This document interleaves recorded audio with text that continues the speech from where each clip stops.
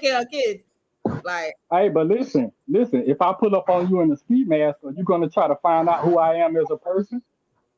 absolutely not. That's a ski mask. You're Exactly. comparing a ski mask to a skirt. If you pull up on me in a skirt, I'm not trying to find out who you are as a What's the person. I'm trying to difference? smash. A ski I'm mask is trying. something that people use for robberies. A skirt It's is something that's worn whether somebody's a going to church hey or That's hey not true. somebody going a out That's to skirt. not eat. true. Hey, listen. A skirt means you trying to. A skirt means that you trying to let me get up in that skirt. No, some women No, wear no, skirts for no, religious reasons. Some women choose to wear skirts because they don't want to wear pants for religious because reasons. it's hot as hell outside. Or it's hot. You got to be practical in the things that you even think about. See, some people don't even want to get to the root of why. Oh, like a nigga see a girl with a I skirt. want He, to. I want oh, to ask one question. I was trying to fuck I her want to because ask one skirt. question. No, you was I trying want to to. I fuck want to ask her. one question. That's an excuse. Wait a minute, wait, I hang want on, Derek. What you say, V? I want to ask one question, please. Why is it? I want to ask one question. Why is it so easy for a woman to say what you just said, but if a guy said what he said, it's a problem? What, like comparing a ski mask to a It's a skirt? problem. I got a 13. I, right. I got a 13-year-old daughter. Okay, I just read a news report that Carl Malone just recognized that he has a son while he was 22. He had sex with a 13-year-old girl. Okay, and for years he has denied it. Obviously, the statute of limitations has ran out on it. All of a sudden, yeah, I got a son. You know what his son is? He used to play for the Buffalo Bills. Check him out. I got a 13-year-old daughter. Ain't no way in hell my 13-year-old daughter gonna be wearing skirts, cause I know what how So he guys had sex think. with her. Okay, She had a oh, skirt hang on. on, hang on, I hang know on, hang how on. they think. It's an Hold on, Derek. invitation. The problem ain't the skirt. The problem ain't the skirt. Her problem was her parents didn't give a shit about what she was doing. Uh-huh. She was at 13, and I could go get my daddy out the other room right now. I ain't had the opportunity to fuck nobody getting out of it. You weren't playing that shit. My father would pull The up problem on me is the skirt. Listen, listen, The V. problem is the skirt. I had girlfriends that couldn't go nowhere unless my daddy Ladies, took them. I We was disagree. my father used I to pull up and disagree. he I would, when my father disagree. get to the corner and be The like, yeah, her problem is father here. yeah, they be like, oh, the problem. your The daddy ain't taking you. problem. I can't go. Hell no. That's on her The parents' business. problem. The problem is the skirt. The problem is the attire. No, the It's the problem is attire. He opportunity. used the analogy of a ski mask and a skirt. It's the attire. It's It's not the the attire. attire. Yes, you're creating Don't let me opportunity tell by you bearing your I just dress, want a but uniform. If you see every corn video on the planet. no, it's So that's the what to me to her. attire. Not the attire. Listen. It's the attire. If your attire speaks for before your mouth speaks, then you will be approached like that. Okay, so And but you saying If the that her cowgirl, if I and her see the 10-year-old cowgirl girl from that the her perverted distance, should have because home, he has where that did he approach pervertedness her? in him. Where he approach her? Because that's what we wait a speaking minute, of. Yeah, wait a that's minute, Derek. I wait a minute, agree with I Derek can't in this understand both of particular y'all. scenario. My question wouldn't be what she was wearing. It's My the question would be attire. Wait a how minute. did this 13-year-old girl have access to That's Carl my Malone? point, V. That's what I'm talking That's what about. I want to Because know. at 13, that's what happened at Thank 13. you, thank The you. hell you at 13 when you got opportunity to be Uh, fucking? uh, uh, That's what I, we need to I, be talking I don't about. even want to think about it. I don't even want to think about it. I don't Because even she want to probably went think over there with about some it. skirt on. What No, she I'm probably didn't saying even walk with is, some it's skirt the on. We don't know what she had what I'm on. saying is, It's not If true. she has the time and opportunity to be what with I'm somebody that saying is, it's the attire. She could have been on basketball Listen. games and This is maybe what throw I'm her saying. shorts on, Derek. This is what I'm Listen, saying. Reaching. You could put a pig in a dress and still a pig. It's the attire. you're It's how you missing the present point. yourself. We It's the heard you say She that. attire. probably felt like It's she how wanted to you get But a some present. 13 dick. year old child How couldn't did have no she It's access how to have do you that at present 13. Carl yourself. Malone? Wait a minute. Okay, VP, what was you saying? She shouldn't have I'm just no trying to understand access how to far it, access but she you need. did because she dressed Hang the on, part. Derek. Hang on. Let me hear what he's saying. What you say, BB? I'm just trying to understand how with 13, 14, whatever, Okay. gets access to Carl Malone. Where were her Okay. parents? Thank you. Thank Thank you. you. Okay. That ain't Yeah. got nothing to do with the way she's I don't know. dressed. That's the question. That's a real damn question. Yeah. Because young It women has to can do with the way she's Wait a dressed. minute. Wait a minute. but if Hang they're on, Derek. shapely, they're shapely. Two things. Hang on, y'all. Hang on. 'Cause I got to Two give a shout out things to can be our different at the podcast. same time.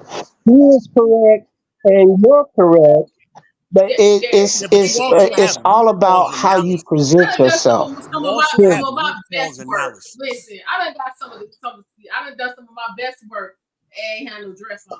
Listen, the attire don't. That's. I mean, in Get certain past that. circumstances, it matters, but in Yeah, I this mean, oh, yeah, situation, right. But I'm just saying, initially, like just because you got a skirt on, don't mean. I'm saying in this situation, Yeah, this this situation didn't matter what she had on. The situation was she was 13 and had time to go lay up with Carl. that's what I want to know. That's the problem. I don't need to know what she was wearing. And honestly, the then homeless you get pregnant. How you pregnant at 13 and don't nobody do nothing? Word. Don't nobody do nothing? No, something wrong. You know what? Hey, From hey, what I Harmonize. read, now I would Harmonize. advise people Just that. to look up the Hey, story. Harmonize. You know why? Go ahead. What you say? Go ahead, sir. You know why? Because the parents get paid off. Right. So again, so you sold your daughter for some cash. Yep. So her environment was jacked up. Yep. That's what that was. So yeah, they had nothing to do with the tire. So we don't know what she had on when they met. And in that situation, the environment was trash. And that's what happens to a lot of folks. Their environment is trash. And I just wanted to add to that, even beyond the environment, someone who has a perverted mindset or who preys on younger women, they have that mindset irregardless. A girl can have a bathing suit on, she can be fully covered. But if a man's mind is perverted in a sense to where he wants to lay with younger women in that sense, That's a demon. he's gonna do that irregardless. It doesn't matter if she has on a skirt, it doesn't matter if she has on a bikini. And if the opportunity presents itself, then yes, he's going to do it. They've done interviews with different predators and all these types of things. And the main excuse that a lot of these guys give is that there was no father in the home, or the child looked like it needed something, and the child was by itself. Those were the main factors that they go by to determine whether they're going to approach the child or engage with the child. So it's really about not only the opportunity, but the type of access. That child obviously didn't have no one who cared enough to make sure that something like that wasn't happening. Right. See, in the late 90s or the late 80s and 90s, that was the remnant of the Black community. We still had the Black community in places. So even if your parents might have not have been up to par, the neighborhood was still functioning a certain way. Right. So somebody was watching you, especially if you was a girl in the neighborhood in 89 or 90. Somebody was looking out for you. Right. But if you run off all the median, then you essentially get rid of that. And that, you know, Derek was asking earlier, what changed? What did we lose? We lost the community. We don't have a community. All we have is individuals. Right. And this the male influence. We lost the males in the community. Well, right. And listen. Well, we didn't lose. That's a different conversation. Wait a minute, hang on. Go ahead. I think that rabbit hole right now. Wait a minute, hang on, V. You dress for the part you want.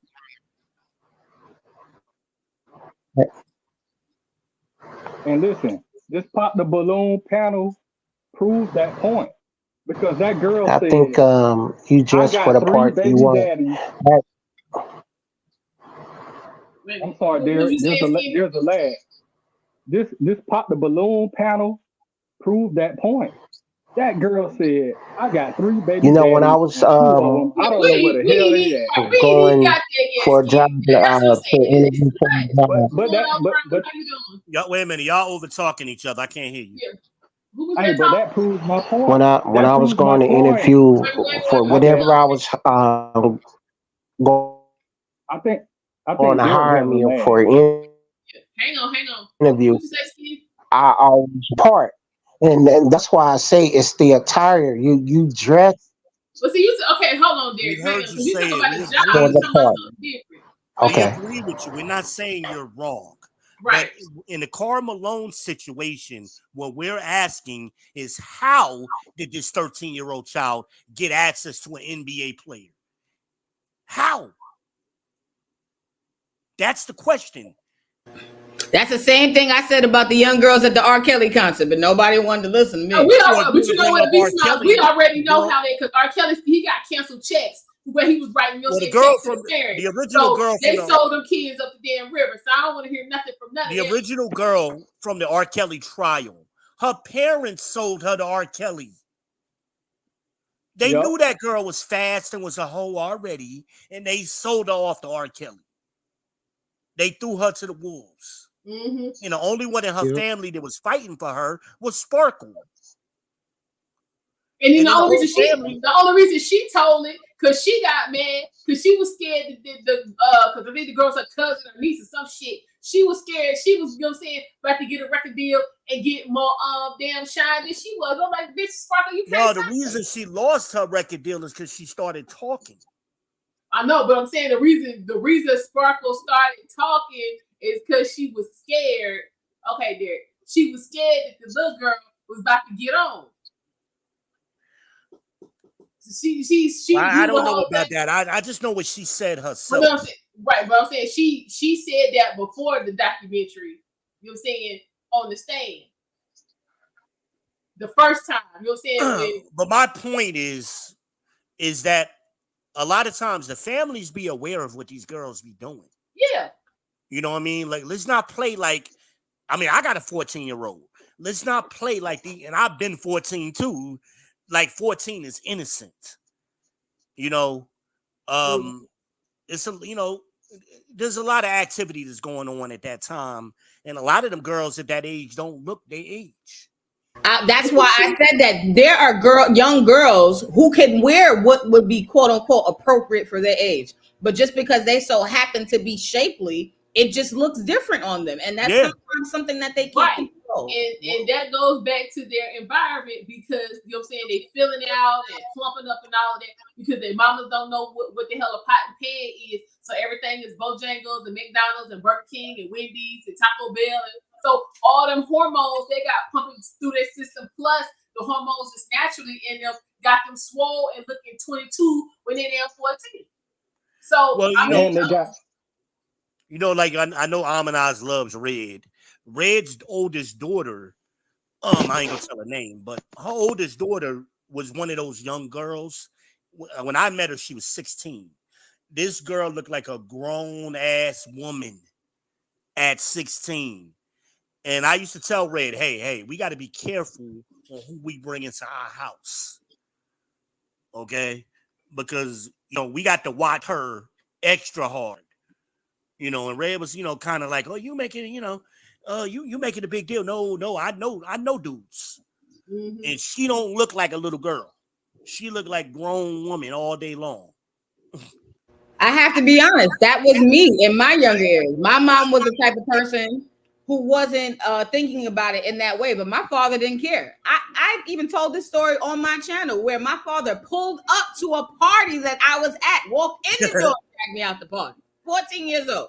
Because I didn't care I either. couldn't even do nothing, just being at the party. He found out from the neighborhood where the party was and walked in the door in Brooklyn. Yes. A father who's going to be present is going to do that, irregardless. Me and Red had so many arguments over this in the beginning. I mean, she just thought I was being overprotected because we had a lot of girls. No such thing as overprotected. And I ain't care. I did not care. This is how we gonna run shit here, okay, in North Carolina, because they have moved up here from Florida. Nah, here in North Carolina, in Charlotte, here's how it's gonna run over here. but somebody got to be aware. Somebody, especially if it ain't no daddy. Back in the day, we had uncles. We had that guy in the neighborhood that just looked out to everybody. We don't have that no more. We don't have it We anymore. really No. don't. We don't have that no more. You Going could on go to the with park, high you know school. somebody was looking out for your kids. Your kids was safe. Mhm. And if something happened, we had the grapevine. By the time you got back home, you already got 2 or 3 whoopings before you got home. Yep, the word was out. Yep. Now also I feel like the younger people, the lack of respect is way too high, because we have a situation with what is it, Lil Durk cousin or something like that.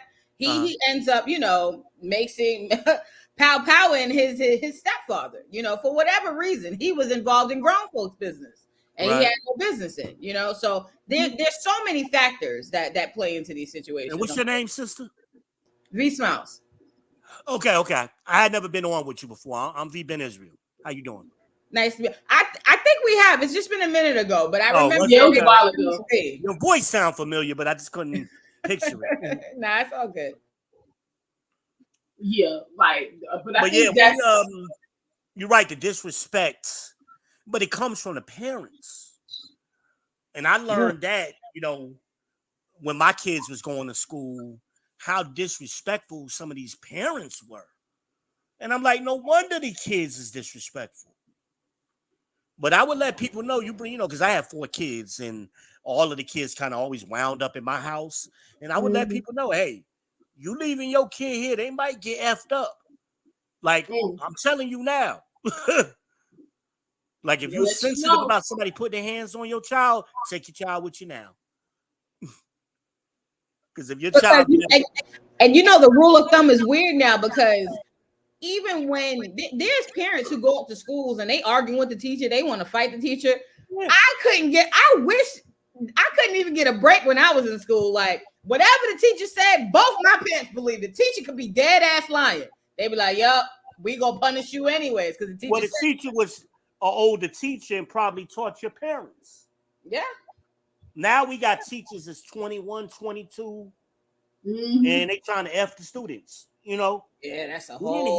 we just had one here got snatched up.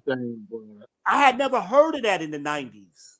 1991, when you was born, I was a sophomore in high school. Had never heard of that. And I hadn't experienced that either. I'm not gonna lie. Like, there was younger girls in the classes who would have crushes on different teachers and stuff like that. But I never heard of no kids effing no teachers, none of my friends.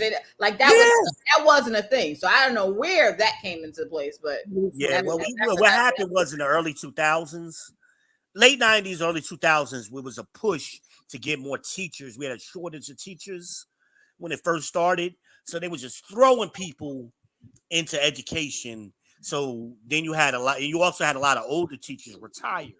So we went from having old teachers to having a bunch of young teachers. But I don't think there's anything wrong with young teachers, because I don't feel like anything can always be a monolith. There are young people who are really passionate about the next generation of people learning and doing things. I mean, there's always there are sometimes younger people who can infuse a new mindset into kids, and they can connect with them in a different way than but guess what? It ain't working. Our kids can't read and count no more. That's damn true. Well, and it's also beyond the younger teachers. It's also a system that is now, what does it say? No child left behind. Beyond the teachers in the classroom. So these are all that's a defeatist attitude.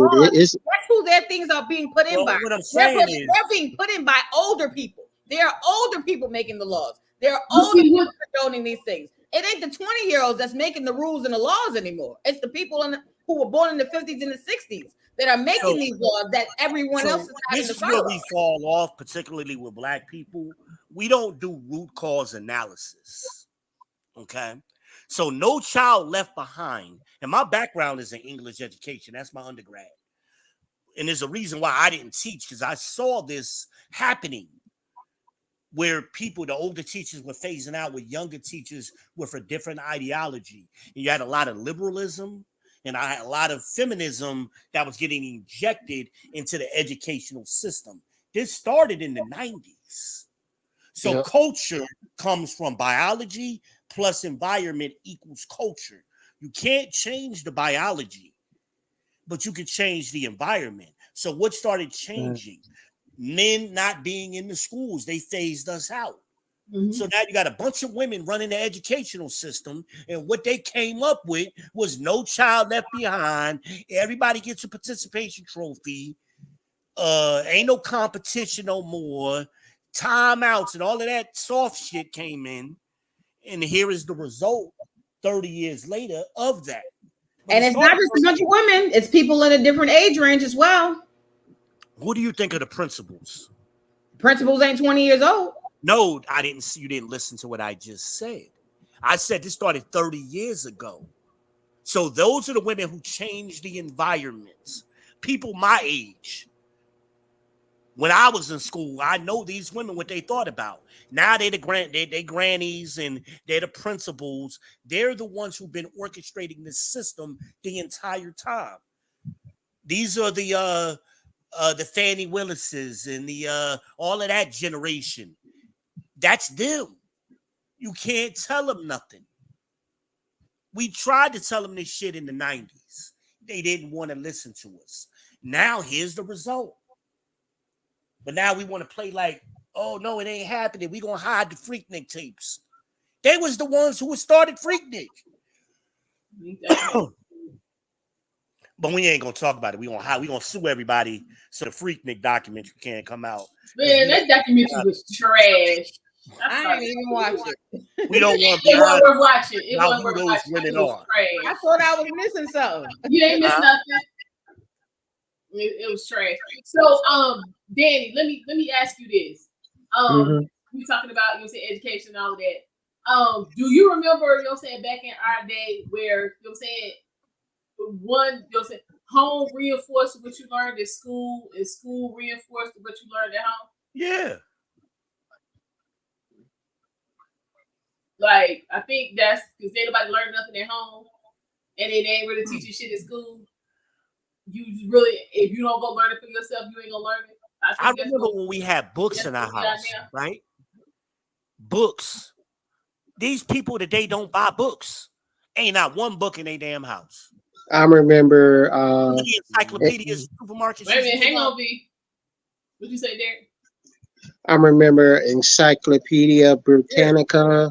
I remember I remember so many books back in the day. I used to go to the school library and check out books on paleontology because I was interested in ancient and medieval civilizations. So I checked out books on that. I'm a nerd, so I gravitate to that. No one taught it to me. No one taught it to me at home. I just gravitate to that. And now I teach my daughter that. Back when I was in school, they taught handwriting. They taught everything now that they don't teach now. They just teach you No Child Left Behind was started by George W. Bush, I do believe. Yep. And it's a law that no matter what your credit is, you're going to pass. But then when you get to the 12th grade and find out you don't have enough credits to graduate, they don't care. They don't care. Because for each child in school, the state pays that school so much money per child. Yeah. So your child is a dollar sign to that school. They don't care if that child graduates or not. They don't care if that child can balance a checkbook. They don't care if that child knows anything about assets and liabilities and interests and anything like that. Your child is a dollar sign to that school because the state would give that school, whatever school it is, monies allocated for that child. I found this out a long time ago. Once I figured out the game, things changed. I started teaching my daughter how to write handwriting, cursive. I started teaching my daughter about assets and liability and learning the language of money. These are the things that I was taught by my grandmother. I was taught. So we as I said before, we lost something along the way. We lost the ability to teach the next generation. That's what we lost. Okay. So, do y'all feel like these? We're gonna get into a little bit more of this episode. Do you think these women are a product of what's been lost? Yes. Okay. You can see how they And the men. dress. And the You men. can see how they talk, how they walk. You know, you can see it. It doesn't make them a bad person. It makes them a product of their environment. But I never wanted to live in the projects because not because I thought I was better than somebody else. I didn't want to be somebody else's experiment. You're going to put a bunch of people who have low income, low education, all in a certain area and see what happens. That's a project. That's an experiment. And I did not want to be like that. I just didn't. But see, So you I have that mindset though, because you don't have to be a product of your environment. People come from a lot of hard beginnings, and they don't end up like their surroundings. No, well, let me give you something on my background real quick. Amanaz know my background. I was abused as a child for a long time. And the only way I learned how to love is through my grandmother. The things that I was exposed to as a child, I would have never exposed my daughter to. I took it upon myself to be the last that I ever suffered in my family. I will bear that burden so my daughter won't have to. She will graduate from high school with honors and with her virginity intact. If I have anything to say about that, she will go on to the next level. She will be successful because I bear the burden of everything that was happening to me. I would not pass it on to her. Again, I will go back to say this. We lost the ability to teach the next generation.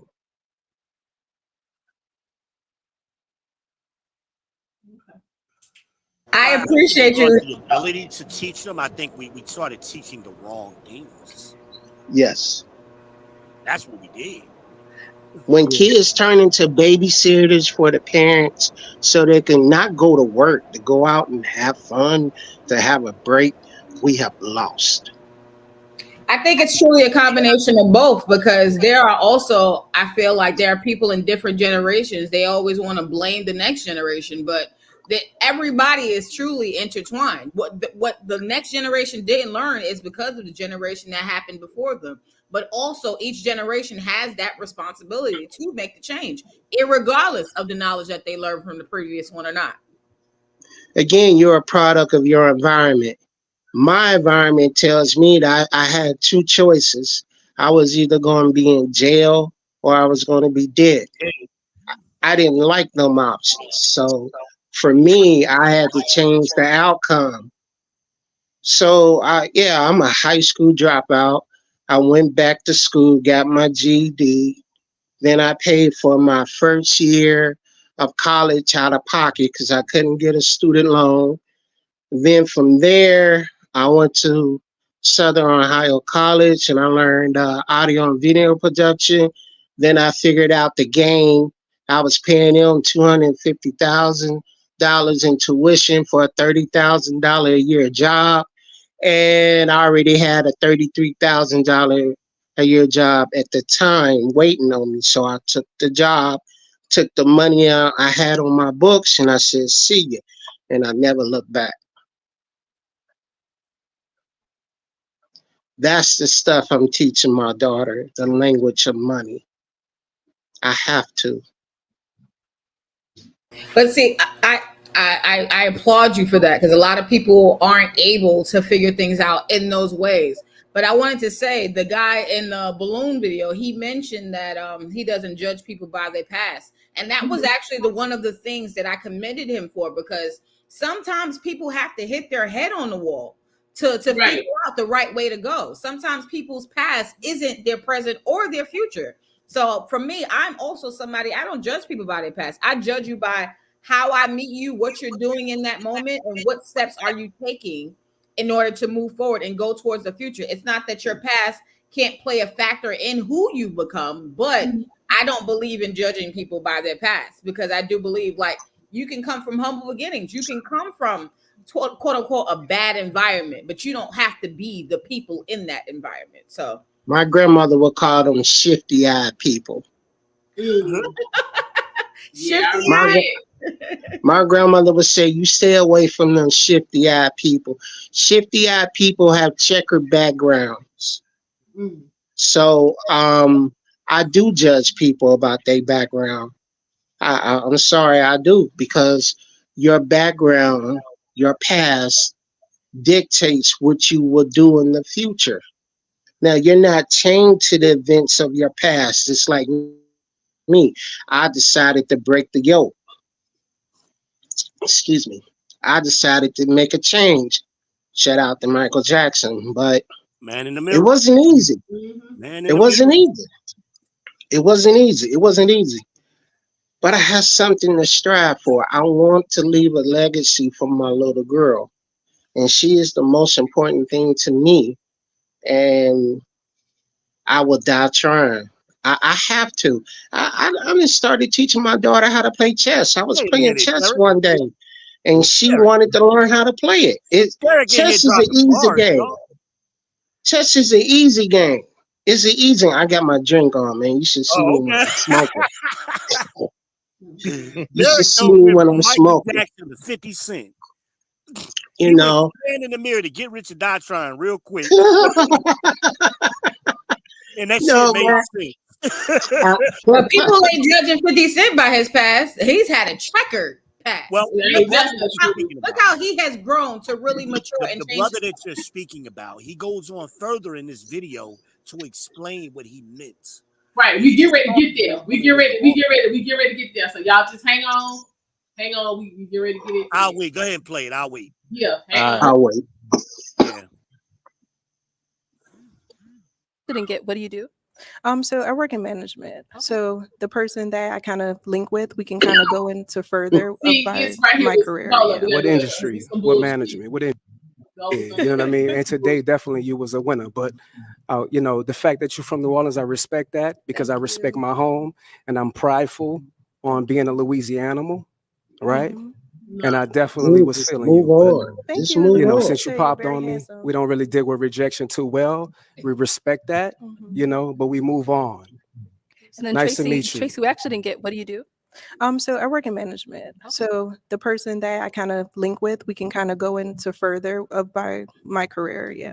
Okay. Hold on, y'all gotta take the screen real quick. Ma'am, let me go ahead and translate what she just said. I ain't really got no job right now, so I'm gonna tell you I do some shit that I can't explain, so that you can know I'm lying. Because who y'all know in management, one, coming on dressed like that, and two, dressed like that in a regular life. Who the hell y'all know in any type of management of any type of stature that you can't talk about it on the damn the internet reality dating show that you came on? Girl, go sit down. Go sit down. Because you want her to tell lies. These is whole lies. She don't work nowhere. I'm in management, whoever I get with, then I can help. Which one? Yeah, she a hooker. No, she just advertising. She right. she She advertising. managing her She damn date book. She girl, sit down. she advertising. It, Okay, you know, to be fair though, didn't one of the guys lose his job as a plumber from being on one of these shows? Yeah, but he somebody. Right, but he didn't come on with all his shit hanging out though. He came on looking like Yeah. a decent, you know what I'm saying? He looked like a True. plumber. True. Right. But she talking about she in management that she can't talk about, and that's what you got on. So, bitch, if they see this, you're gonna get fired for what you got on. I'd rather her say I'd rather not disclose who I work Well, see, with. she said I would too much. respect She that said- tapping in with her. She said too much. She should have just said that from the beginning. But then I'm in management. You can't come tell me shit with that dirty tattoo you got on. Well, shout out to You the can't late tell great me Kevin nothing. Samuels. Kevin Samuels used to call BS on women who used to do this. These fictitious job titles and these over grandiose and exaggerated shit. Ain't nobody asking her to tell what company she worked for. She Nope. could have said, "Hey, I'm a manager at a bank," or "I'm a She could manager." have just said that. She could have just said that. Some See, jobs, be simple about, but saying you're a manager. I remember one time I asked a girl what she did, and her answer to me was telephony. Her I'm in answer was what? telephony. what? I said, "So you work in call centers?" She thought she was being slick, like I didn't know what telephony was. So I said, "You work in, and you basically saying you work in a call center." And then when I caught her out there, she was stunned. Nah, I don't do call center work. And then when we got down to the nitty gritty, she did call center work. Oh, shit. Okay. Like, stop bullshit. We asking, I think the girl that does these shows needs to ask that question better. What do you do for a living? Because a lot of times they'll name every hobby and side hustle they got, and you still don't know what they do. Right. Just say, "Hey, I work here, and I'm doing some entrepreneurial stuff on the side." I truly think if you're trying to get to know somebody, though, I'm not saying it's not completely about what they do, but I don't think that what they do matters as much as to what type of relationship. Not right off the bat. That should be Some the people third question I are ask. homosexual. They need a place to stay. They want to see how they can come up. So Well, that's why here's they how want it to know what matters to somebody's me. doing. Right. The answer really doesn't matter to us. What matters is if you tell the truth. That's what we're listening for. Okay, well, she done shot herself in the foot because she lying. Exactly. That's what men, we don't care what she do. She could have just said, "Hey, I'm a nurse," or whatever. Oh, okay, cool. And move on to the next thing. But we don't, when we start hearing these grandiose shit, like, oh, here go the bullshit. Right. Here go the paragraph monologue of text messages when we just ask you one simple question. Yeah. We don't want to hear all of that bullshit. Just get simple. KISS. Keep it simple, stupid. I don't think that people should be caring about what somebody does in the first interaction of meeting them. Well, no, because see, that kind of tells you about who they are. But here's the they thing. stuck on that. Here's the thing. We don't care what you think. I'm telling you what men think. So we're listening for certain things. And it ain't about knowing where you work. It's about can you cooperate with me? Can Can with me? Can you answer a simple question simply? Can you communicate without using one word answers? Or long ass answers. It's either one or the other. If I ask you how was your day, all right, like okay, Yeah, that's the turn off too. Hey, I had a good day today. Thanks for asking. Yeah, I mean, just can you communicate? And we don't want any problems either, because a lot of times, Derek, when you ask that question, you get a very happy day today. Not so good. Oh God, here we go. Yeah, that reminds an hour of what happened.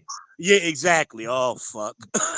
That reminds me in an era where men calling women gold diggers or women are always looking to how to come up off of a dude. Like it's weird that guys need to know a woman's employment. Just know that she's not asking you for something. That's missing like what I'm the primary saying. thing. You're missing what I'm saying. Yeah, you're missing it. No, I understand the idea of what you're saying. You're saying the simplicity of asking a question and a woman being able to answer it in a responsible, honest way. That's understandable. But why does the question have to pertain to her employment? Her employment is not who she is. Because you would want to know what I do. You would want to know. You would want to know what I do.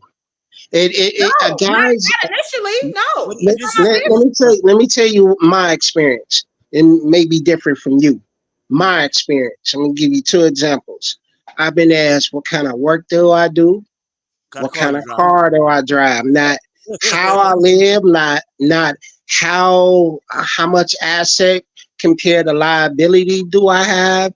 None of that. None of the stuff that matters. I'm gonna give you another example. I met this I'm gonna say chick. I met this chick at my friend's house. We exchanged numbers. She called me over. See, I'm a cook by trade. I cooked all my life. So I was cooking margarita chicken with lemon rice pilaf and another side. Look it up. I'll cook it for you one day. I'm an ass. But anyway, oh shit. But anyway, I started asking her questions. She gave me a laundry list of things she wants from a man. I just had a baby, so I need Pampers. I smoke cigarettes. I need this. I need that. You know what I asked her? Get out the damn front door. Listen to what I'm saying. You know what I asked her? I said, can you do for me the things you asked me to do for you? If I need a place to stay, can you put me up? If I need a gas in my car, can you help me out? Would you talk to me if I didn't have? Then I had a 89 Ford Taurus. I had it maxed out and everything. I said, would you even holler at me if I didn't have a car that I had? You know, basically, can you do for me what you asked me to do for you? You know what she said? She said, here's your answer. And she hung up the We phone. ain't asked for nothing. That's a fair trade. Ain't no robbery. It's nothing wrong if That's all you trying somebody's to talk requiring you to do stuff for them. But here it's all about the mentality. It's all about how a person thinks, how they present that, how a person thinks. Who say Shakespeare said, so a person thinketh, so has they will be, or something like that. How they think is how they gonna be. How they think is how they gonna be. It's how they gonna dress. It's how they gonna present themselves. Yeah. So if a woman is stating a laundry list of things that she's requiring from a man, Mm-hmm. you don't even have to ask in return what you need from them. You should already know by the laundry list that that person is in need and that that person might be focused on more materialistic things. And then you should be able to either say, hey, I can do A, B, and C for you, or I'm going to exit stage left. People explain who they are when they speak if people are truly listening. Let me to give you the honest answer to your question. I'm gonna give you the honest answer. Derek Gaines 20 years ago would have lied to you just to smash and got ghost. Just because you got a laundry list of things, I would have pretend very well. I used to be a pookie, like I said before. I know the game. I know I played the game and I got played by the game. But They pussy games and get fucked. right. So you present who stand on standards and who stand on morals, they can see through lies. They can see through the pretend. They you want to bet. See if, You don't want to bet. It's not about a bet. It's about when a woman says, "Hey, let's say for example, a bitch using the 90-day rule. I don't fuck niggas for 90 days, whatever the case may be." A nigga can say whatever lies that he want to tell her. It's up to her to say whether she's going to stick to her 90-day rule or not. 90-day rule. I'm just saying examples. Just anybody. Wait a minute, hold on. I understand what you're saying. I understand what you're saying, but I like the way you threw that 90-day rule where I had never waited. I had never waited 90 days or 90 minutes. I've never done it. Truly ain't about the 90 days. This is about truly about what somebody's willing to accept and if they're going to stand by what they say that they're accepting. It's based on that person. Right, but I disagree with you. Here's why. A guy can be everything a woman wants, and she will overlook him just to go after the easier catch. But that don't mean that she really want him then if she overlooked him. It don't matter to the guy. To the guy, he is in a position to smash. That's how I was 20 years ago. That's the same thing. Like a nigga say he want a wife, but he in a strip club all the time. He don't really want part right there. Hey, let me jump in here real quick. 1 second. Let me give a public service announcement. Hey, thanks everybody for viewing. We are Amanaz 78. We are here wrapping it up. We are talking some shit about this Pop the Balloon. Make sure y'all subscribe, hit that like button. Stay tuned. We're gonna keep it going. Had to get that in, y'all. Gotta do my job every now and then, you know. Said something about a guy in the strip club looking for a wife. He ain't gonna find a wife in the strip club, but it again is, I don't know how to say this, but if the is supply and demand, if the demand wasn't there, the supply wouldn't be there, and vice versa. you could cut a cake a different ways. It's still a slice of cake. If the girl is willing to smash, the guy's gonna smash. Mm-hmm. That's just all it is to it.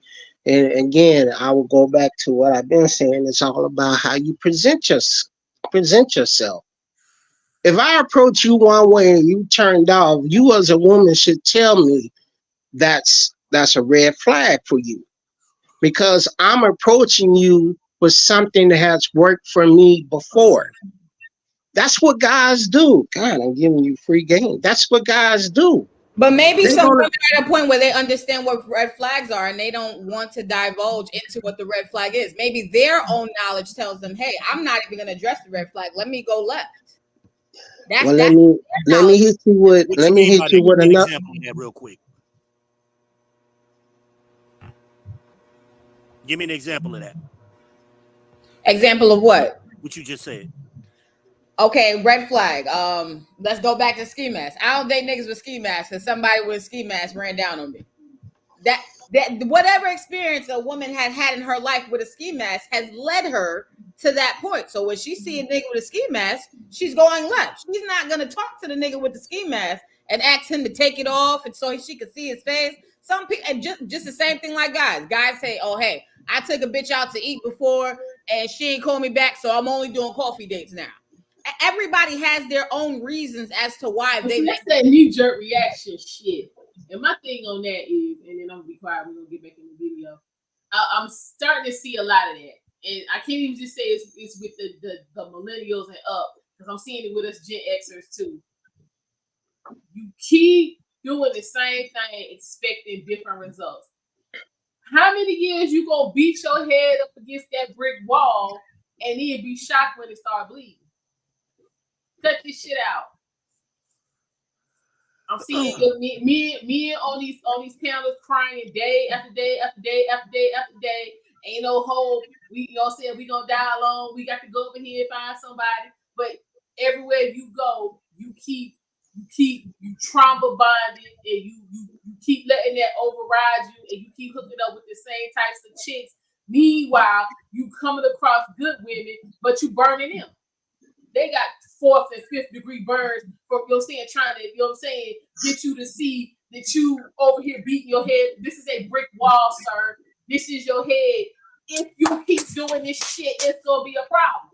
So now my damn arm broke because I'm trying to shield your head from the fucking brick wall, and now you like, fuck it. Now I'm gonna keep doing this because it feels good. So now I'm walking around with my shit broke. Now, Hey, let me tell you something. But knowledge and experience will get you to the point where if you see the brick wall and the person next to you doesn't, you're gonna exit stage left because so this is how you get back to where they be like, well, why ain't y'all trying to help you? Why ain't you trying to help the younger generation out? These motherfuckers ain't listening. We've been trying. These bitches don't want to hear it. Been trying to help y'all niggas. Y'all don't want to hear it. Let me just stay over here. That's not really fair. Ain't nobody listening. Everybody want to do what they want to do because ain't nobody wrong and ain't nobody got no problems. And everything is peachy keen. You know what I'm saying? Nobody wants to do any work. The hardest part is admitting you got a problem. The next part is figuring out what you gonna do to fix the problem. Then you got to get into actually fixing the problem. Nobody want to go this far. They want to go back. Okay, well, this is the problem. But instead of figuring out what I'm gonna do to fix it, I'm gonna figure out, who fault it is. And they spend all their time worrying about who fault it is. At this point, it don't matter who fault it is. What you gonna do about it? Do you want me to stitch your head up, or do you want to keep bleeding? So since you want to keep bleeding, quit bleeding all over my damn floor.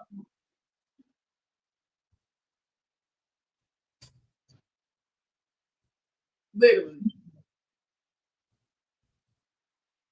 Is what it is. So I got needle and thread. You want to keep the hole in your head? girl, I ain't even got needle and thread. Get over there. I got brick wall. plenty needle and thread. I got plenty needle and thread. I'm just tired of seeing folks showing up at the damn hospital, and then when I try to dispense treatment, now it's a problem. I'm wrong for trying to dispense treatment, but you showed your ass up at the hospital. But see, everybody's at different stages in life, and sometimes don't come to the hospital when you done the work, But when you know you've done the work on yourself and you graduated to a different space in life, there are certain things that you're not even going to even entertain at that point. But you know that you've seen brick walls. You're like, I ran into a brick wall before. Why did I want to fuck with a nigga who like running into brick walls? I ain't even entertaining that. I'm going to be with somebody who sees the brick wall too, and we both going the opposite way. It's just but see, the problem is everything is a brick wall. Mm-hmm. Everything becomes a brick wall when it isn't. So you watch enough of these pop the balloon shows. Soon as the guy walk out, 5 balloons pop because he wasn't tall enough.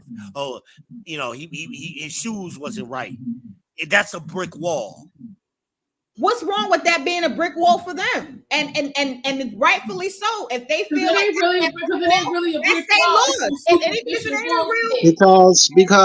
Because if we did it to you, it's a problem. It's not a problem. If we come out, it is a problem. He like, oh, she a hoe, and I don't want to fuck with her. No. We see now you're taking it to the extreme. We ain't gonna say that to you. They ain't gotta say it. They could just walk away. They don't have to deal with me. You see what I'm saying? Like it's all a choice. Are you speaking literally or figuratively? No, I'm speaking in reality. What everybody does is a choice that they make, whether they're taking an L, whether they're coming up, whether somebody decides to deal with somebody. Well, here's the problem. It ain't working.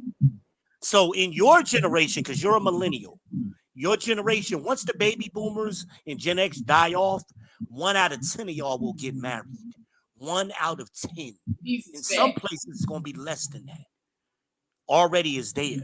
That's the problem. And you know what's funny with that? Marriage don't mean like unions ain't going to be married. That don't mean wait a minute, hold on. What she say about marriage? Who? I said marriage don't mean that unions won't be had or that babies won't be born. We're talking about intact families that's gonna keep the community going, not. Well, the way we're doing it now, right? It ain't working. We can't keep having babies, 80% of our babies out of wedlock, and then you ask the question, what's wrong with the men? What's going on out here in the community? What changed? That's the environmental things that changed. We lost something. They need 2 we lost our way. That's what happened. We didn't lose it, we gave it up. We threw it away. Yeah, we did. Flat out threw it away. Now we argue with each other about which way to go next. No, we not. You got to always do root cause analysis. And again, if a guy walks out and he ain't got some $500 shoes on, you pop the damn balloons. That's a problem. That is. I ain't never earned a pair of $500. That's a pathological problem. Really? But that's how we talk, man. That's how women are taught. I'm gonna say that, and you know, you can email me DerrickGaines22 gmail.com and give me your email. But women are taught that the first thing women do is look at a guy's shoes. Yep.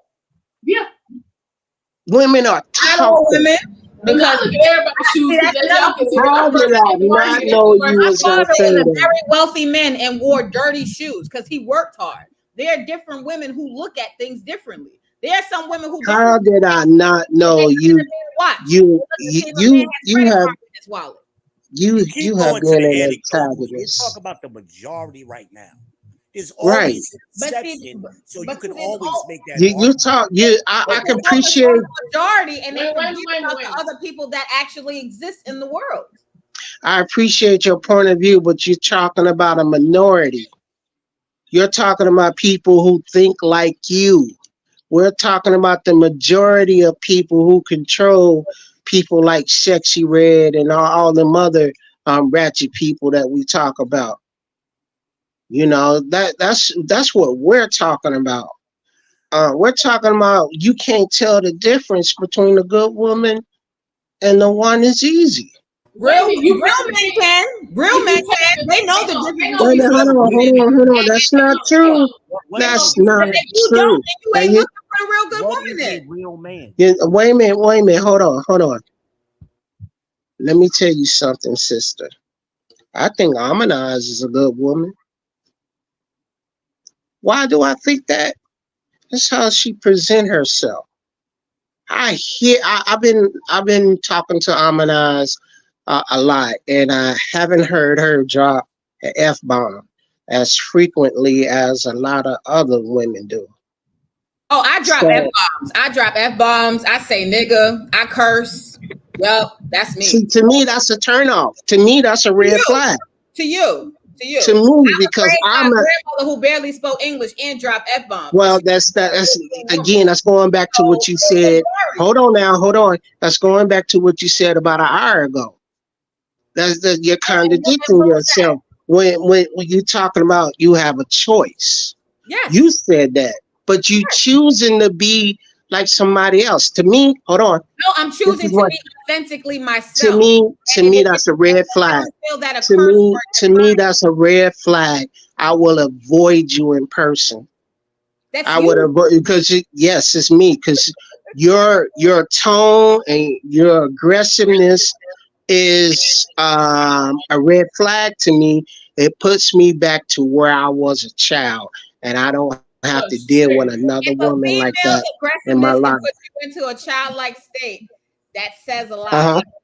Well, that's him, though. But listen, let me give Wait, you now, the because he just opposite said that you of said he was abused as a child, so I mean that would be a trigger. For Let me you. give you the opposite. of And what he as- said. But you know what? But you know, hold on. Let me say this. Let me say this. Let me say this real quick. Let me say this real quick. Then I'll be quiet.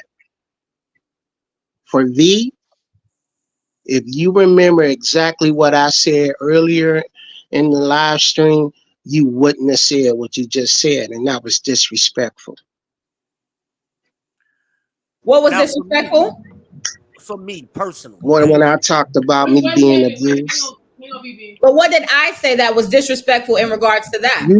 you said that if what you said, I'm paraphrasing, if what you say and your aggressiveness is triggering me about my childhood, which as an adult, I don't have to deal with that.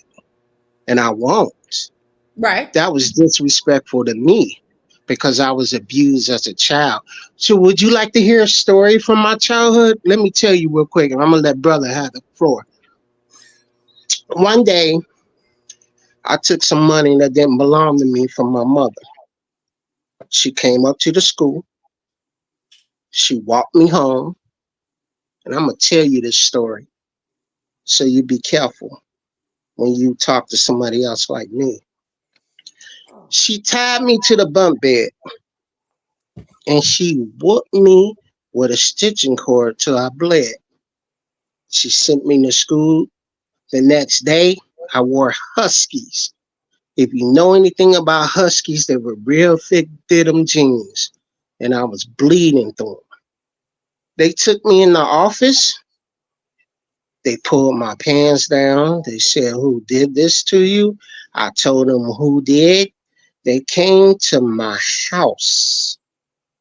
My mother said to that woman, "I beat his ass for taking something that didn't belong to him. You will shoot him dead in the street."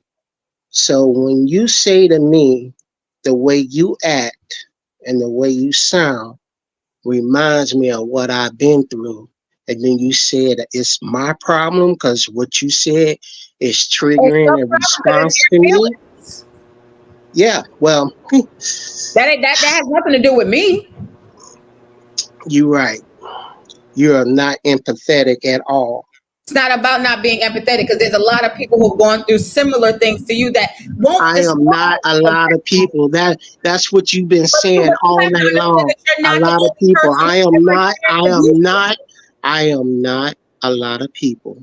I am Right. Nobody, you. but you're not the only human being on this earth. I don't care. I don't care about what somebody else's problem is. Exactly. You're Now, missing the point. You're missing the point. I don't care how somebody else has handled their problem.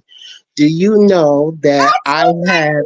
Do Oh you my know that I have gone against the grain all my life? So talking to people like you is nothing new to me. I actually become very good at it, very adept in my answers. And I'm not going to continue to debate this over this. If you want to email me, you have my email. What you said was disrespectful to me. I don't care what a lot of people go through. I care about what I've been through, and to make sure my daughter never feels that.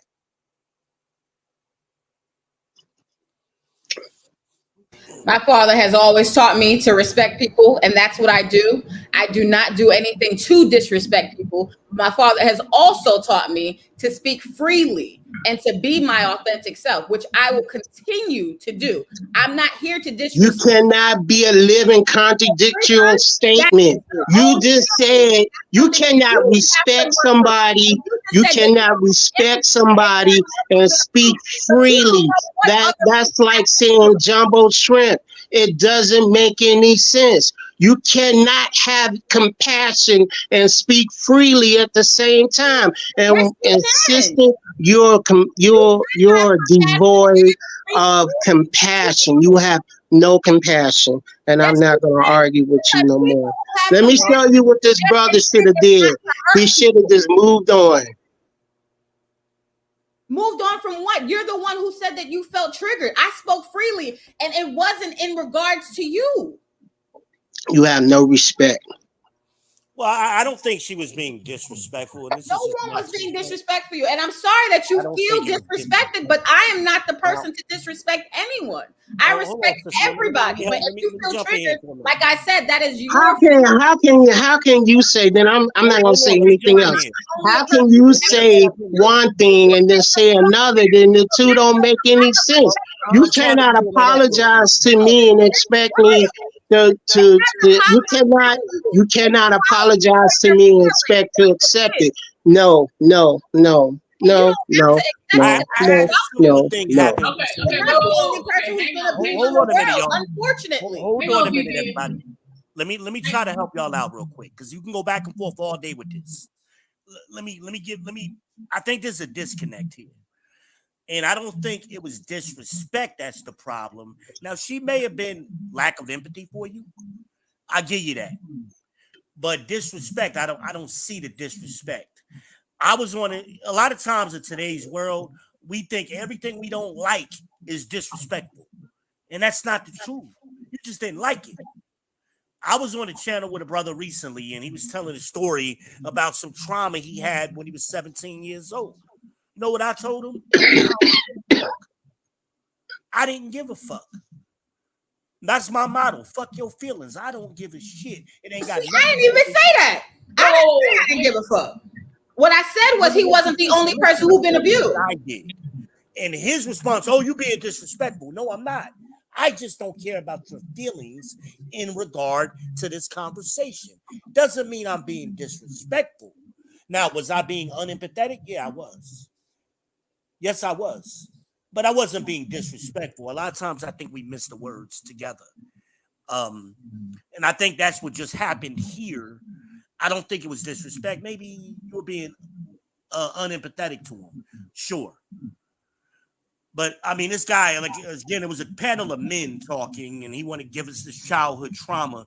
We all got childhood traumas, but we can't whip that out when we want to control the conversation. Okay. And that's what he was trying to do at that particular time. Okay. All right, everybody, hang on. All right. Moving on. Trey, how you doing? Hold on, everybody.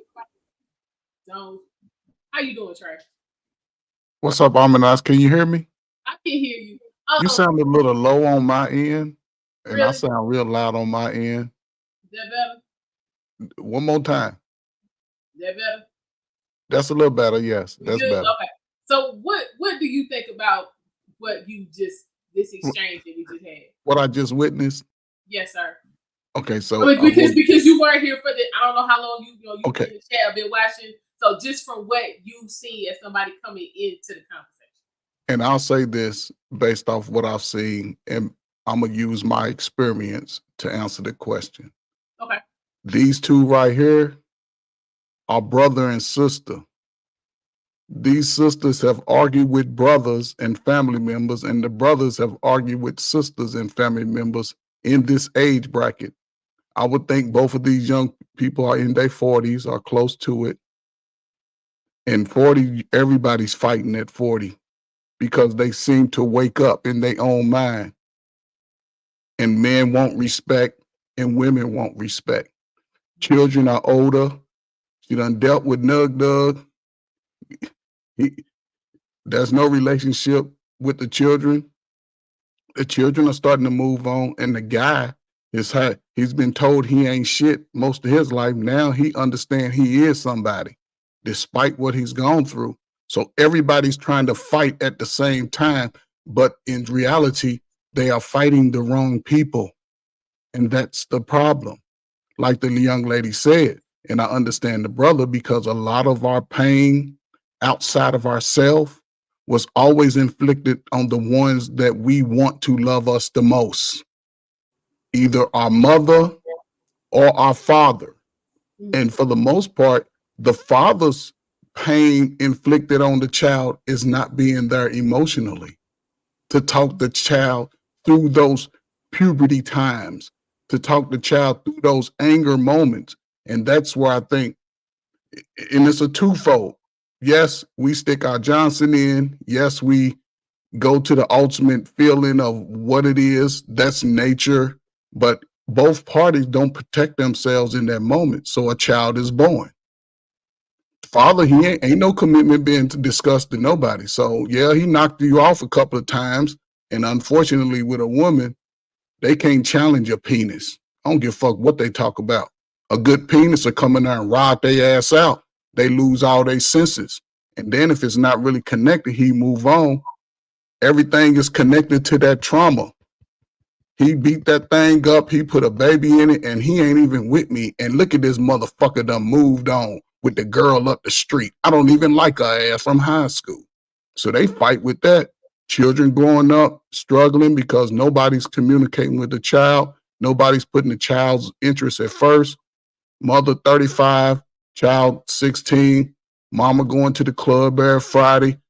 Father, if he ain't around or not, do what Ike Turner's wife did to him. Drop them motherfucking kids off over his motherfucking house at 5:30 and come back and get their ass. He gonna cuss you out, but for the most part, he gonna figure that shit out. And especially when a boy gets to a certain age, it's important to separate him from the mother. A lot of women, unfortunately, put their energy into the son. You ain't shit, your daddy ain't shit, ain't none of them niggas shit. But boys understand as they get older, when they go through puberty, they realize, damn, mom and daddy was fucking to make me. And now both of them are saying, fuck me. And here I am trying to figure it out. Even with the young women, a lot of young women are getting their mindset from older women who've experienced 15 years of trauma. Mm-hmm. And even the young women, at some point, it's like both kids are going to need both parents at some point. But it's just that a lot of women, when they start to turn 35 and 40, they feel empowered. And that's nature.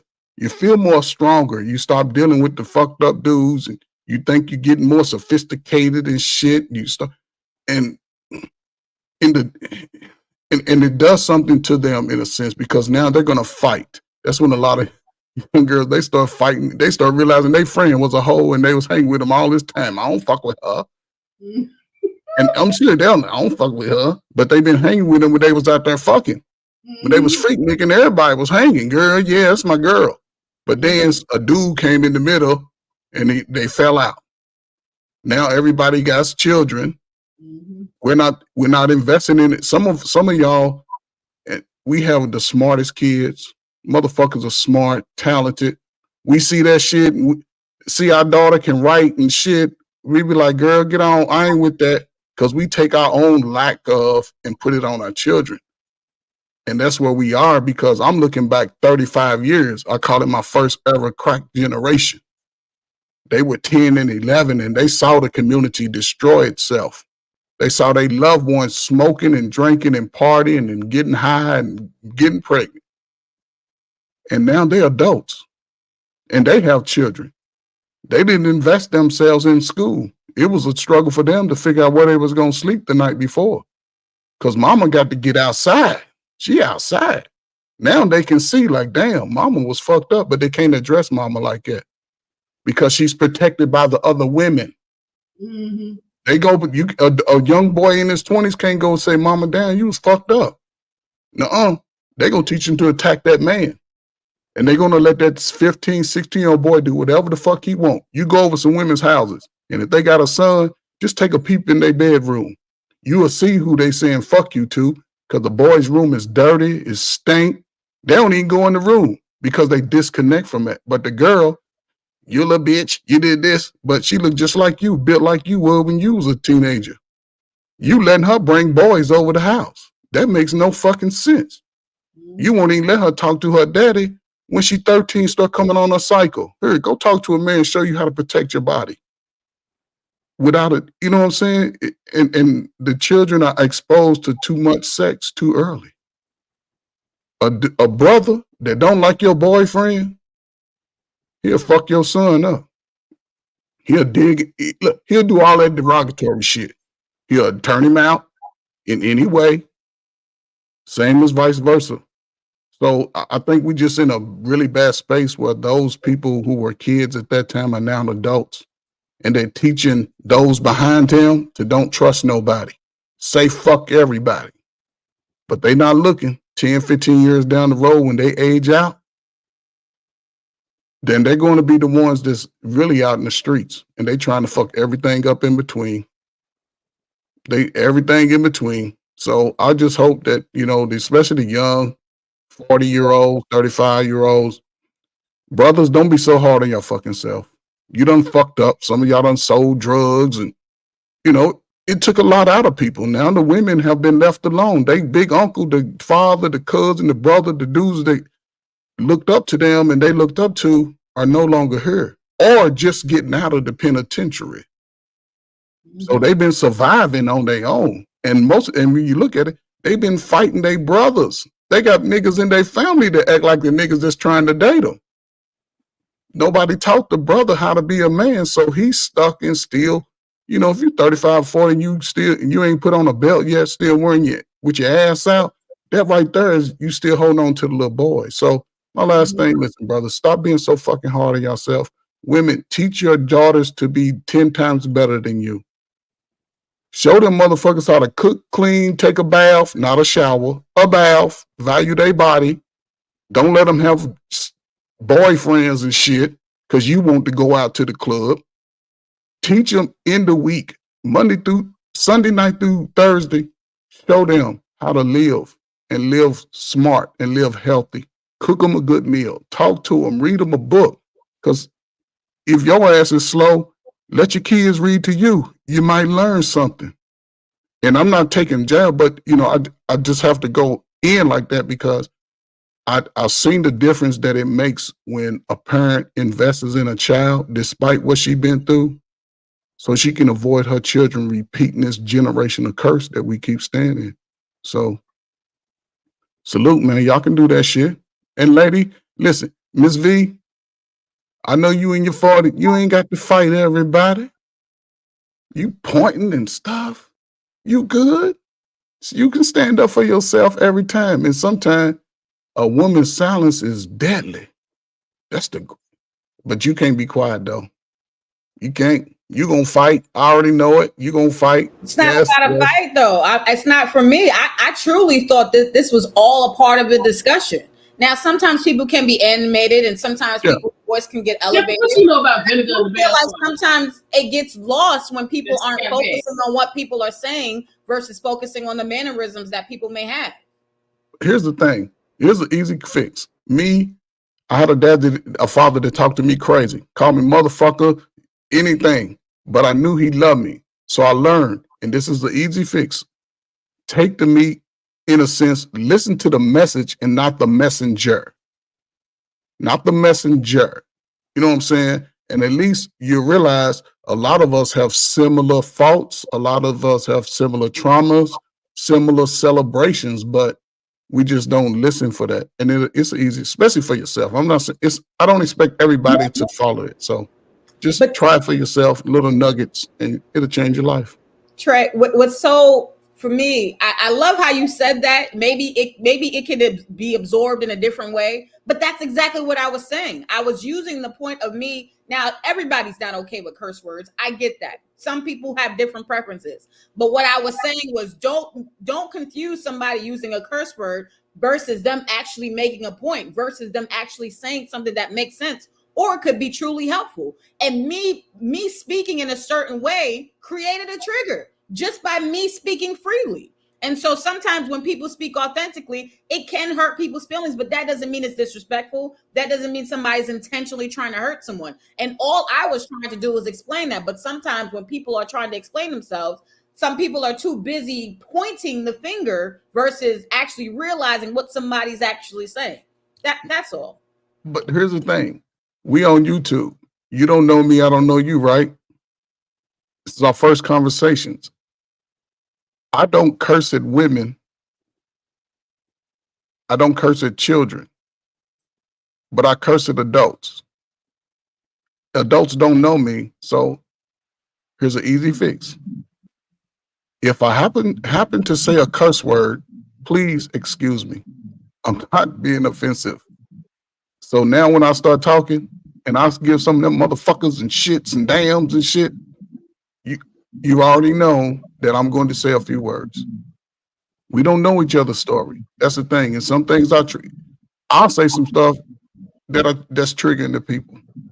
But I don't know their backstory. I don't know what people's triggers are. So once I can it's okay for me to say, you know what, I apologize for that. You didn't say I apologize. You didn't say it. So that's all. Throw my hands up because that's exactly what happened, and that's exactly what I did. I'm done. You did not apologize. I'm just saying. I'm not saying apologize. I absolutely did apologize, and the person said I'm not accepting of that's not up to me. Because I'm not ever out to disrespect anybody. I'm not ever out to intentionally trigger someone. I'm here to speak freely. That's what I thought I was here to do. But if I hurt somebody in turn of doing that, I'm going to apologize because that's never my intent. But it's also not my job to make somebody accept an apology either. I can't do that. You're right.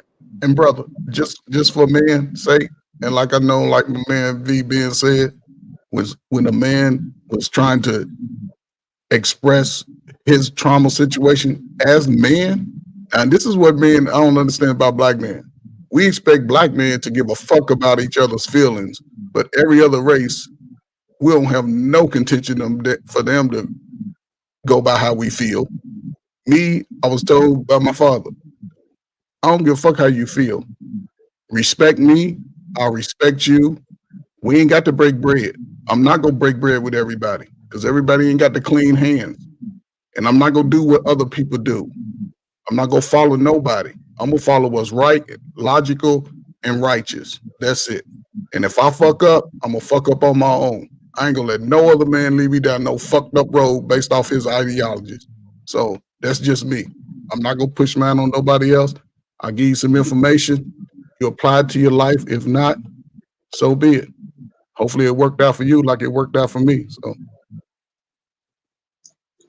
Well, I appreciate it, brother. You know, look, first being who I am, let me apologize. You know, that stuff is personal to me. It for better or for worse, it has shaped my life in every area. Just so I make sure it never happens again. The sister did apologize, and I was being arrogant and bullheaded. And you know what? I appreciate it. Thank you. And I accept your apology. Being a man, you have to be held and accountable for what you say. And I can say I took it too personal. So, you know, after taking a step back and seeing, you know, where I went wrong in the conversation, I like a good debate. I'm not gonna lie. I'm not gonna lie. I love a good debate because it keeps my mind sharp. But unfortunately, I got a little too emotional, and I just want to apologize for that. And that's And real brother, big of you to say that. A lot of men couldn't say what you just said. yeah, So that's real big of you. yeah. Amanaz, we going on to the next clip.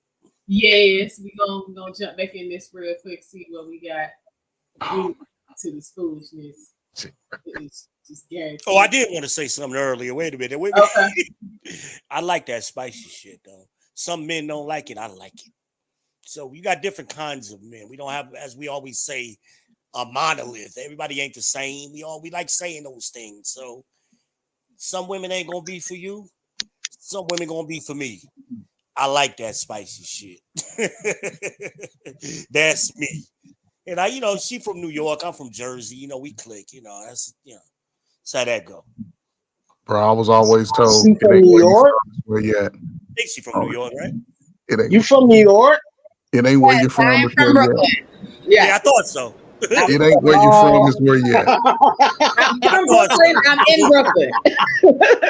And my family Oh, from wow. Brooklyn, so- Is that how New Yorkers really are?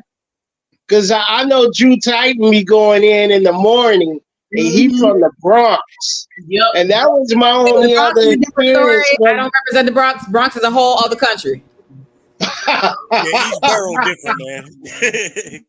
Oh my goodness, man! I can see where that fire come from, man. Because it's something about the New Yorkers. I don't know. I'm from Cincinnati, Ohio. I don't know about that. Oh, yeah, y'all Well, bougie. kind of being laid from back the here. tri-state area, Yeah, y'all bougie as hell in Cincinnati. Cincinnati. Cincinnati's bougie. Matter of respect, people. I They bougie as hell. I like New York. I don't know about bougie, Y'all man, but we bougie as got hell, man. Y'all Republicans in just Cincinnati. because What are we you got talking about? 4 Y'all major sports teams. Does that make us bougie? No, y'all bougie. I went to school with some people from Cleveland got 4 Cincinnati, and major they sports bougie as hell. Oh my goodness! I'm sorry if you had a bad experience. I wasn't a but, bad experience. It was just Cincinnati's different. Ohio's Yeah, different. it is. Yeah, It's it different. is. From everybody that I've met from New York, I only talked to 3 people, and they all have the same fire. But here in Cincinnati, we just be like, oh, what's wrong with them? Shit, I like that New York fire, boy. Ain't nothing like a New York fire woman, boy. You better understand that. It ain't where you from, it's where you at. I That's it. I don't think I can handle a New York woman, man. They Yes. they're a little too strong for me. Step aside, man. I'm coming. I don't know, man. I don't know. I can see me clocking out. Like, where you going, do it? Damn, man, I gotta go home, man. She from the Bronx, man. She from Brooklyn, man. I don't even know how to talk to her.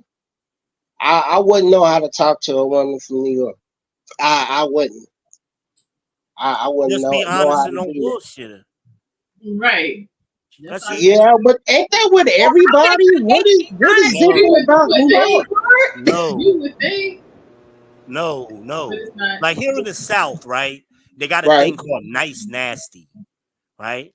And Right. they'll say something like, "Oh, bless your heart," right? But they mean "fuck you," right? Yeah, I heard that. I've heard But up that. north, we would Yeah. rather you to say "fuck you." At least I know you being real with me. Right. Yeah. Yeah. See what I'm saying? So that nice nasty or passive aggressive, that shit is very offensive to me. Very offensive to me. My grandmother Like- was from the South, and she had a way. She had a way of being mean and nice at the same time. Yeah, I don't like that shit. I was like, No. yeah, my grandmother was the type of woman that if you didn't work and you was around her all day, she would make you feel so bad. She would drop hints like, so are you getting the Sunday and Wednesday paper? Because back then, that's when the jobs were in the paper. Yeah, I don't know about that. Passive New York. aggressive. That's passive Yeah, aggressive. My grandmother was from the South, and whew, Yeah, She because would tell me. if she know they sitting around, that means she's sitting around too. Right. Oh, you see, my grandmother worked all her life to the point she retired with a nest egg. I Okay. wish I had my grandmother's game on finances. They would send her Gold American Express, and she would cut them up. She cut them up in front of me. I say, "Grandma, what? It's gold." She was like, "Nah, that mess up my credit." And she would cut Wow. them up and throw them away. My grandmother was very, very good with money, and I wish I would have paid more attention. Mm. So, brother, with that being Yes, sir. said, why don't you start that shit now? Go back and follow through what your grandmama was doing and do it for Mhm. yourself right now. That shit'll pay off, man. You can't be wasting these next 4 or 5 years talking about what you could have did. No, you can still Uh, do that shit, bro. yeah, brother. What I've done, I'm 54 now, and I don't work. But what I've done is buy stock in whatever company or hospital that I work for. I had it roll over to wherever job that I went to. If they had stock, I brought it, and when I left my first restaurant job, I left with 10 years vested in the company, and I took that to the next job, and I just kept rolling over it, and I still got that money left, and I also set up my daughter's insurance, that when she gets old enough, she could borrow money off of that and pay it back with no interest, and How you keep well? doing that to build herself up. I have studied long and hard. Yeah, that's an Salute. IUL. That's a very good investment. Yes. And I still got some of that money that when I first invested, when I was working in a restaurant in Kentucky, Florence, Kentucky. I was in my 20s. I was 24 when I vested in the company. I left 10 years later, and I went to another company, worked a year there, went to Children's Hospital, worked 10 years there, started working at GE, worked 3 years there, and So, I left. so brother, you winning.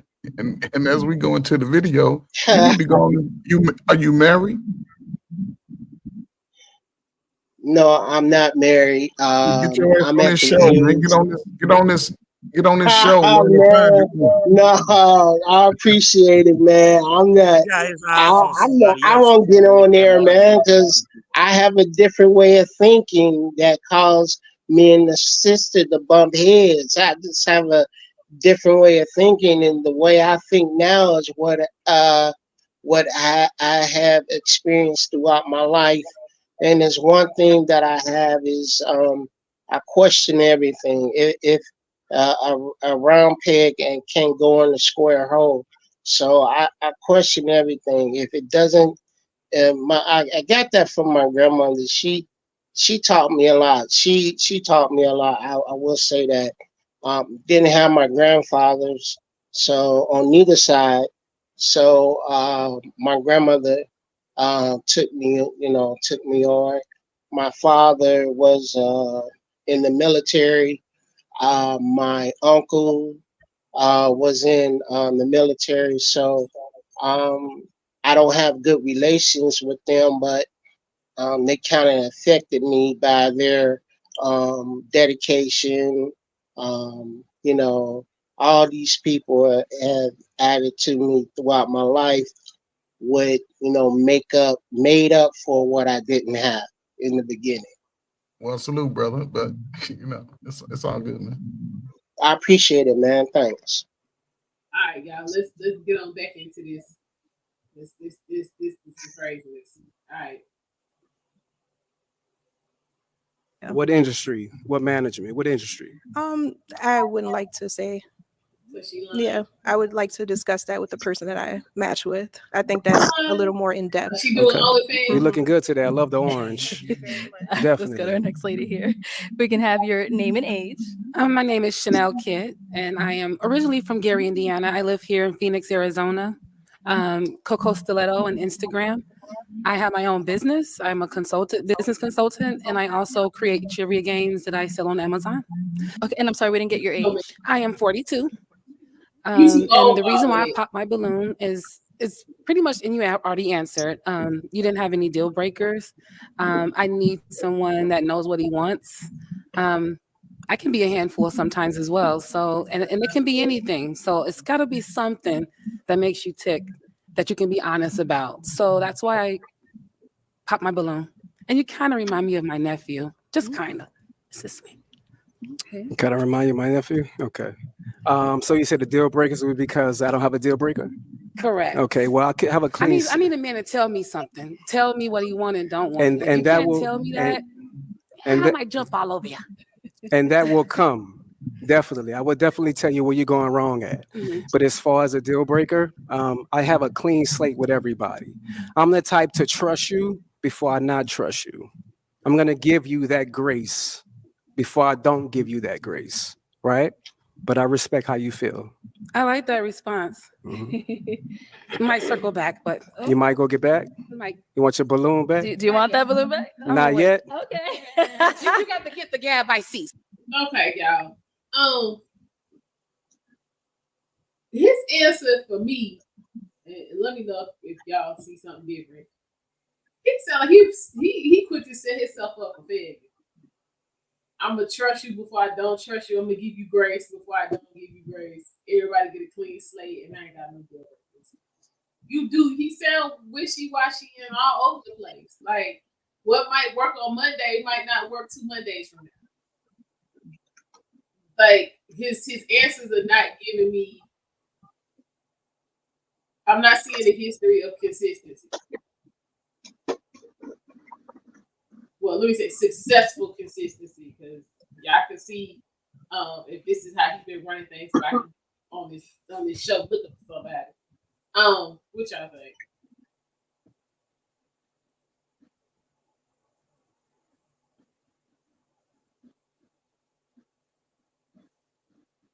Anybody can go.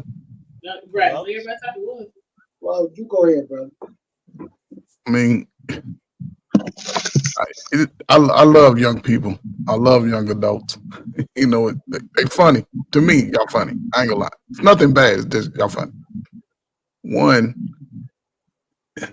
now Harmonize, if a guy's interested in you and you showing him that reciprocated feeling of interest, he's going to trust you in a sense. Right. So until you show him differently, he's gonna move accordingly, right? It's like if I'm saying I'm liking you, but then you come over, I got some other people at my house, I ain't liking you too much. When you get back in your car and drive away, you ain't gonna answer my calls the same no more, if you answer them at all. Thanks. You know, so in reverse, as a man, I can understand him saying that, like, look, you good, we meet, I ain't got no reason to, you know, because a lot of young people, they let you know, I don't trust no fucking body. So they already coming in, the glass is half empty.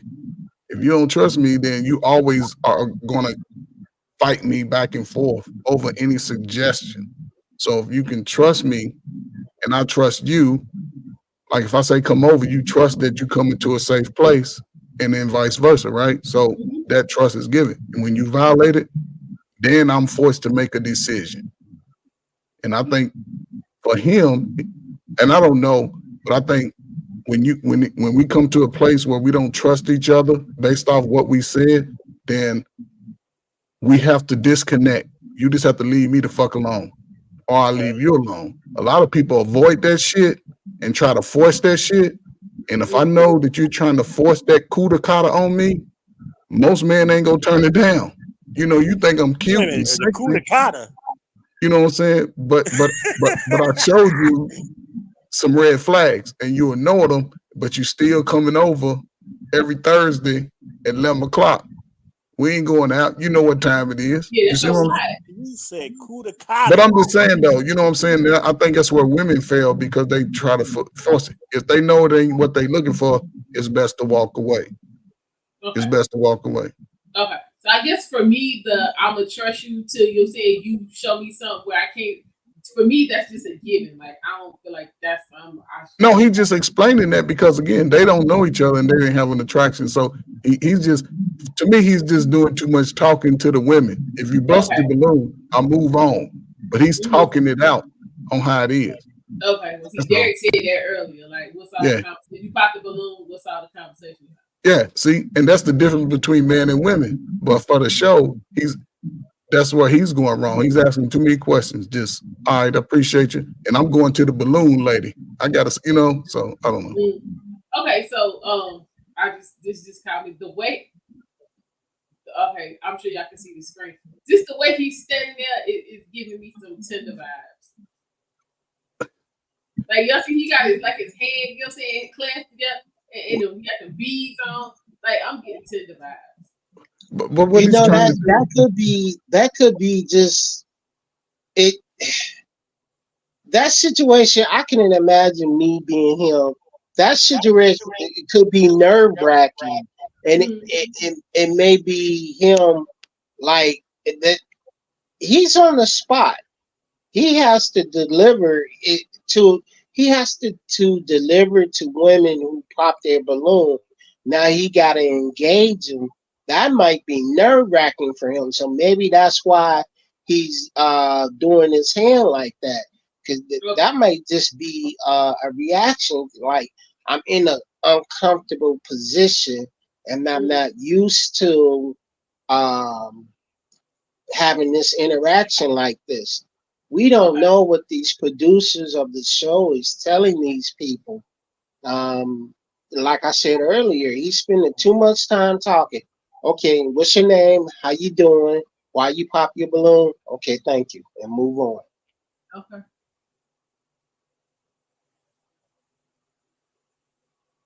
Okay. Let's see what else gonna be said. So we're just gonna. I got the gift of gab. It's transparency, love. Okay, if we can start off with your name and age. Hi, I'm Janae. I'm 34. Hello, Janae. Janae, what do you do? I'm in school for fashion design. I'm an office assistant and I'm a new entrepreneur. Just about to launch my fitness clothing line called WeFit. Okay, and why did you end up popping your balloon for Brian? Hey, Brian. I love the way you speak, but for me, it was the pants. I don't like the pants too tight. I'm kind of ghetto too, so I like them a little loose, and that was just it for me. How old are you? 34. Okay.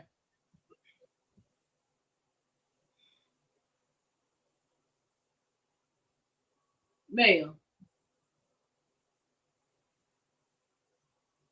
She got way too much instability going on to one, be on this show, and two, to be worried about what somebody wearing. Because this outfit she got on not the best. It seems to me she like the thug look. Okay, well the thug look got her I guess loose pants means I don't know what that means, but I can tell you. I mean, I don't do thugs, but ain't thugs looking like him now? I don't know. I don't know. I can tell you this. I remember bell bottoms.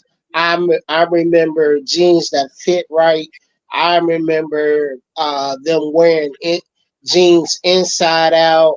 Now they went to dropping your jeans to the point that your underwear is showing, and then they introduced the skinny jeans, and they still sag their pants. I don't know what they're gonna do a couple years from now.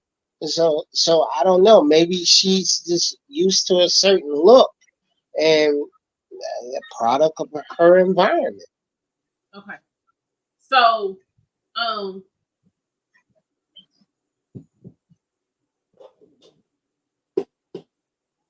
what happened to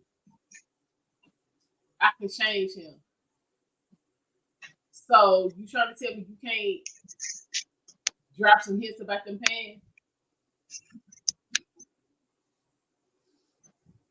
Since he should drop a hint about that tattoo. And like with all this body kind, with nobody. Well, it's like what I said earlier about the brick wall stuff. Everything is a brick wall. Everything is a red flag. And there's no more yellow flags. Ain't nothing wrong with a yellow flag. Like, okay, I see the guy. I don't like his pants, but that's a yellow flag to me. Maybe he don't dress like this all the time. Right. Maybe I could speak with him about it later. But there's something I could work with here. Exactly. That's what I'm saying. But this is that brick wall is everything has got to be the perfect rapper. Like you said earlier, everything what you need or what you want ain't always gonna come in the package. The package is gonna come in. Right. Or I'm paraphrasing kind of what you said, but you said something like that. Yeah. But it's too much of that. Right. This is crazy. You on the dating show, you talking about you go to school, you an office assistant, and you trying to launch a fitness line, a clothing line with fitness stuff. Hell, that would have been the perfect avenue in you talking to him about them pants. Well, that's why I hate that question, the way she asks it. She should be asking, what do you do for a living? How do you earn money?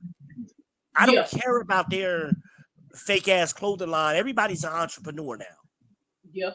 Everybody. Well, I mean, back in the day, you're saying, what do you do used to mean just that. It's this new age that added. Right. So that's why you got to be specific now. What do you do for a living? Because these people, I don't know how they surviving. She said, I'm in school and I just started up a clothing line. So where's the money coming from? We're going to get an answer to that in just a minute. So let me go ahead and press play. So that would have been my follow-up question to her if I was on that show. Was some of the other ones, it's the same thing.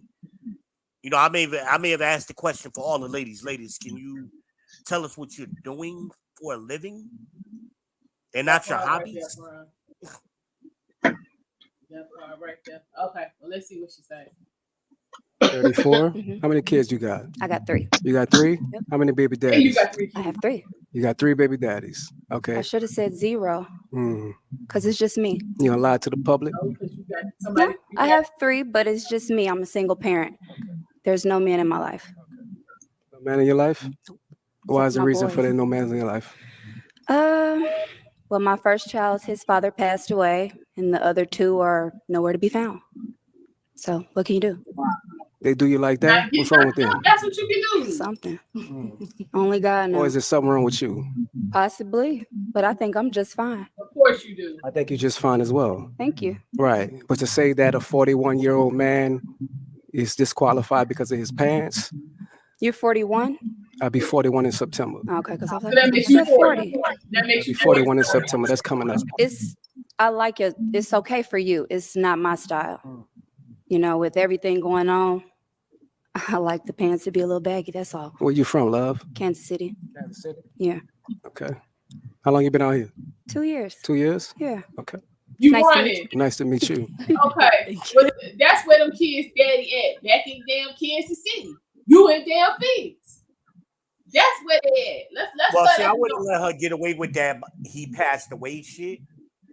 I want to know, what was he sick and passed away? Right, what happened? Or the nigga was gangbanging and got shot?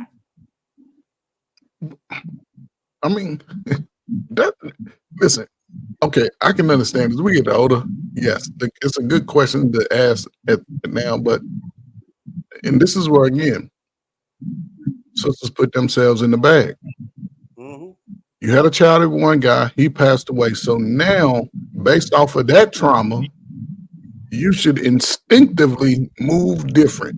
Right. Instinctively move different. That's what Nah, Brian she was been getting come at. on doing the same thing. And then over and over again. as far as his wardrobe, this is what the crack era has evolved to. Guys are wearing tight ass nut hugging pants today. That's their style. That's why they damn ED off the charts. They wearing that shit too tight. And I refuse to buy that shit for my kids. That shit weird as hell. I got big calf muscles. You know how that shit look like on me? That shit be tight on my calves. That shit feel gay. Excuse me, that shit feel weird. I will not have any skinny jeans in my house. I'm telling you. As big as my boys are, they look goofy. Goofy as hell. Trying to put some damn boy, you'll get your ass out of here with that. I ain't buying it. You better get your own job and buy it. But this is Pay the rent thing. while you at it. So if this is what she's judging her man, the men she dealing with by what they wearing. This is why you got the outcomes that you got, ma'am. So again, you still have to recognize you need to move different. So Well, that's the thing, because she said, I don't think nothing wrong with me. Yeah, she did say. So you think this shit normal? 3 kids by 3 different dudes, and you done had to move. But I'm gonna ask. You talk about it all the time. You think she gonna sit up there and take accountability for that? She the only motherfucking parent. Ain't no daddy. Okay. You right. I mean, mathematically, statistically, right. That's exactly where they came from, Prime. That's team move. Some of this shit is so a fashion over. What's that? Fashion over a fashionista. What is that they be ordering?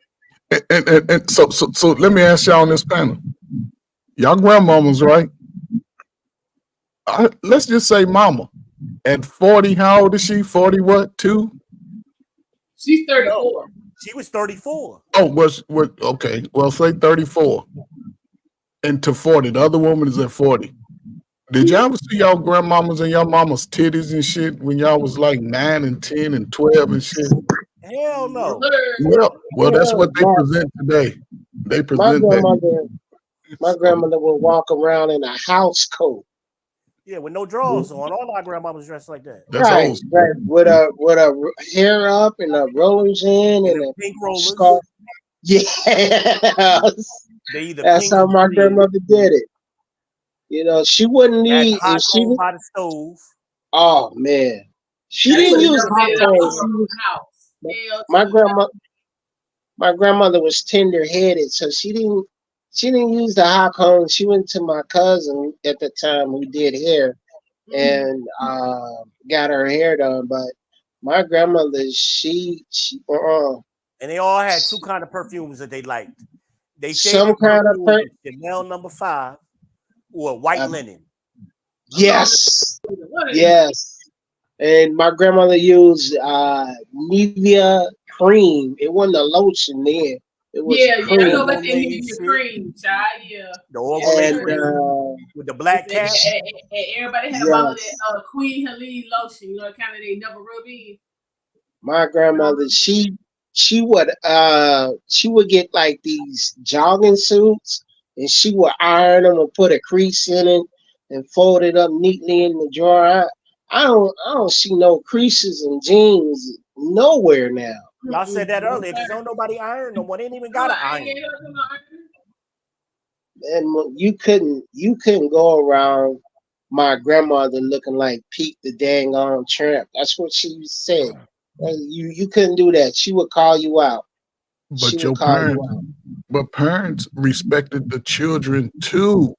They respected the children too. The children have no fight in the game. The children growing up seeing what the adults look like. Even the guys, they watch older guys sag their pants, wearing tight ass jeans. Now it's going beyond that. I think I can only speak for my grandmother. My mother was different.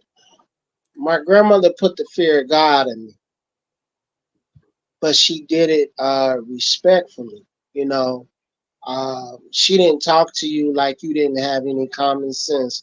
My grandmother would say, "Don't you know you are a Mandingo warrior?" My grandmother would say that. I'm like, "Well, what's a Mandingo warrior?" You know, she would say, "Stand up straight. Do you know how fine you are?" And I don't never hear that. Never hear that. I hear parents talking to their kids like they're in a nightclub or something. And the kids grow up to treat the parent like they were treated, and they wonder where they went wrong. I've seen it happen. Yeah, now that is one thing that I have, you know what I'm saying, I have, been noticing with black men. And it just goes back to what you just said, Derek.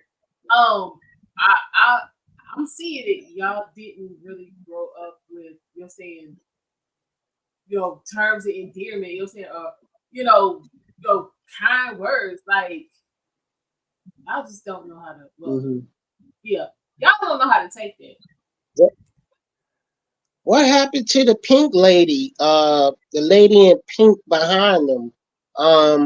She seemed to be the only one just classy. Yeah, he got to her yet. They're gonna come back to her in a minute. Oh, she still got her balloon, or she popped it? No, she still got it. They talking to her. She still got it. Okay. This shit actually popped her balloon first. So yeah. But yeah, black men y'all don't do you know what I'm saying, terms of endearment or pet names or any of that at all. I struggle with that because that's me. It's gonna be some kind of sweetie pie, honey bun, precious something. Y'all just be looking at me like I'm some kind of stone cold fool. We gotta do better. Prime TV 87 said the pink lady is the worst. Yeah, she was out of order. We gonna get to her. Hold on.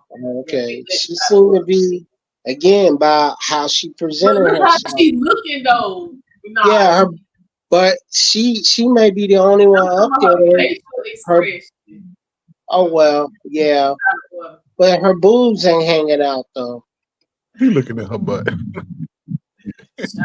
That's BBL. Notice the chest tattoos. He said bad BBL, exactly. But let's go. Bad BBL. Let's go on over here. If we can have your name and age. I am Venusian, 39. And you said Venusian? And what do you do? I'm a TikTok creator manager. Cool. And why did you end up popping your balloon? I'm a free-spirited woman, so having to check in with somebody like they are my parent is something that I don't subscribe to. So that's why I pop my balloon. What do you mean check in like they're your parent? The way that you were discussing how somebody needs to constantly, when we're out and about, to text or call and check in, that's something that I don't subscribe to. So that's why I pop my balloon. You never said that. Okay. What do you do? I'm a TikTok creator manager. TikTok creator manager? For what company? Or is it for yourself? She broke. It's for TikTok. For TikTok? Social media. Okay, social media? Social media agent, yes. Okay, how many kids you have? I have 2. How many baby daddies? 2. Why you ain't got no real job? Okay. Baby? So you didn't think after the first one that you wanted to marry the next one? No. No? Okay. Okay. I was just asking because for real men, that's what matters. Your first one is given. Your second one, the mistake is on you. Oh, is it? Well, there's That's definitely right. under why I got That's pregnant, definitely but right. that's nor here or there, and that's not what I'm here for. Okay, definitely. You're a beautiful woman, though. Thank you. But I respect your answer. Yeah, let's go back here. Okay, if we can start off with your name and age. I'm Shay, and I'm 37. How you doing, Shay? I'm doing amazing. Shay, what do you do? Underwear on up under this raggedy, this cheap ass dress. Shay, baby, Shay. No. Shay BBL on that. Shay didn't put no shapewear on up under this outfit she got on. And she Shay. And then them shoes. It's just hard. You need a comment? Yeah, we say he got triggered after the pants comment. You think he was in his feelings prime?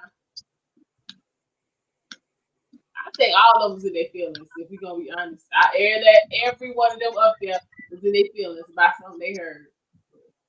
That's what I think. And let's see what Miss Lady in Pink talk about. Yeah. So I work for the county, and I have my own hair business. I thought the question he asked her was very valid. Which because question? she gave that same bullshit answer. Again, I'm a TikTok creator manager. Oh, yeah. What the fuck does that mean? He said for what company? Right. For what company? Good. Are you working for a private company who does social media projects? Yeah. And she didn't answer, oh, I work for TikTok. So you work for TikTok Corporation, is what you're saying? No. Her ass sitting home in front of the camera. Right. For that TikTok shit. So that's why he was asking that question. I know. He didn't stick with it. He moved on to how many baby daddies you got. Because he knew she wasn't going to answer that shit. He done figured it out. Right. But see, I wouldn't let it go that quick. Because I get sick of that bullshit answer. What do you do for a living? How do you earn money? How are you paying your bills?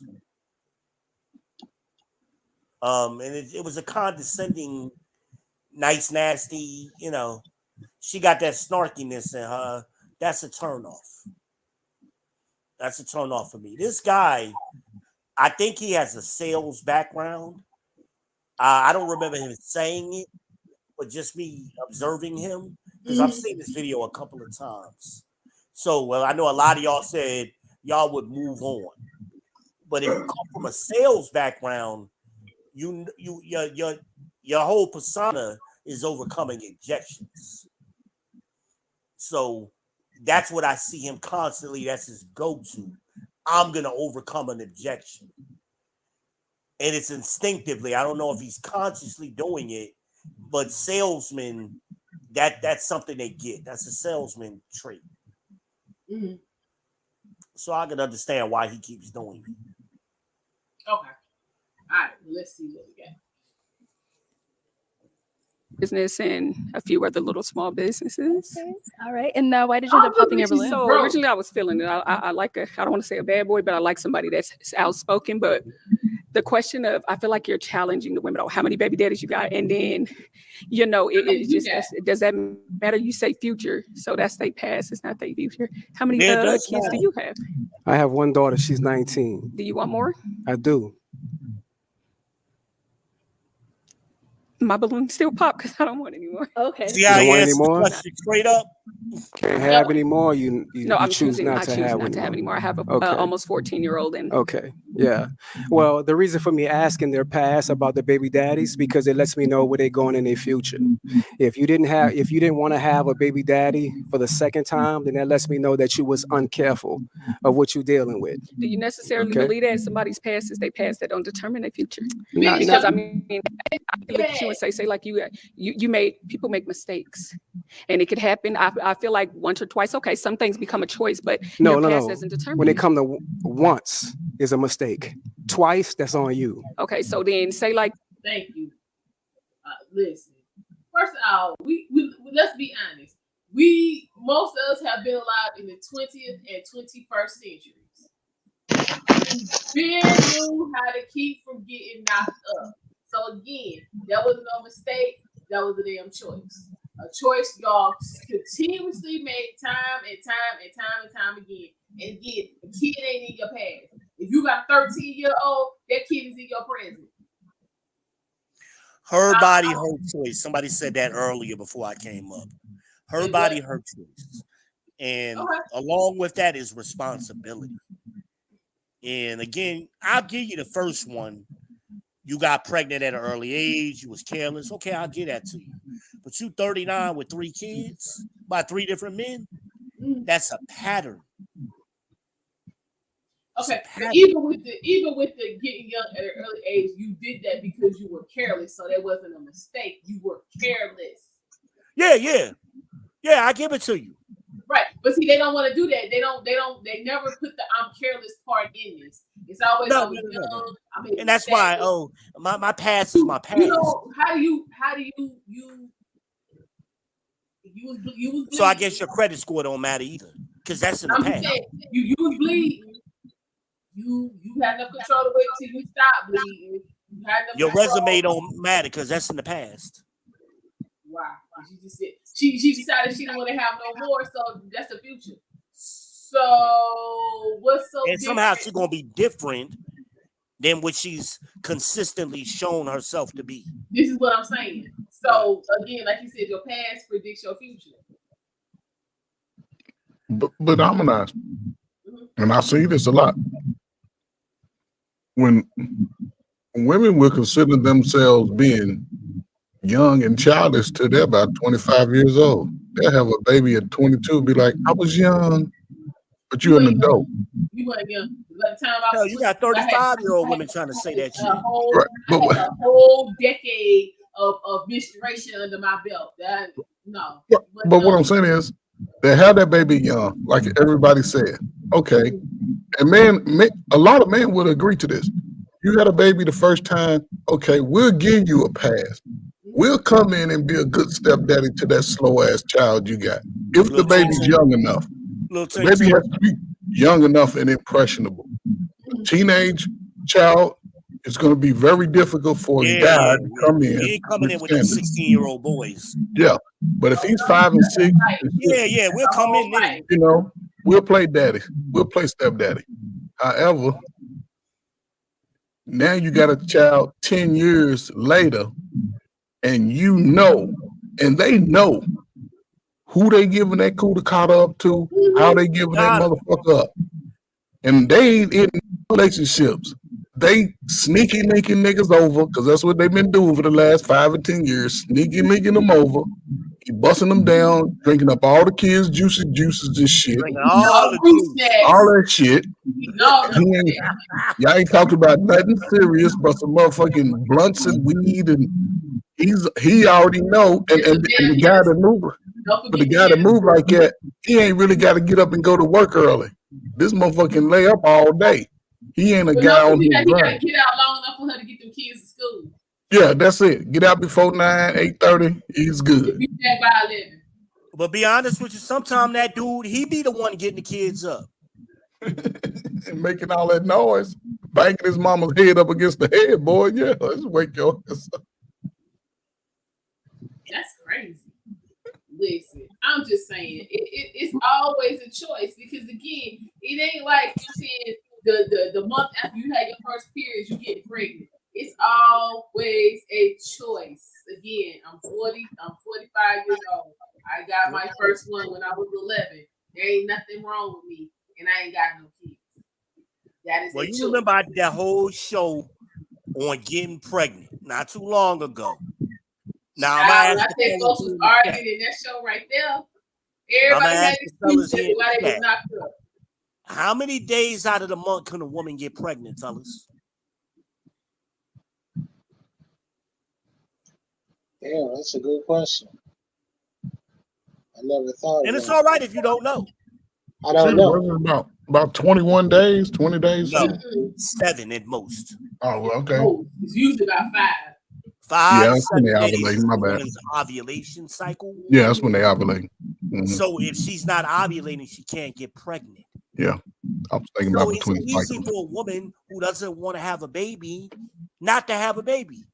Just don't be fucking on your doggone ovulation cycle. And back in the day, before you're saying women started pumping their kids for all this McDonald's and Bojangles and all that, you could actually feel yourself ovulating, so you knew, let me go sit down somewhere. I ain't trying to get caught up. They used to call that when we was in school, and the fellas is kind of older on here, so I can say we. When we was in school, remember when we had PE class, they would separate the boys from the girls. Yes, sir. And they would tell the girls certain things and tell us certain things. Mm-hmm. One of the things they taught the girls was the calendar method. Mm-hmm. The calendar method. So that's how they track their ovulation cycles back then. So today, they all got iPhones and Apple Watches. That shit does it automatically. They got a scale where you step on a scale every day, and that shit calculates a woman's period and ovulation cycle down. It gives them a whole printout of it. But brother, so in today's world, it's too easy for a woman not to get pregnant. But brother, and I don't believe in that. Oh, it takes 2 to make a baby. No, it takes 1. But brother, before she meets the man, not to have a baby. But brother, think about it. When they ovulating, that's probably the horniest they ass be. A lot of them be getting it in during their time. Could be. They know. Well, my thing is if you put use of protection, it ain't hard. So that's the question. I don't know. Are y'all horny most during ovulation? They horny more than men are. Especially, I'm talking about a man. Now, as a teenager, these bras now built different. So these bras now is built different. Where the other young lady at? She still here? Yeah, she had to go to work. Oh, okay. But now these bras now is built different. Like they We ain't got no ladies in the chat. It's the demons. But I mean, yeah, your desire is increased. But again, if you know you ain't trying to be pregnant, if you trying to get in, you need to get you some Trojans, get you a sponge, get you some Norplant, get you something. It's too many ways. It's only 5 to 7 days. It's too many ways. Ain't no self-control. Ain't no control. No, ain't nobody got no control because they being taught they don't have to have it. You ain't got to control that. Get you a nut. It ain't gonna hurt nothing. I mean, you get pregnant. This is before we get to the 34 forms of birth control they got access to. It was before that. But again, my thing is, even if you put all of that to the side and you just look around, I guarantee you, every one of these chicks on here got at least 2 females in their family who single mamas right now that's older than them. So you already saw what it look like. If that ain't enough to stop you, I don't know what is. I got 6 sisters. Only 2 of them have babies, and that's by their husbands. The other 4 have never been pregnant. I know too many single women who've never been pregnant for this. I hate when that irresponsible woman comes up with it takes 2 to make a baby. No, it doesn't. It takes 1.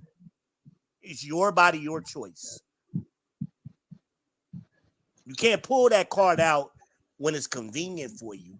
Now, we gonna live by that shit. Ain't they been telling us that all their life? Hell, I was born in 76. I know they've been saying it all my damn life. Yep.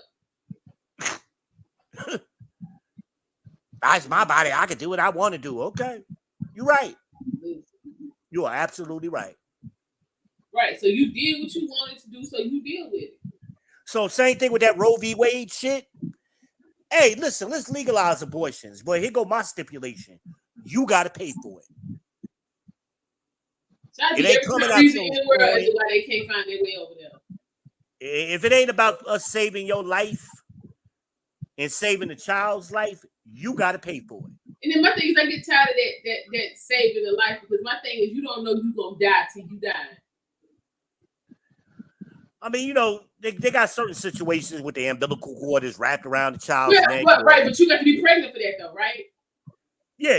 I'm talking about. So in that case, that's not an abortion. That's a premature birth. That ain't because they ain't trying to that baby be alive. They gonna cut that cord and get that baby out, and everybody gonna go about their life. Oh, I see what you're saying. Yeah. So that's still. When does the umbilical cord form? Like, so it's that long? Well, you talking about 8 months, 7 months? No, the umbilical from the jump. You got no, but I mean, how long is it? Oh, we can wrap around the neck. Hold on, it's a few feet. Hold on. You see, I'm about holding people accountable. So, and this is why men didn't give a shit about Roe v. Wade. Black men, we really didn't care one way or the other, because they don't involve us in this conversation. I just happen to know this shit because I got a bunch of sisters and 2 daughters and a bunch of female cousins. So I was always in earshot of these conversations, and I wanted to make sure my daughters had the correct information, Okay, so 22 is 22. It can grow. The average is 20 to 22 inches. Okay. So it's. But my thing is this: you want to have an abortion, you pay for it, just like you do BBLs and titty surgery and all of that. Yeah. And you do all the abortions you want. And I guarantee this my thing right here. Out their pocket. This my thing. They you're saying, and this go back to something my grandma always said. They get pregnant because they want to. The cornball nigga, ain't got no swag and none of that. They'll run to the clinic for that one. But Rico down the street, who trying to be the next Nino Brown, who will probably drown you and your mama if the price is right. They'll go ahead and have that baby. Then that baby, half messed up and all that because your womb wasn't no good because you got half of it sucked out 2 or 3 times before. Like, y'all need to quit playing. Ain't none of this. This is another reason why we all messed up. Because our babies ain't even marinating in quality womb. You know, we used to have a thing back in the day called, retarded kids, right? That's why they now, like, that was a few kids out of the neighborhood. Yeah, it ain't everybody. Now Everybody getting autistic. Everybody got. These kids is on the spectrum, as they call it. That's why they on the spectrum. That shit is too common. I'm telling you why. You've been to the clinic 4 or 5 times and half your womb sucked out, they barely hanging on. Then you got nervous smoking weed and partying the whole time. How you sell much pregnant still at the club? I mean, do we realize our population would be more than double right now? We done had almost 50 million abortions. Yeah. BBL. And I dare somebody to challenge me on that number. Because I've heard people say, oh, that number ain't right. It's right. Yeah. Challenge me on it. They said that I was reading the article and it was saying the average woman who's if they had the average for a woman who's had an abortion is 3. She done had about 5. I read 3. 5 is the worst. 3. It might have been 3 to 5. I actually know a chick, she's had 7. Like, she can't even have another one in the state of North Carolina. Can't do it. Yeah, we ain't talking about a woman made a mistake. She had 1 abortion and she went on with her life. We talk about 6, using Amanad's number, 3 abortions. There ain't no reason for that. Them is choices that you making. And then some of them go on and have 3 kids after that. That's what I'm saying. I don't want to hear it. I don't be wanting to hear it either. I don't want to hear it. It's about 50 million. You only got 43 million black people. From day one, and you can say what you want to. I know for me, even if I thought it might be an off chance something might pop off if I was going somewhere with a dude, I'm ready. I got chosen. Got somebody. I got lifestyle. Got something. Derek said he wanted another bit. Even if nothing popped off. I don't want any more kids, man. Like, wait the fuck a minute. What that nigga say? I was taking it all in. I was just listening. Nah, I don't want no more kids. No. Unless I get married and my wife doesn't have any kids, no. That is not. Did we have this conversation? That is not a good reason to be trying to have no kids. Sure in hell ain't. Listen. It ain't, brother.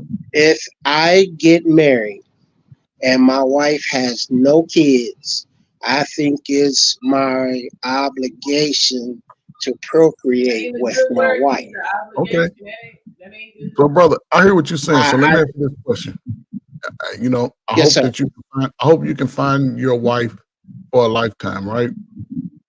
Yes, sir. You said you're in your 50s, correct? Yes, sir.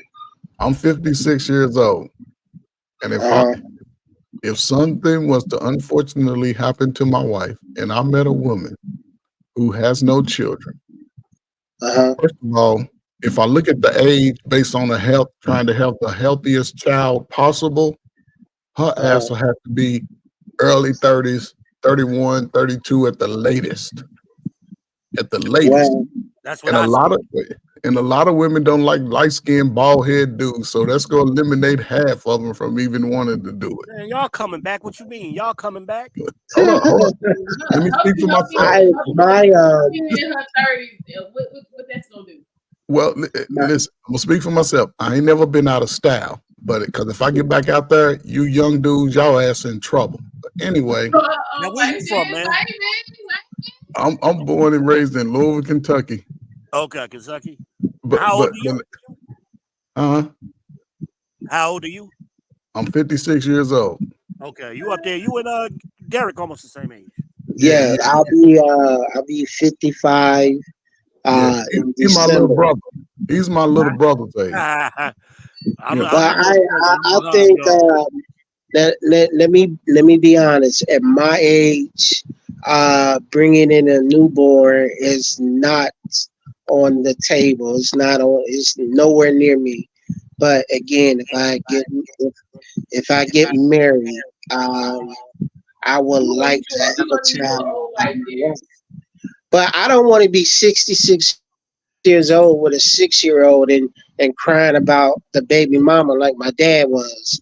I don't aspire to be like him. Brother, brother, you're gonna be 60 with a 60-year-old with a 6-year-old. Man, What's the difference? Ain't no difference between what's the difference? What? Okay. What's the difference? My dad made some silly decisions that caused his wife to leave him, and you know he had a kid by her. She was when the first time I saw her, I'm not gonna lie to you. The first time I saw her, I went over to my grandmother's house. I went upstairs. It's this fine woman sitting in the chair. And I'm thinking like, she must be here for my little cousins. I was like 20, 21 years old. And I spoke because, you know, from the generation, you speak when you enter the room. I said, hey, how you doing? I was like, who's she here for? Because she was fine. Mm-hmm. I looked over at my grandmother. My grandmother said, oh, that's your daddy's girlfriend. No. I was like, oh, okay. And I went the other direction. Bro. And I saw it coming. I saw it coming. I didn't know why he didn't see it coming, but it is what it is. Y'all be seeing it coming, but y'all just ignore it. Yeah, he saw. He knew what was up. She got ass. She got this, she got that. It ain't gonna be that bad, and then y'all end up with 7-degree burns. Yeah, and brother, yes, sir. You saw this. How old were you when you saw this? When I first saw her, when you first realized Daddy was a motherfucking player and he can get a young chick, how old were you? Yeah, come on. I would tell you this. My mother and my daddy never said anything nice about each other. Okay. So he always moved like that, right? Yeah, he moved different. My mom moved different. And when I talked to my dad about my mom, it was this, that. And when I talk to my mom about my dad, it's this, that, you know, and I'm like Shaka Zulu from the 80s. I say, how did I get here? I'm a product of y'all hatred. No, brother, you're not the product of their hatred. You're just the product of the reality of them just having sex. Now, the thing is, they broke each other's heart. And what their relationship has nothing to do with you. I want you to understand. Black people do not understand that. Well, I hope you can understand. My mom and my dad are no longer here. I'm sorry to hear that, man. I remember they never had anything nice to say about each other. When my daughter, who's 13, come and talk to me about her mom, I don't say anything bad about her mom, whether I feel it or not, whether I'm justified to say it or not. I'm not going to feed that spirit. I want to make sure my daughter, if she feeling some type of way, she can come talk to me. Whatever her mom say about me, that's between her and her mom. But when she come to me, I'm totally different. I'm not going to be like my parents. Brother, and this is the dynamic I'm trying to get you to see. Mm-hmm. Based off your life experience, right? Mm-hmm. Do you think that the relationship between your parents helped you or hurt you?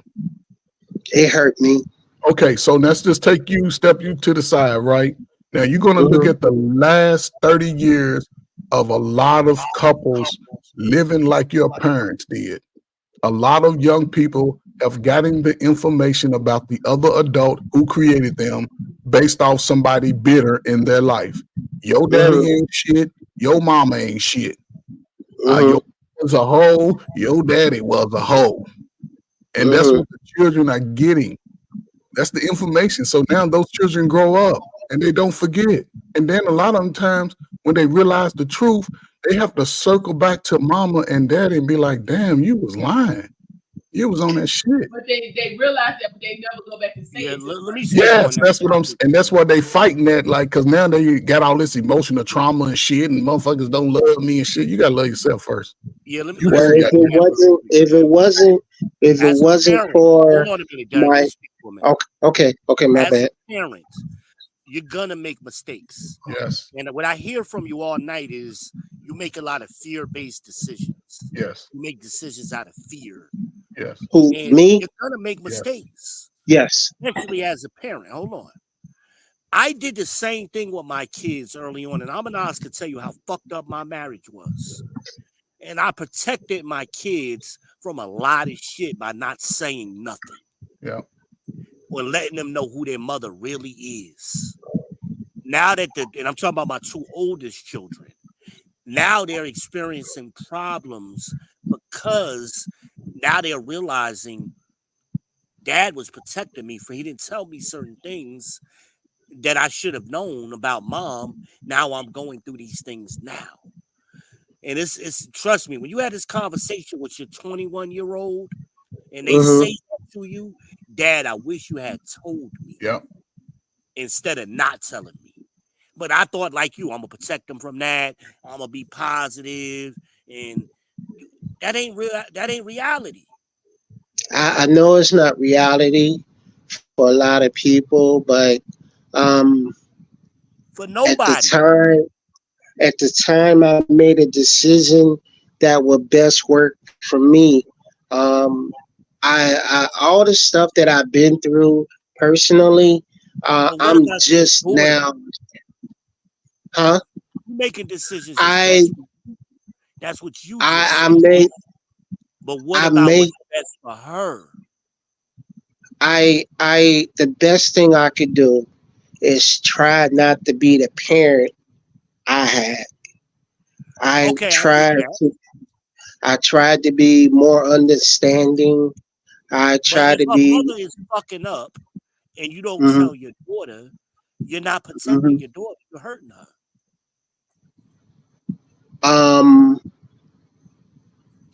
Yeah. And that's what we got. That's what the brother was just saying. The last 30 years, you see a lot of that. Because especially us, our generation, we was always told to shut up, make it work. Right? That's what we had to do.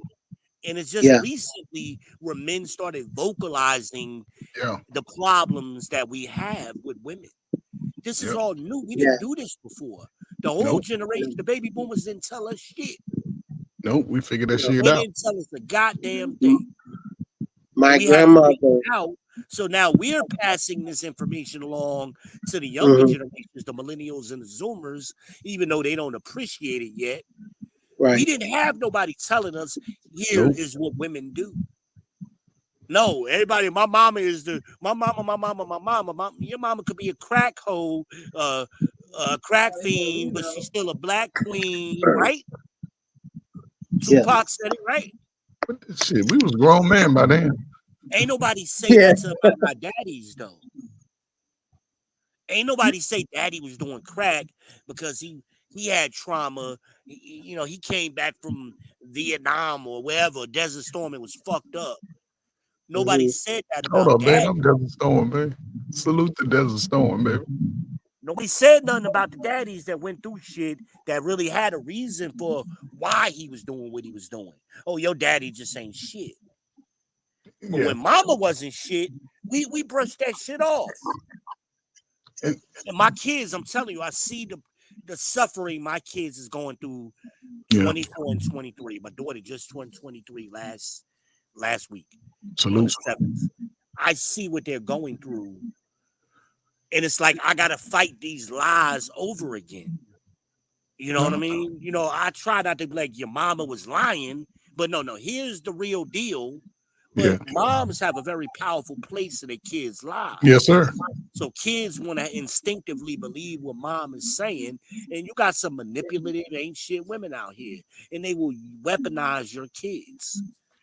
Yeah, but also doing it. it would help. It would help the mothers out with the children, because children. Okay, for a lot of times in our community over the last 25, 30 years since the crack era, the women are having children by men who don't have a relationship, who's not invested in them. Right, they just getting pregnant by whoever.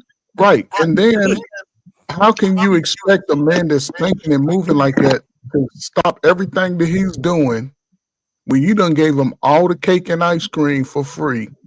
You ain't had no expectation to stop his whole life and come live in that apartment with you. It doesn't happen. Well, a lot of times the women don't even know who the father is. Yeah, they gotta go back and think about it. They don't even know what to do. They sleeping with so many dudes. Got so many dudes. The polyandry relationships they got going on, and they don't even know who baby daddy is. But brother, dudes know that girls are sleeping around because a lot of them sleeping around with niggas that they know. Exactly. They know. They may see know this the shit. dude, but they don't know which one got them pregnant. It doesn't matter why you sleeping with a girl that one of your dirty ass friends is sleeping with. That shit is nasty as hell. I never understood that. Get a nut. They Don't do that shit, fellas. If you know a girl that any of your friends sleeping with, don't ever I fuck express with to her. the younger men that they need to have dick control. Dick control. No, because ain't that what they pushing out here in the manosphere?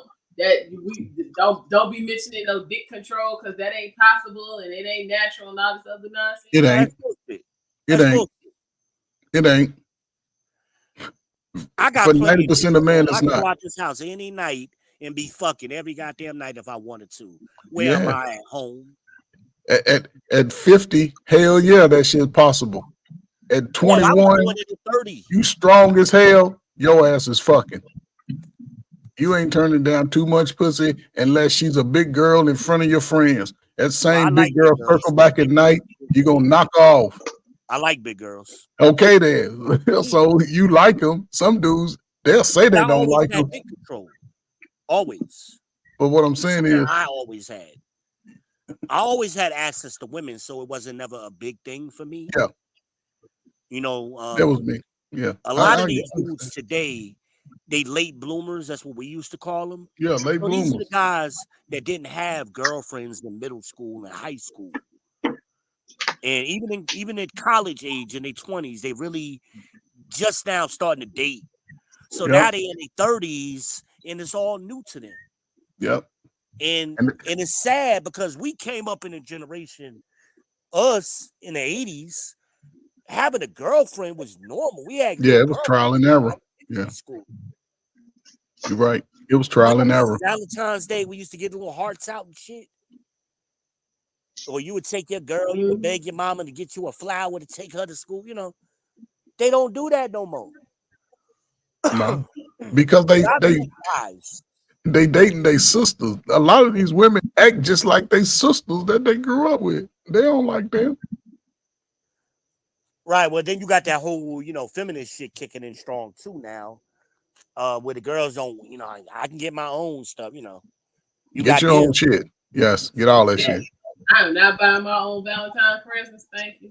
Get your own shit. Oh, they go further than that. They send flowers to the job. From the dude. Women throw parties for themselves now. They do, but I ain't one of them. They throwing major parties, spending $5,000 of the kids' dumbass college money. Yeah. To throw a party for themselves. Yep. That ain't me.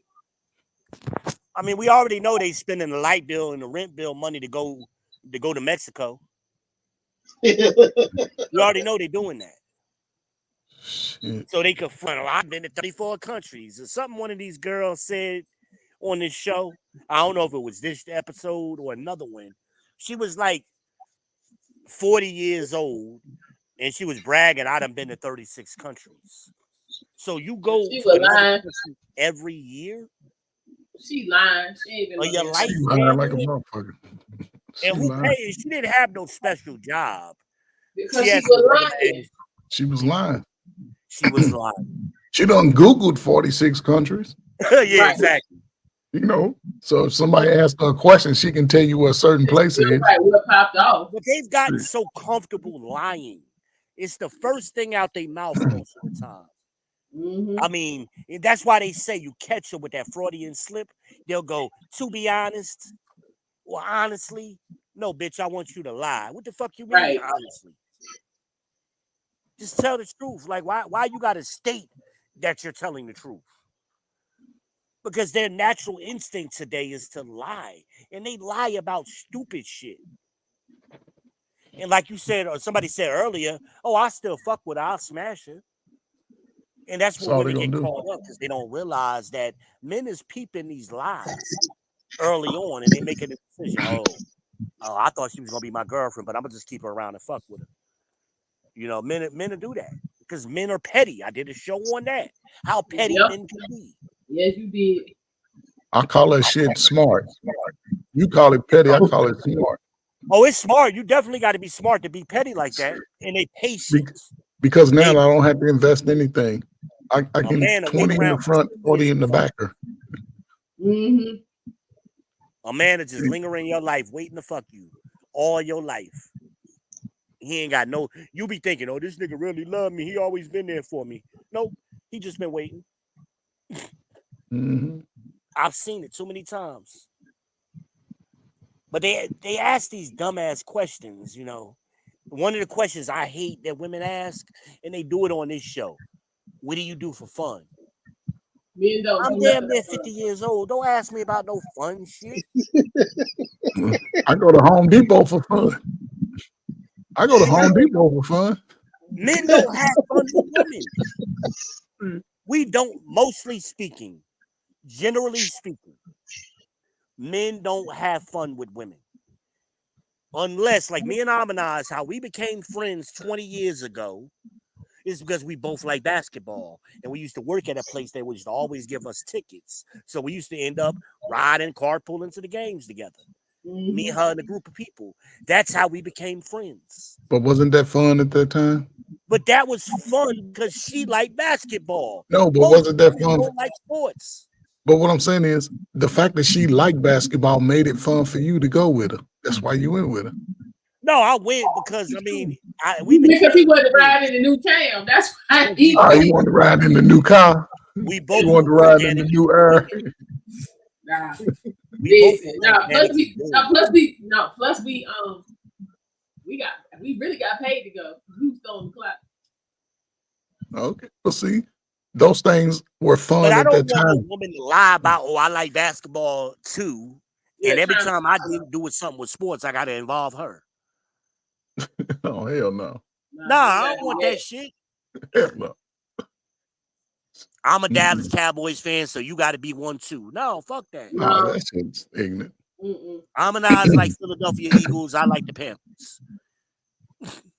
Y'all gonna be right. Wait, you like the Eagles? Yeah, she an Eagles fan. She been an Eagles fan forever. And she like the Spurs. Wow. That's The And the Spurs. Spurs? Oh, San Antonio Spurs. Yes. Oh well. She probably I'm got a a throwback Cowboy David fan. Robinson jersey. Oh my God, a Cowboy fan. I said you probably got a throwback Davidson Robinson jersey. Yep. Oh well. With a pair of Ralph Simpsons. That's crazy. But I don't mind a woman who naturally likes sports. But I don't go looking for that woman. That's not why I want to be with a woman. I want to be able to go do my shit. And that's how the old people stayed together. Grandma and grandpa ain't see each other every day. They got up and went to work. He went to his job. She went to her job. And they hooked up on Saturday and Sunday. Yeah. They wasn't in each other's face 24 hours a day. Well, brother, it depended on what family you was in. Both my grandparents were married. Everybody Generally was speaking. We didn't have cell phones. You didn't have constant communication with the other person. Oh, hell no. Shit, call me when you get home. And you might not get to talk to me if somebody else is on the phone. So they talked at night, on the way to bed. You know what I mean? But they wasn't just constantly having 4-hour conversations through the day. Hell Yeah. no. But I mean, if That you didn't did, happen. wasn't They nothing had wrong with it. time. I mean, it's not What did they say? The heart absence makes the heart grow the heart fonder. grow fonder. Uh-huh. And I think today you got information overload. And that's That's why it. women have such long lists of shit they want. It's too much fucking information and they can't process it. Sure the fuck can't. And You're then right about that. it starts, what did he say earlier? You're contradicting yourself. It's too much information. And they think, as she said earlier, oh, that's knowledge and wisdom. No, that's just fucking information. Information don't mean knowledge. You can have a lot of fucking wrong information. Facts. And just because you got a lot of knowledge don't mean you're applying that knowledge to wisdom, which would be wisdom. Facts. But we think, and women say that all the time, I'm older, I'm more valuable, I'm 42 years old, I got more experience. No, you don't. You got a lot of information to fuck it up. That's why men typically look for younger women. Not because we want to groom you, because we don't want the headache of arguing with you on every fucking thing.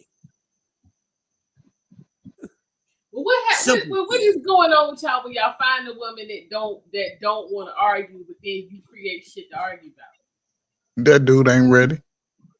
That dude is not ready. Okay, because I had a friend who was doing that, and I told him that I was like, look, from the outside looking in, I don't think it's you. What you think? You the problem. Like, you sound far away from your microphone. Huh? You sound far away. I'm the same place I've been. No, I guess it's just the area that you're in. Sometimes if you had you have a large space around you, like open area. I ain't moved at all. Yes, I was like, look, dude, you it's clear you digging her, but you creating these situations to make her not want to deal with you. Nah, you women. Well, I told you, a lot of men have mama trauma. They got a lot of mama trauma. And somebody said earlier, they're not going to say shit to their mama. Mama trauma. They're not going to say nothing to their mama.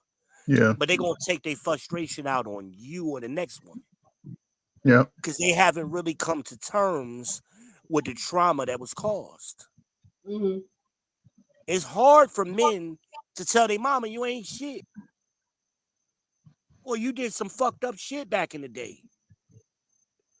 That's a hard conversation for a man to have with his parents, especially his mama. Hard as hell. Yeah. But that trauma and a is lot of still guys, there. yeah. And a lot of guys hold that in too. Yeah, and a lot of guys hold that in. Manifest itself. Now they on panels arguing with each other for 8 hours every fucking day. This is what I'm talking about. So you'll spend the rest of your life doing that bullshit, getting on panels arguing, not you know what I'm saying, doing the work that you need to do, but then get on talking about, you know what I'm saying, it ain't no hope for us and we just all gonna need to, you know what I'm saying, just come to grips with dying alone. Yeah. But I'm not, here's the thing. They won't spend the rest of their life, but they'll spend part of their best years of their life arguing about that. They'll spend the best years of their life. 55 and 60 years old. And then they'll be like, okay, and it'll happen on both sides because women come to a place with mama when they start recognizing the bullshit. A lot of women, they will address mama. They have conflicts. Yeah. But they missing the side of the father to get the full story. But brothers, they by default, we love our mamas to a fault. Love our mama to death. Can't do no wrong. And even though he'll carry that, and we'll tell everybody else the trauma that we went through. We can't really say the trauma was given to us by the father, except that his presence was not there. And a lot of guys don't recognize that because that wasn't the trauma that was slapping them in the face. The trauma that was slapping them in the face was how mama treated them, what mama said to them. That hurts more. They can deal without a man in their life because they understand as man as they get older, man ain't always the same. So it's just a different time. A lot of things happened with the baby boomer men. They stayed and dealt, even they were there. They were present. So the kids observed mama abusing daddy verbally, mentally. and they observed that. So always having a daddy there ain't always the answer. Why not something happens? Sometimes daddies, they was simping. We gotta be honest about it. Daddy was a simp, and he didn't come. Them men didn't confront their wives. Well, They let their wives get away with a lot of shit. shout out to my daddy and mama. My daddy And they had young. daddy issues. The baby boomers resented their fathers. They resented those silent generation men. My father had that shit. He had resentment towards his father, and my grandfather was a good guy. It's deep, man. He It's had deep. that. Yeah. He used to cry and The shit. silent generation men looked at their sons like failures. No, my daddy was all right. He just, for whatever reason, it was some kind of failure their son wasn't doing that they did, you know. Just in my examining this over time, this has been common. It ain't every time, but I've seen a lot of that. And the baby boomer men, a lot of them gave up, and that's what led to latchkey kids and stepdaddies and all of that kind of stuff with us, Generation X. But the problem today is we know all of this, so the information is available, but we're not talking about it. We don't talk to our parents about it. Why you do this, Dad? Or do you realize this thing you did, Mom, caused me to have these problems? They don't have these conversations with their kids. Because Mama wants to say, I ain't doing nothing. You grown now. It's on you. I've heard my ex-wife say that about my kids. I'm like, so you don't take no responsibility for the shit you did? They 18 now. They grown. Really? yep. Fuck them kids is what they said. Child, y'all in there fucking kids. Too much. What's going on? I'm in the hospital talking with my daughter. Hey, Imagine. hey, OG, what's poppin', fellas? Hey, Armin, you finally get to talk to you finally, and not in the chat. So salute to that. We have well, I don't want to say down a rabbit hole because it's kind of relevant. We started out with this balloon pop, but we ain't just trying to roast. We trying to get to some real issues because there's some bigger things going on. These women are everything that's wrong with the community today. Oh, did y'all watch the whole thing of this one yet? No, we are about halfway through it. But child, Yeah, like we just got to the part where the girl was like, I don't want to date you because yeah. News or whatever was at her, right? Yeah. Well, see, I realized. Right, but she was, this is what we like to call afraid to look in the mirror, because the fact that we learn from his one, he was right. One bad mistake, cool, but you're supposed to learn from it, and instead of her being honest about it, she try to cover it up and play it around and duck and dodge. Well, you can make 2 or 3 mistakes, and it's like no. And she's a pattern at that point. You only get one coincidence. Yeah. Everything after that is a pattern. Yeah, and that's what he was trying to explain to her, but she wasn't trying to, he wasn't, disrespectful or nothing like that. He just told her. I think I'm glad he asked that question. And I've seen other shows where the dudes don't really ask good questions. And he was asking very good questions, so I could filter these bitches out. Somebody said, well, maybe he shouldn't have said that. He might have got a date. No, he might have got a date with a fucked up woman. Let's cut through the chase. Let's start eliminating shit. Well, that's the point that I've been trying to tell dudes. Hey, yo, I don't care what they say about you. I don't care if the female feels some type of way about it. You need to ask these questions on the very first date and get them out the way and see if she stand on it. You know what I'm saying? Instead of sugarcoating and waiting a month or 2 months. You just wait. Somebody what they do for fun. I mean, what the fuck are we talking about? Ask me some real shit. What we gonna go back to? What's your name? What's your sign? We gonna go back to that? Mm-hmm. No, Let's get to the real conversations. And now a lot of these girls on the show, this is the popular question. Where do you see yourself in 3 to 5 years? Okay, bitch, you took a 101 business class. Okay, come on. Nah, it be killing me with the energy. Y'all ain't had a conversation yet, so how you got all this energy? The dude took 2 steps out there. He talking about I ain't feel his vibe. I see that on a couple of them though. But see, what they showed is a lot of these girls on this particular show, they used to submissive type of men. They're not used to a man being assertive like he was, and that was triggering them. And I feel attacked, and I feel like he's attacking her or challenging her. That's what your man is supposed to do, baby. He's supposed to challenge you. Yeah, I didn't actually. I'm gonna be honest with you. I didn't understand that that's what she said, if I'm correct, right? The girl in the picture.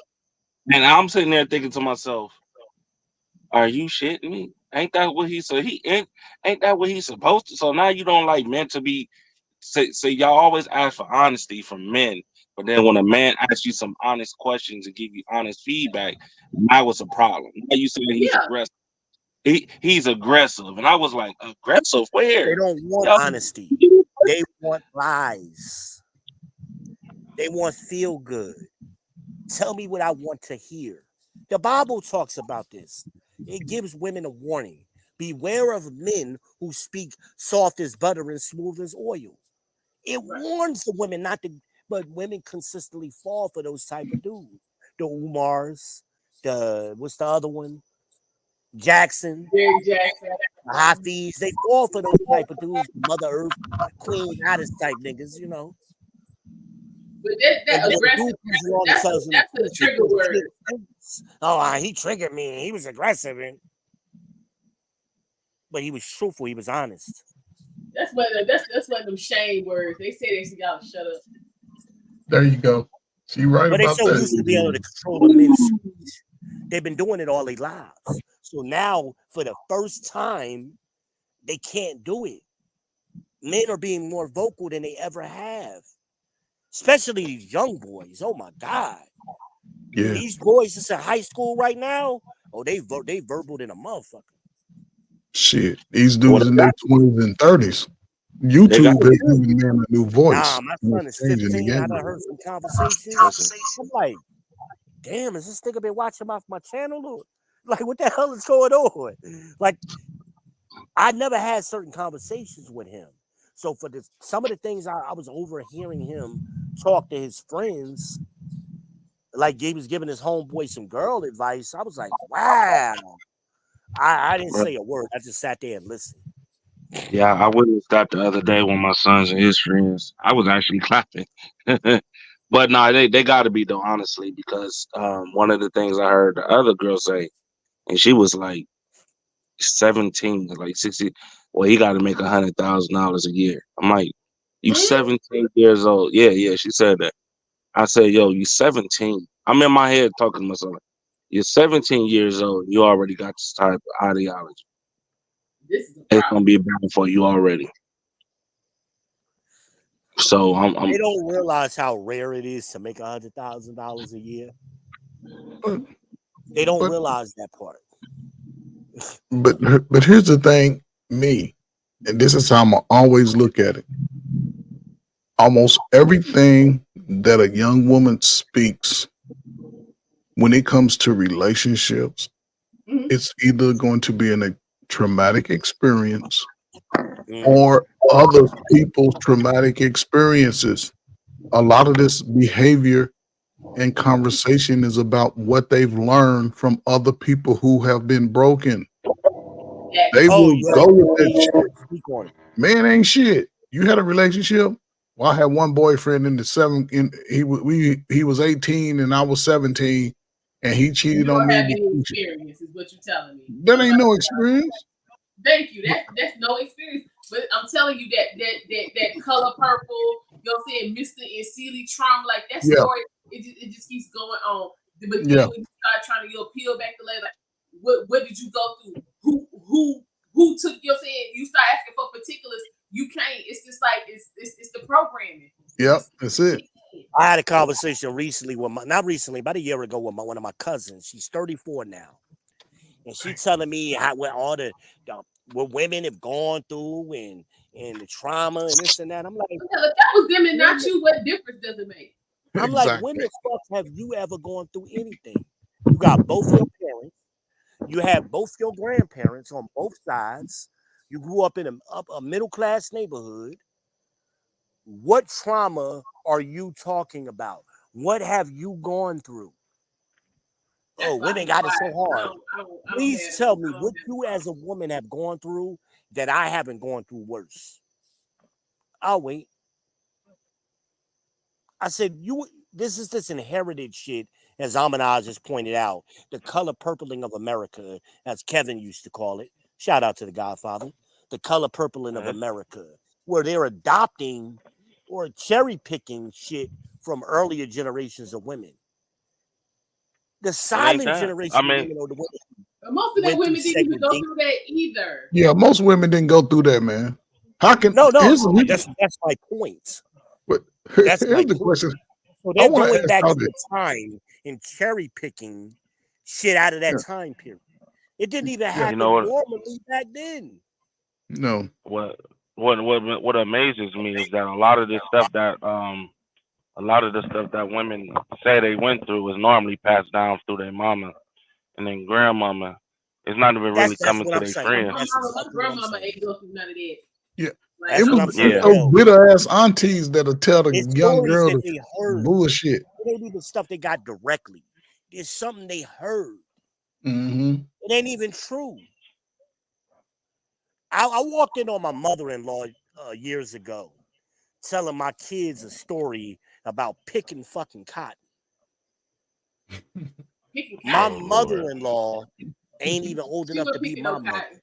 Hell no. She's 57 years old right now. She ain't old enough to be my mama. I'm like, you ain't never picked no fucking cotton. What are you talking about? Don't tell my kids that bullshit. I rolled my ass out of my house. You ain't never been with no bag on trying to pick no. I ain't want to hear that shit, and I didn't want my kids getting poisoned by that. Your grandmama ain't never picked no cotton. Now my grandfather, which was their great grandfather, telling them that craziness. That ain't my grandfather at the time was in his 80s, and he never picked. Granddaddy ain't never picked no cotton. Shit. Mine either. Nothing about picking no cotton, so he don't know nothing about. Like, stop lying to these kids. You ain't gonna lie to my kids. Talk about picking cotton, and you barely 11 years older than me. That's crazy. So just think about that story. That story goes around millions of times a year. Exactly. Exactly. Because if it's up to women to spread the information about the past, only the black women were subjugated to slavery. Well, that's what I was black saying. Men, if women had to pass that round of history, it would only be black women that were subjugated to slavery. Yeah, that's what my cousin said. Black women was raped during slavery. I said, so was the men. Exactly. I said, where do you think the sagging pants come from? They called that breaking the buck. So after they broke, y'all know nothing about that. You had to sag your pants to let the other overseas know you was easy access. You was ready. Damn. I had to walk 10 miles a day. Child, they be child. Y'all don't stop lying. Hell, they started that slave practice back in Egypt. If you want to be technical, the Egyptians was doing it. That's always been a thing. Well, y'all weren't no slaves anyway. Y'all was indentured servants.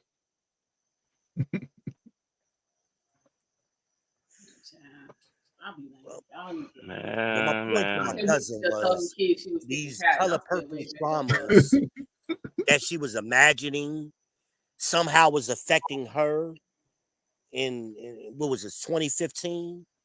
I'm like, what the fuck are you talking about? But no, what gets me is soon as these broads, you know what I'm saying, a man or some male somewhere say something to them they don't like, or they being disrespectful, or don't get in their way. Now all of a sudden it was all this abuse going on. Yep. Well, that's what I said earlier. Yeah, I'll be like, I mean, tell me exactly what happened. So they be like, I don't want to get in all this lying. See, of course they don't want to get into it. That'd be the part right there. That'd be the part right there. Which I don't want to say the whole story. I don't want to get up. You had to get out that you was abused. You had to get that shit out. Come on now. Yeah. So soon somebody be like, why y'all break up? You know what I'm saying? I mean, well, even the girl that said, "Oh, my the first baby daddy passed away." What the fuck does that mean? How? I mean, but that's not important. I mean, did he have cancer? How matters? Because if he was out there and got shot because he was stealing cars and the police shot his ass. What happened? But she know it was probably something bad. The type of men you deal with. Right, and then she talking about who knows where the other two at. Bitch, they in St. Louis where you left them. Right. I'm not finna do this with you. He down there in Cabo where you met him on vacation with your light bill money.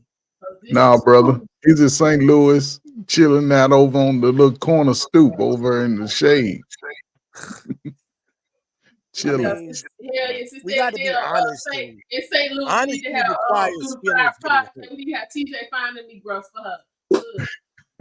This is why my motto has always been fuck your feelings. Because honesty requires somebody's feelings getting hurt sometimes. Mm-hmm. You got to get to the truth. As Christ said, it's a double-edged sword. It's going to cut you going in and cut you coming out.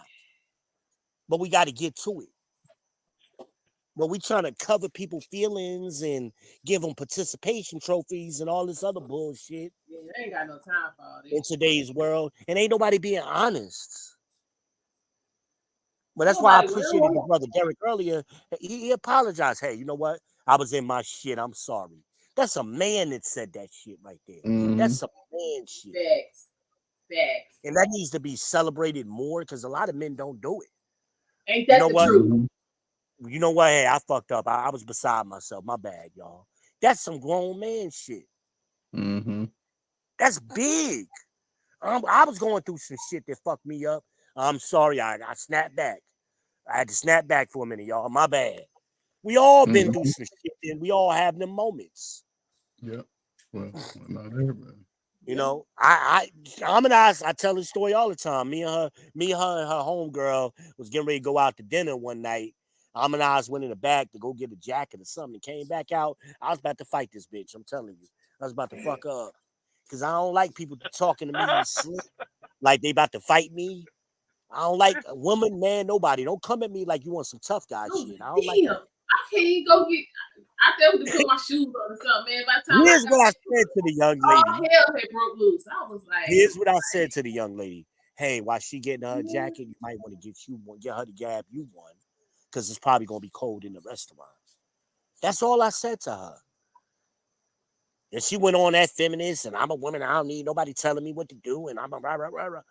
Who the fuck you talking to? Whoa. I went the fuck off.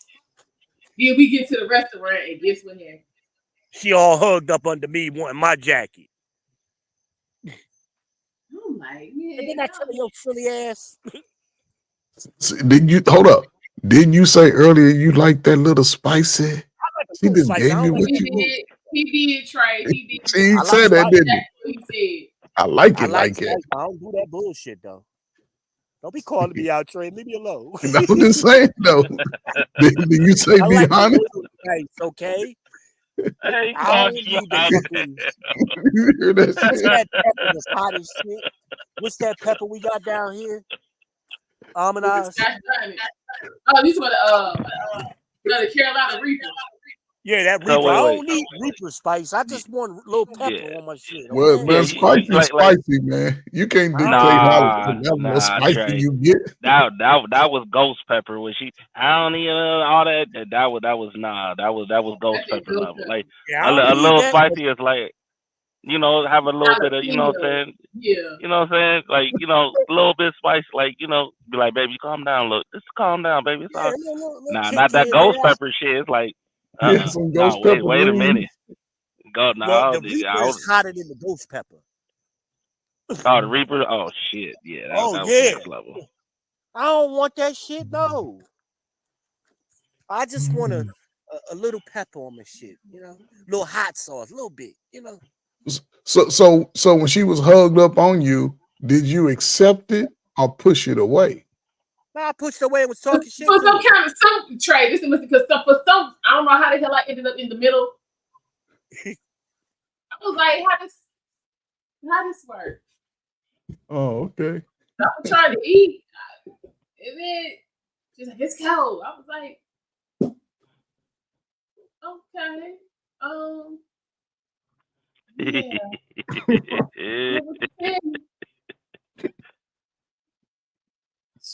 Them ghost pepper wings was a little too spicy. I guess them drinks weren't helping either. That's probably what it was. Them drinks wouldn't help nothing. You know what they say though? Drunk mind, sober mouth. She one of them can't hold her liquor though, so it don't take but one drink. Oh yeah. See, you could have took advantage of it if you went ahead and hammered her down. She'd have been good with you. Is if we hit the play button on a video though? Yeah. Coming up in here. Yeah, we can't hear you, B. If you can hear me. It just seems like your mic goes low after each time you talk. It just gets lower and lower. To a relationship with somebody, you get married and things don't work. So then I guess you made a mistake, and then so you once is a mistake and then twice is. I don't believe in that because I believe things happen. Sweetheart, twice is on you. Okay. You should have learned from that very first mistake.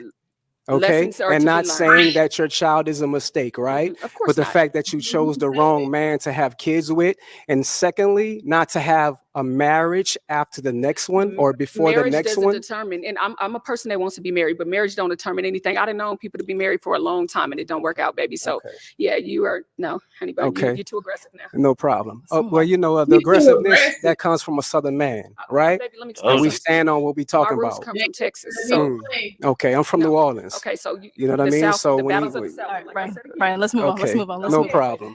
Have a good day, love. We can have your name and age. Hi, my name is Shay, and I'm 37.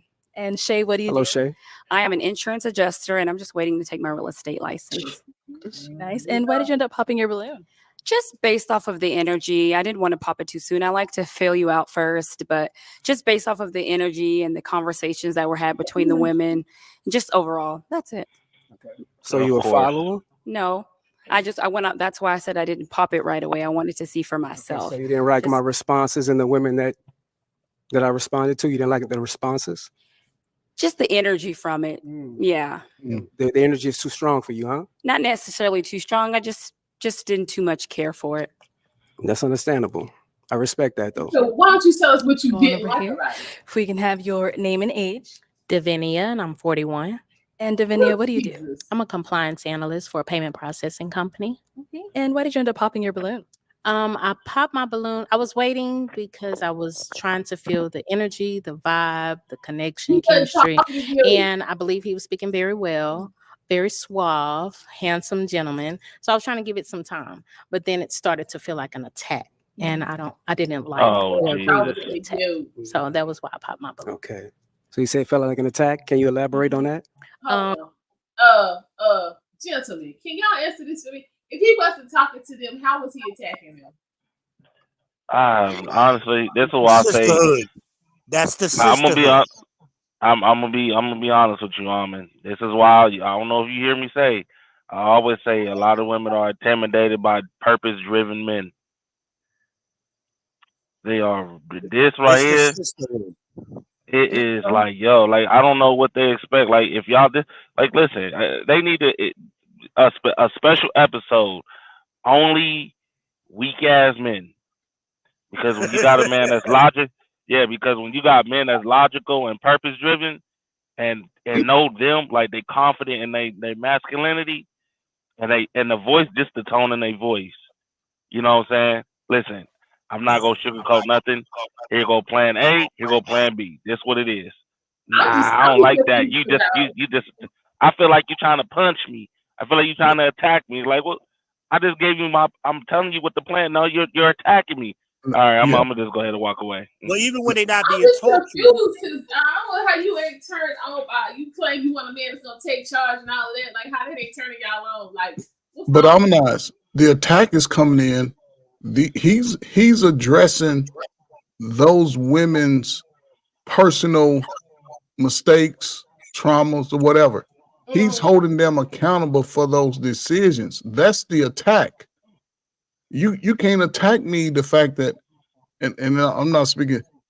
I have children, 3 baby daddies, whatever. You are attacking me because you're still questioning me about those decisions that I made. You see, none of them answered those questions. They only said things didn't work out. One gave gave a reason why the father wasn't there. You see what the other two, nowhere in sight. That's the first thing they say. The niggas ain't shit. They ain't nowhere in sight. Everybody else have 2 and 3 kids, but he's attacking that by just asking questions about it. And once women understand a certain level of sisterhood, they understand that. Even if, because all of them had kids pretty much. So if he feels like that about her, he feels like that about me, I'm going to pop my balloon. But this young lady, he's smooth, he's suave, whatever. Women kill me about a vibe. I ain't said shit to your ass, so how we going to have a vibe that's together? what I'm saying. So, That's the part I be trying to figure out. They don't know what the hell they want. There's been not no compass with you talking about this vibing and all of that. Okay, so is it possible? I'm pretty sure it is that if you've made these amount of horrible decisions when it comes to having kids, you have made equally as bad decisions in other areas of your life, and they're just trying to not have that be found out. Exactly. It's not a stain to me because I've had to accept it. And a lot of them are not proud of that. Because listen, from what I see, and this is what I love my sisters, but goddamn, they had a child and they still, the woman in the black, I guarantee everything she got on costs about $1,000. The wig costs about $800. The young ladies, even they feel like they dressed up, it ain't appropriately. Today, modern women, that's the uniform. Everybody wears the same uniform. And they'll spend thousands of dollars on the fake hair, but they won't spend $500 on getting the child a tutor. They won't spend $500 on putting the child in something that's beneficial to the child's socio-emotional development. But goddamn it, they gonna look good and they gonna make those demands with a fucking. I would say this, any man, just what's your credit score? Let's go, because look, everybody can go on Expedient or whatever that is. Let's pull that motherfucker up. See if your shit match my shit. If it match my shit, shut the hell up. See if we can work it out. Other than that, and that shit don't even look appealing. This shit right here is, to me, it's too much sex in my face. I'll be trying to stick all of them if I was a young dude. Like, man, all y'all motherfuckers, come on. Got time for that. He asking some very direct questions, which is warranted, especially in today's time. And he's standing on it. And for me, I be sitting there just watching females just bypass dudes like this all the time. I be like, yo, you said you want a man that stand on business, and you didn't choose him because he didn't make you laugh, or he didn't make you smile, or you felt some type of way because he actually was being truthful. You know what I'm saying? Like, yo, I was like, you losing out. You the one that's losing. Listen, you gonna get mad when he start dating them white women and all the other shit. Don't get upset. Don't get mad. Don't get mad. Don't say shit, because you bypass men like this all day long. Don't get upset. He been wanted to do it. You know, and he been wanted to do it. I'm like, no, he didn't. Most of them dudes that date outside, for honestly, y'all, they don't. They always go for black women first, and then eventually they get tired of it. And the first white woman come along and showing some love, and now you see them niggas with 3 or 4 kids in the big white house with the picket fence, and all that goofy shit. working his ass off, damn near a slave for the white woman. Excuse me with the word, but they work their ass off for the white woman. They work their ass. Nigga shave his mustache and everything for her. Baby, I'll shave his mustache off. Then wanna come talk to me about the problems. I don't hear that shit. Man, I can't believe my brother. I can't believe his sorry ass chose that brought that decided. Like, bitch, you had it. You had it. Yo, he was trying to holler at you, and you try to play him to the left. Now he bring a white woman, and now you upset. Nigga, come on now. Let's hear the rest of this. She ain't got nothing. Nobody has a bra on. Nobody. Not one of these chicks. You don't judge people from their past, Yes, or you you do. like to start off with a clean slate. I don't think that if a relationship works out for a woman and it happens to be her second baby daddy per se, I don't think that's her fault. So if she decides to stay and marry the man, like Brian says, then that means she's Hold on. So you been in two relationships. Yeah, You've been in her? two The next woman relationships. shaking her head. Trying to help people. American No from Louisiana. accountability. I have the choice to. You've been in two relationships that had two babies, and ain't neither one of them work out, but that ain't your fault. No. Oh my God. No, it's not. Lord have mercy. It's not my fault. How you expect me to take accountability? My God. These kids are dumb as hell. It's not my fault. How Kids. this work? They ain't kids. She's 41.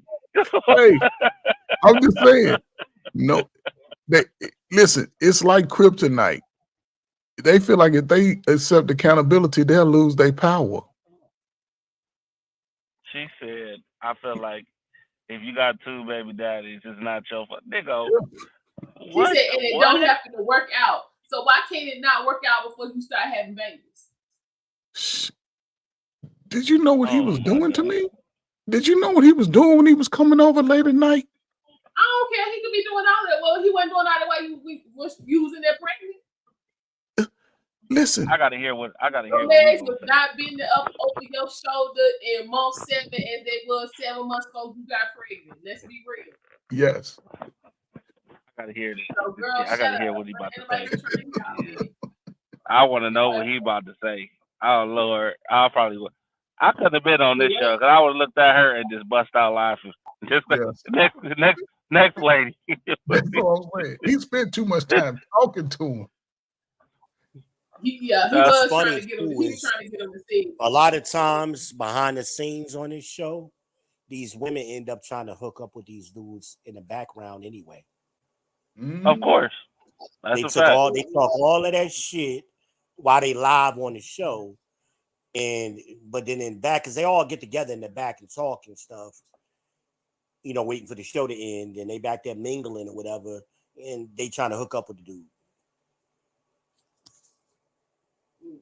They was talking about that on some show. I think Kiaz was talking about that. Kiaz or whatever his name is. Oh no, the dude with the suitcase was saying, "Yo, after you try to contact me and the whole no, I didn't. Yeah, you did. You tried to contact me and everything." Yeah, I remember that. Because that's the sister code. That's the sisterhood. That's why I don't think these shows are good for women. Because you get that hive mentality, and you'll see a girl pop a balloon because the other girl popped a balloon.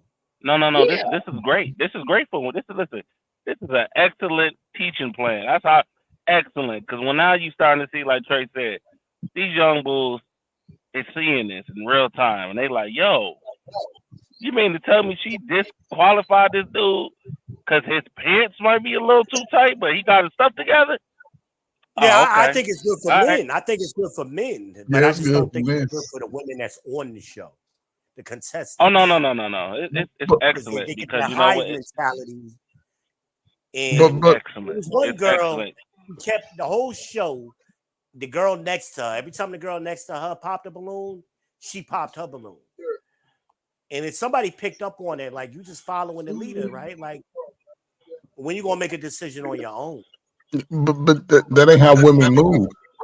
Women move if somebody's attacking one, they move accordingly. But if somebody if they listen, and women are funny because they'll say, it ain't me. I'm my own woman. And just because he said something to another woman, now they all in agreement, right? But let one of those women say something to help the other woman accountable. No, fuck that. You can't do ain't no fucking sisterhood. What you talking about? I don't, So they just confused sometimes. It's unfortunate. Because you can't and you heard me say this all the time. 17 to 40, they all look alike. Now the woman in the black, she's well into her 40s. She don't look no different from anybody else. Nope. I don't know. Hit the play button. I gotta hear this. I want to get to the woman in the black to see what she gonna talk about. They already did, huh? They did. Yeah. You need me to go back. That was the one with the 3 No. baby I mamas. want to hear this one right here. Okay. I want to hear this one right here. 41-year-old. Let me make sure I'm in the right place. To have the pick of the litter. So why would I pick you if you have multiple? Trying to feel the energy, the vibe, the connection, chemistry, and I believe he was speaking very well, very suave, handsome gentleman. So I was trying to give it some time, but then it started to feel like an attack, and I didn't like or agree with the attack. So that was why I got my vote. Okay. So you say it felt like an attack. Can you elaborate on that? You don't judge people from their past, or you like to start off with a clean slate. I don't think that if a relationship works out for a woman and it happens to be her second baby daddy per se, I don't think that's her fault. So if she decides to stay and marry the man, like Brian says, then that means she's settling. And do not agree with a woman having to settle just because the opinions of others thinking that, it's going to be her fault. It's her fault because it didn't work out. You settling for your kid's father. How the hell is that settling if you chose them, then chose to have a baby? How does that settle? Oh my God! You hear this ass backwards shit. Y'all don't even make no sense. Not at all. And this is why her old ass is on the damn show. Oh my God! You chose the dude. You chose to screw him. You chose to have a baby. So choosing to stay with him and have a family is settling. Yes, it's settling. Oh my God! I'm shocked right now. I don't see why Trigger yell. I'm here. It's just like the older I hear these, it just gets worse and worse. The older the age, it's like, yo, you 41. How is that settling? What, man? What is going on? Oh man. But this is messages passed down to the younger women. That's why the younger women, first of all, they're going to pass down the uniform code to the younger women first. Then they're going to give them this rhetoric when they hanging around and going to their little smoking hookah parties. Girl, he broke your heart. These niggas ain't shit. Girl, your baby daddy, don't settle for that nigga. After you give him a baby, now you settling? That's just ass backwards. As my parents used to say, your ass is ass backwards. Yes. So, my grandma was good for that one. One thing I like that Brian is doing is he's making them explain what they mean. And the fellas, we need to do a lot more of that, because a lot of times women use words, but they mean something completely different. And you don't know what the fuck they talking about. Like the fucking settling is one of those words. Settling. To settle means you already had more. And now you're settling for less than you're accustomed to. So if you ain't never had $100,000 dude, how it's getting with a dude making 60 settling? You ain't never had nobody that made more. That ain't settling. That's your normal. And this thing that they call standards, it ain't a standard. A standard is what you get over time. That's your normal. What they got is a wish list. It ain't a standard, it's a wish list. And they think anything outside of that wish list is them settling. Man, these are some damn scammers. That ain't it's a fucking wish list. And that's what we gotta start calling them out for it. It ain't your fucking standard. Kevin was masterful at this shit. God, I miss The Godfather. Because he would paint them into a corner with their own words. So how many men did you have before there was high value? And he would say, oh, all of y'all claim you had a high value man. And you don't even know one. But that's the claim. Because it's a wish list. Okay, y'all. Do me a favor, guys. Look at their faces. Look at Arlette. Look at Miss Brown that's talking, and look at the one in the black. Look at their face. I'm looking at the one in the black in the back, and she. You see that? Yeah, I'm. You know what? I'm looking at the one with the cowboy hat. She's just sitting there all calm. But the one in the black, like, And she's probably the oldest one up there. Like, I mean, this says a lot about putting your best foot forward. I don't mind the age. The age becomes a problem, and this is what we're all reacting to right now. These older women, they talking and acting like they in their 20s. Yep. Now, if you had a 42-year-old woman who's acting like she's 42, that's something special. You know, especially if she still look good and all of that. But when you got a 42-year-old woman that thinks she's 25, don't nobody want to deal with that. But brother, here's the crazy part. And I think you old enough. You heard Prince's song, right? Didn't Prince sing a song where he actually said, "Mama, act your age and not your shoe size"? Yes. We've been getting this for 40 years. So I don't know. You can see this shit coming a mile away, man. Don't waste your time with that shit. But it's good, and this is the beauty of the manosphere, where we're talking about these issues openly now. Because again, before we didn't talk about it, except privately. We might have some garage, backyard conversations, barbershop talk, you know, but it wasn't an open thing. And that's why women get to say, well, I ain't know. I'm like, men have been saying this shit all my life. They knew that shit. You didn't know. Well, I ain't never heard that. They heard it. What do you mean? Oh, and then they want to try to sell you on their bullshit. I'm telling a girl recently, men want you to be as natural as possible. We don't want the lashes. We don't want the fake hair. We don't want all of that shit. She's showing me pictures of herself with eyelashes on. Well, didn't I look cute in that picture? Yes, you did. That don't mean I want to see you look like that every day. That's what they don't get. I think a Ferrari is a beautiful car. I don't want to drive one of the motherfuckers every day. Not in Charlotte. Fuck no. No, thank you. No, thank you. Not in North New Jersey. Try driving a Ferrari around North New Jersey. Hell no. You better not. Your bumper will be sitting on the side of the road. I had a Mustang. I hated driving my car in Jersey because of them damn potholes and shit. But my point is, a Ferrari is a beautiful car. No man is going to disagree with me. I've never heard a man say a Ferrari is ugly. No, we all be like, yeah, that car's sexy as shit. But you ain't going to drive one every day. Who wants to? Because then we start thinking, damn, I got to put tires on this motherfucker. You know, Coach Greg Adams talked about his 911, how much his tires cost. Hell, I remember how much my Mustang tires cost. I could just imagine what the 911 tires cost. Fuck no, I don't want to drive that shit every day.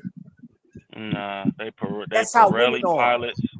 No, they Pirelli I don't want no pilots. woman who looks like that because I'm thinking this gonna get expensive. No, the tire on a the what makes the tire so damn expensive? They Pirelli pilots, but they are a race type of tire, and they upwards of like $1,300 for each tire, depending on the size. Yeah. That's just starting off. So a port, I believe it's about $1,500-$1,600 for one tire. Yeah, listen. I had Mustang come standard with a Z-rated tire, right? Z-rated tires are race tires, and they burn up quick. That's what they're designed to do. But I had a guy once. I got tired of buying fucking 2 sets of tires every year. It get hot as shit down here in the South. I'm eating up tires every year, eating them up, 2 sets. Finally, I started talking to my tire guy. He says, "No, man. What you need to buy is the H-rated tire. It's the same tire. It just ain't gonna burn up quick." I said, "Damn, man, where the hell you been at all these years?" I didn't notice any difference in my driving. I started getting them tires would last me about a year and a half, as opposed to I got to buy a new set of tires at the end of every summer because I'm eating them up, So them H-rated tires, and they was only 17s, 245 17s. But that H-rated make a difference versus them Z-rated racing tires.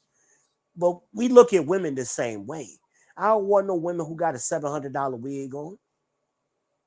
I damn sure don't want to marry. I might smash, but I ain't trying to marry that woman because I'm counting how much money you wasted. That's a waste of fucking money. I'm like, why did you put that shit on your face, the eyelashes, when I don't want you to do it anyway? I like the way you look without them. I don't know why they think because we like something at one moment in time, we want that all the time. And that's like women, they go, well, you like that on your Instagram. I saw the girls you was liking. That don't mean I want to be with them. I like that picture at that moment in time. But I think that's where the standard gets convoluted. I think if you set a standard, you should sort of stick to that standard throughout the process. Just like women, even when they say they want to get with you and just hook up, you start dicking their ass down. But what I'm saying is, even the look, me, I don't like weave, I don't like makeup. I met a woman, I would let her know, listen, I don't like it. And you make a decision if you want to deal with me or not. Most of them still let you get the coochie if you got that vibe or they got that connection. Huh? I said it's coochie now. It used to be cooter. Well, the cooter cotta. I'm gonna keep it Cooter cat. PG. That's what my the mom cooter used to say. cotta. Cooter cat. If they like you, they still go give you the cooter cotta.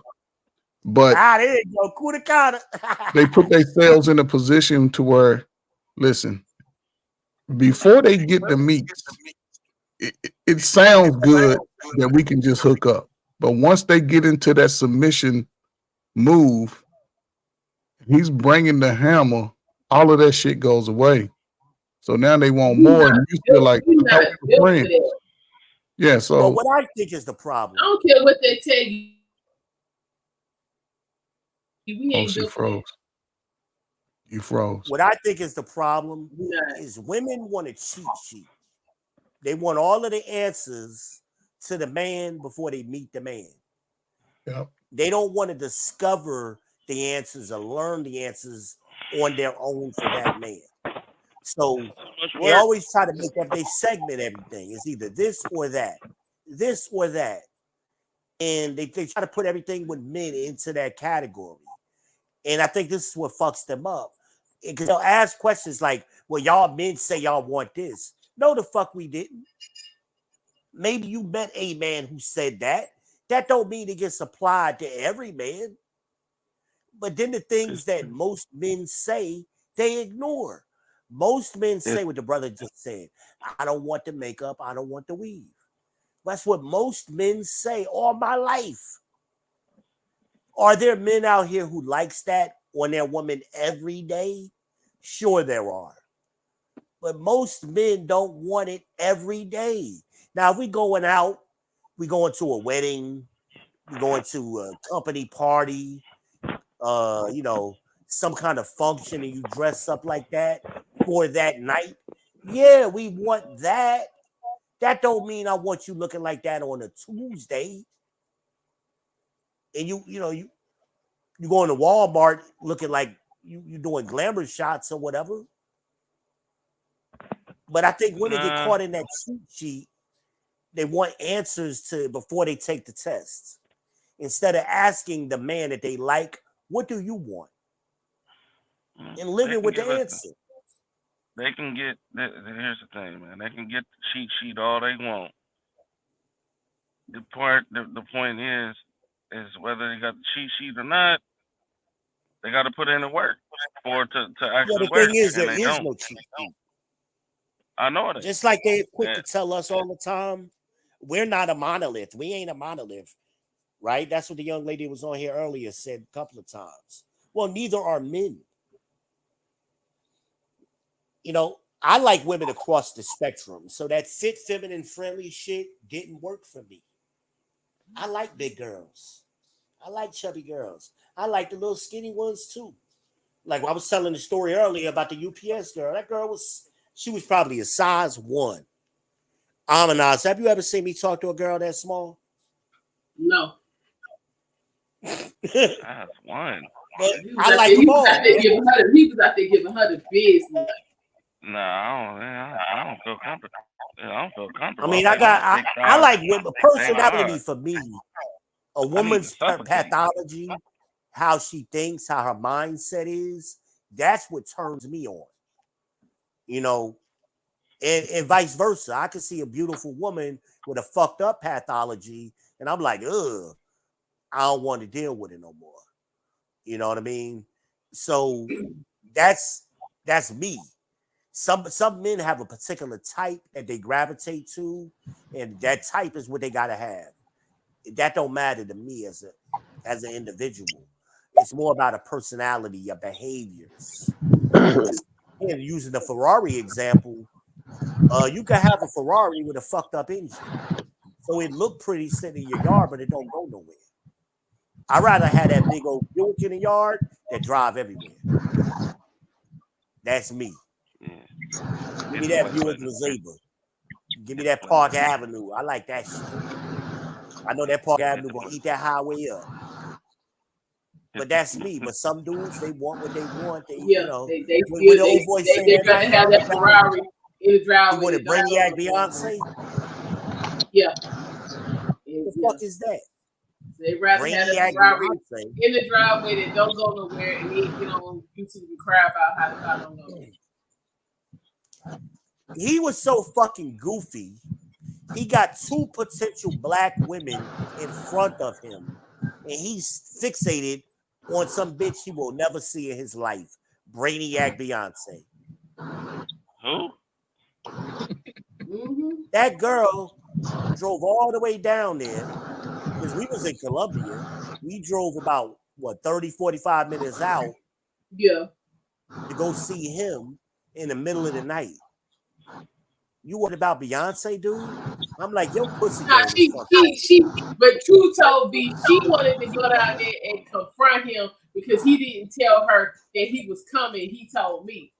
Yeah, but I'm talking about his mindset. I'd have been trying to smash somebody. Y'all came in the middle of the night to see me. Yep. Somebody getting smashed. His goofy ass. Yeah, but that was well after Booty Call Out. And here we are. That was 2019. Here we are, damn, 5 years later, and he's still in the same situation. So that's why I stepped off when y'all was talking. I stepped off and walked down the street, but I was observing his game, and I'm like, dude, what is you doing?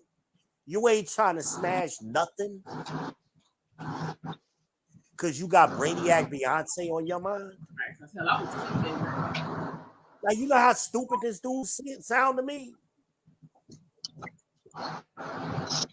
I'm about performance, man. I don't give a fuck about aesthetic as much.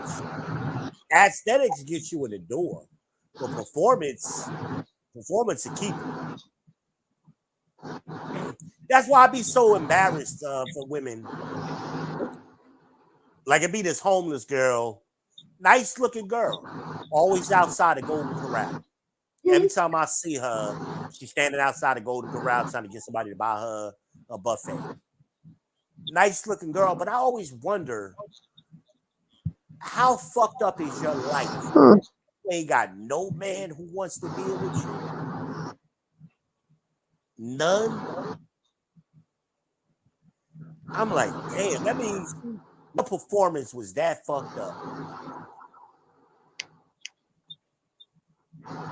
Your sex game is whack, your head game is whack, your behavior just as a person is fucked up. If nobody wants to deal with you and you out here homeless by yourself. I understand how men wind up homeless, but women, especially a nice looking woman, I'm like, I don't get it. I don't get that shit. But I bumped into a couple of homeless women. They just have the nastiest attitudes. I'm like, I see how you got here. Wow. And I hate thinking like that, but I be sleeping with you. Like your personality is so fucked up. Old girl that I tried to get the job for. Remember a couple of weeks ago. Yeah. I cut her ass off. What happened? Her attitude was fucked up. Now, you the one that's fucked up. Your car fucked up. You lost your job. You know, trying to borrow money from people. And you got a fucked up attitude. Okay, no problem. I'm done. And I'm the one that's trying to help. I'm trying to help her. And you treating me fucked up. I ain't asking for nothing. But this little snarky, people show their true colors sometimes. Man. I don't like that snarky attitude shit. You like your shit don't stink. And you out here fucked up in the world.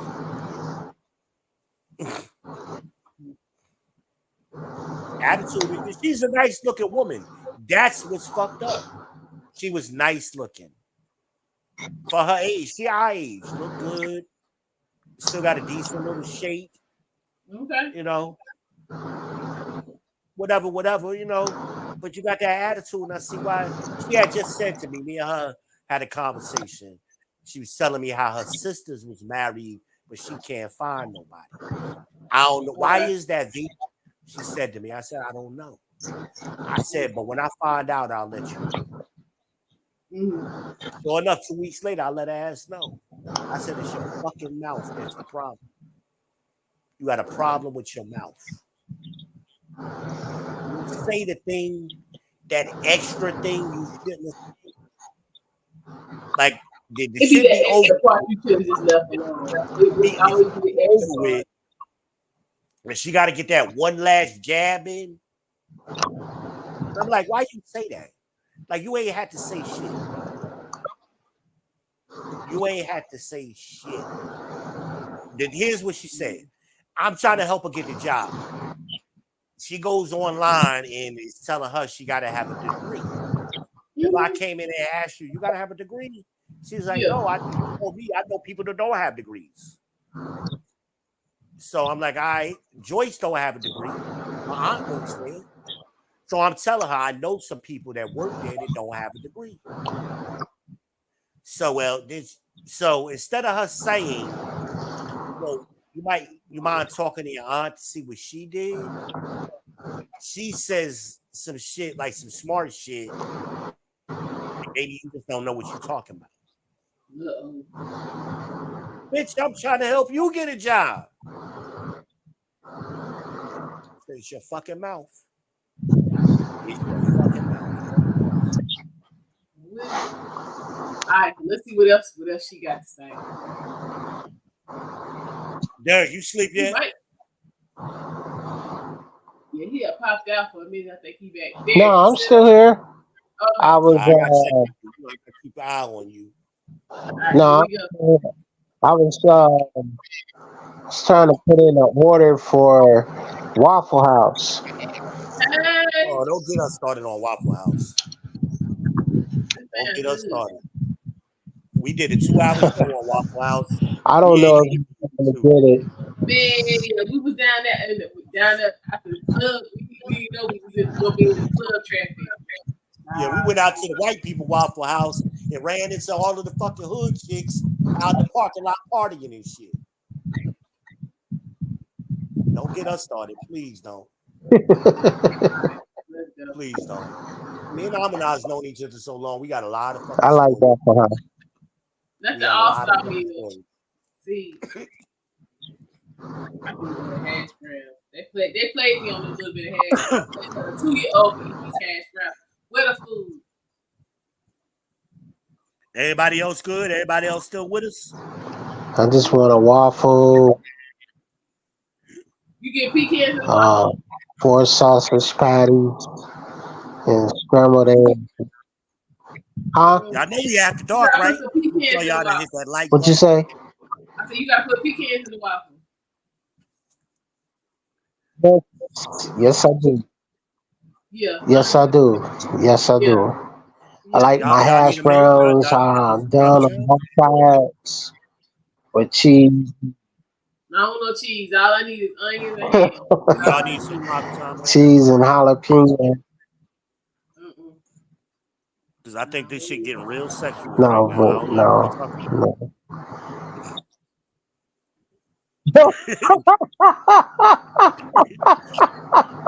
But y'all making me uncomfortable. No. Both y'all voices changed and shit. I'm like, wait a minute. What the hell is going on?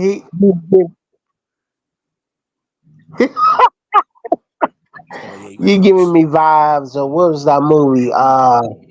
50 Shades of Grey. You gotta put that cheese on. My grandmother watched that movie. I was like, oh my God, really? Before you play the video, hey, everybody in the chat in here on the panel, we appreciate y'all stopping through. Amanaz 78 is rocking strong.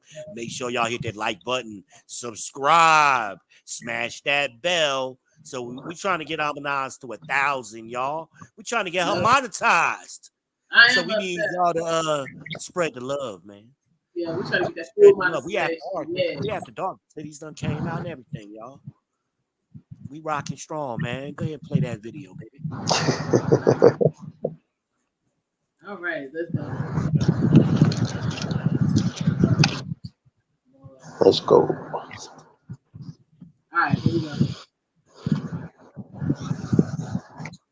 They start off with different personas, and then you slowly kind of learn who they really are. So if you decide to walk away because that situation isn't healthy for you, that doesn't mean that it's your fault that it didn't work out. Okay. So there's 4 billion women on.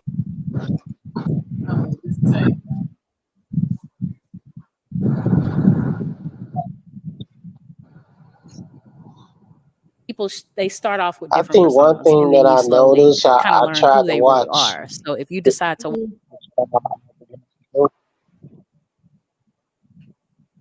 What'd you say? No, I was just saying, excuse me. I was just saying, this guy, to me, he was taking a lot of Kevin Samuel's talking points and just making them, I don't know, more aggressive. If that's the word. I don't have a word for it.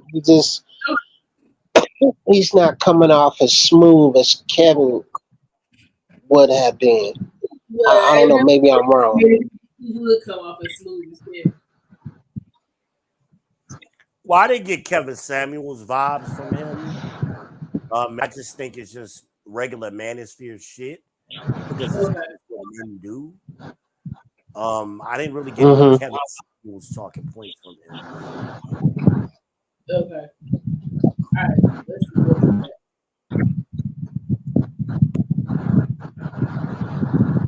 walk away because that situation isn't healthy for you, that doesn't mean that it's your fault that it didn't work out. Okay. That's exactly what it means. Okay. That's exactly So there's 4 billion women on the planet. Mm-hmm.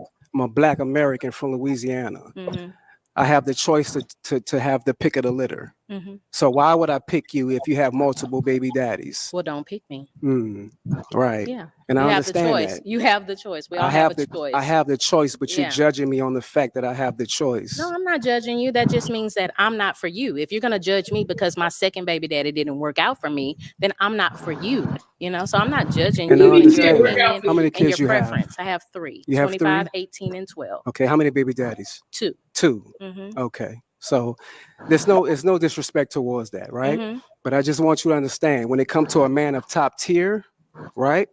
We give you a few from one man. That's it. If you have multiple from a different man, that disqualifies yourself. So it disqualifies a top tier woman from getting a top That's tier exactly man. right. Why? Because that's that is exactly wrong. If you got 3 kids by 3, was she 3 by 2? 3 kids by 2 different niggas, you not a top tier woman. Well, that's a problem with women. That ain't They top tier woman behavior. all women think they're the best of the best. They're top tier. They're a good woman, unquote. Yes. All women say that. Yes. All women say that. I've never heard a woman say, I ain't shit. Well, I got some work to do.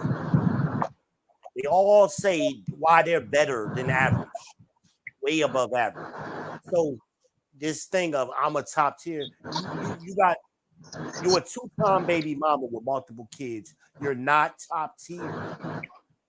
Not at all. I mean, it is what it is. Prince John. But that's what Brian dropped the ball. I mean, he's been talking shit the whole time. He should have said it. He been saying everything else. He should have said, "You're not top tier." Yeah, she'll let her know. And we got to start being honest about that. Women don't decide why you top tier. But what makes him top tier? Huh? Say that again. What makes him top tier? That's my question. I don't know. What makes him top tier? He didn't disclose that information. We don't. It doesn't matter. She's not top tier. Right. So. Right. It don't matter what he is. But he can't be something that he's not. Sure, you right? can. You can want more than what you are. Right. That is true. This is why you can have a millionaire man who will marry a woman from McDonald's. Because he doesn't require her to be on his level.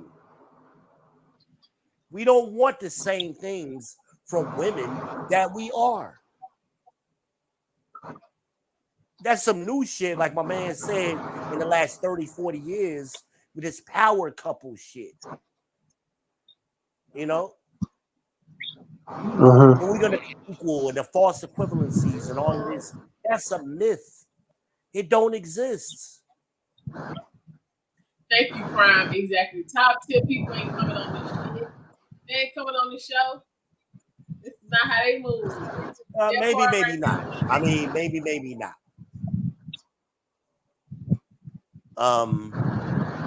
And again, I told you that before. Men like to take shots at other men to make themselves look better. We got to stop doing that, fellas. We don't know why this man made whatever decision he made. He hasn't told us why. He may in fact be top tier. We don't know. You know, damn, when he was calling Kevin Samuels on me, Kevin would not be advising this nigga to go on this shit right here. You faded out. I really can't hardly hear you. Yeah. Kevin would not be advising to go on this shit right here. No. And here's the thing about top tier. As Black people, we just sort of define that shit, but we don't know the meaning. It's not just about your money either. It's about your behavior. How do you move as a man? And I equate it to this. I don't give a damn how you moving around women. How are you moving amongst other men? Because men qualify men as top tier. Women cannot do that. If he came on there flashing his little gold chains and had on his little Fuji watch and them tight pants and the belt to match, all that shit would have been cool. When nobody said nothing about his dress. A man that's top tier. The one thing you don't have to do around women is say you top tier. You don't have to say that. You just move in that capacity. A top tier man wouldn't even gave all this extra conversation to these women. You don't have to. You move on. Thank you, baby. Appreciate you. Your loss. Keep it moving. Oh, you got kids? Okay, cool. Are they smart in school? Which they'll lie. Oh, but we know the truth. But I'm just saying, a top tier dude, nah, man. You say what you are, what you do, and they understand. Phoebe said, "I'm a chemical engineer." Blah blah blah. They don't understand. Like, oh, he making money. But a top tier dude. Derek said earlier, we don't know what was said to him by the people who produced this show.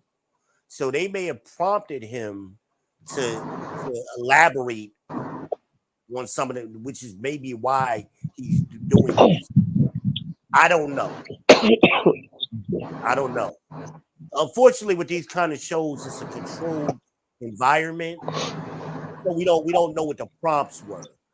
Now we see this guy in an organic situation. They move differently.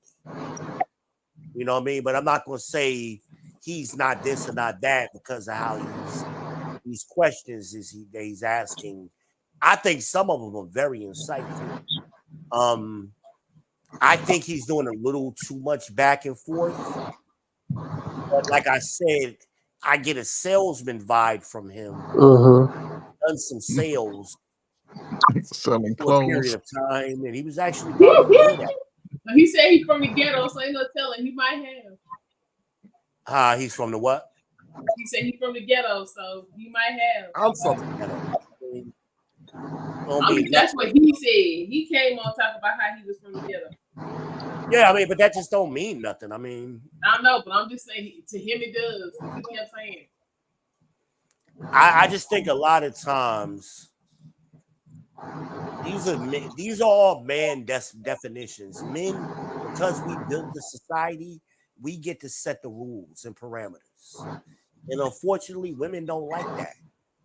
So they want to make up their own parameters. Whether we call him top tier, high value, whatever we're calling him. I mean, Kevin gave us the 6 bulletin points, which is, pretty universal.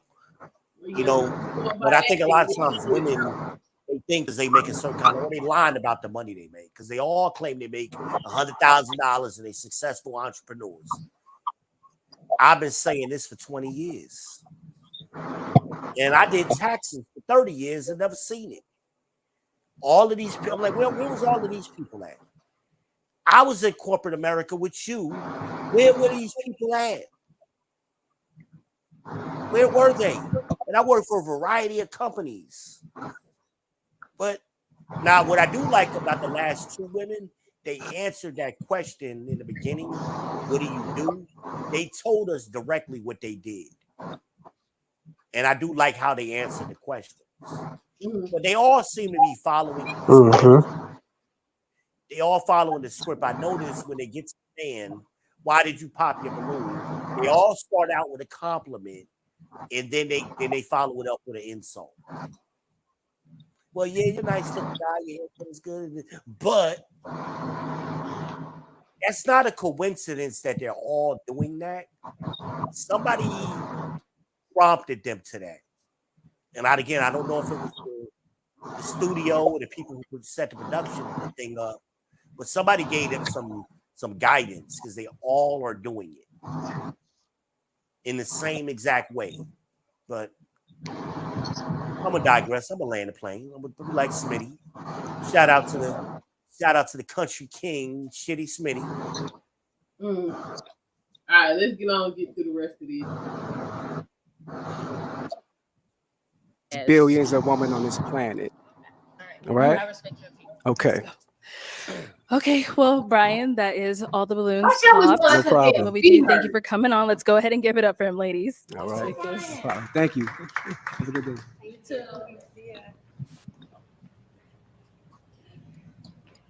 Okay, so we got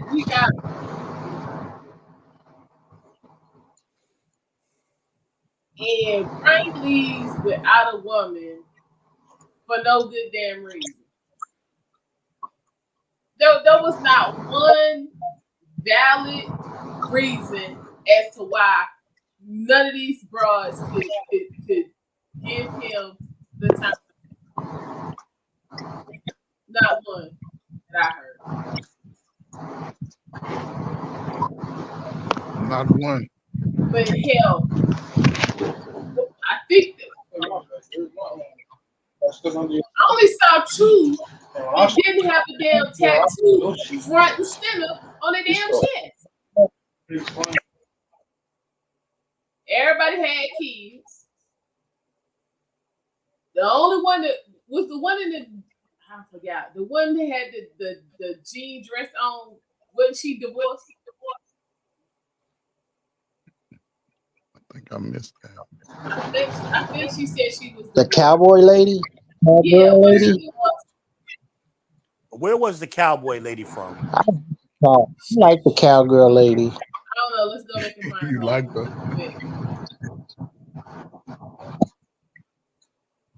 Did you like the cowboy boots?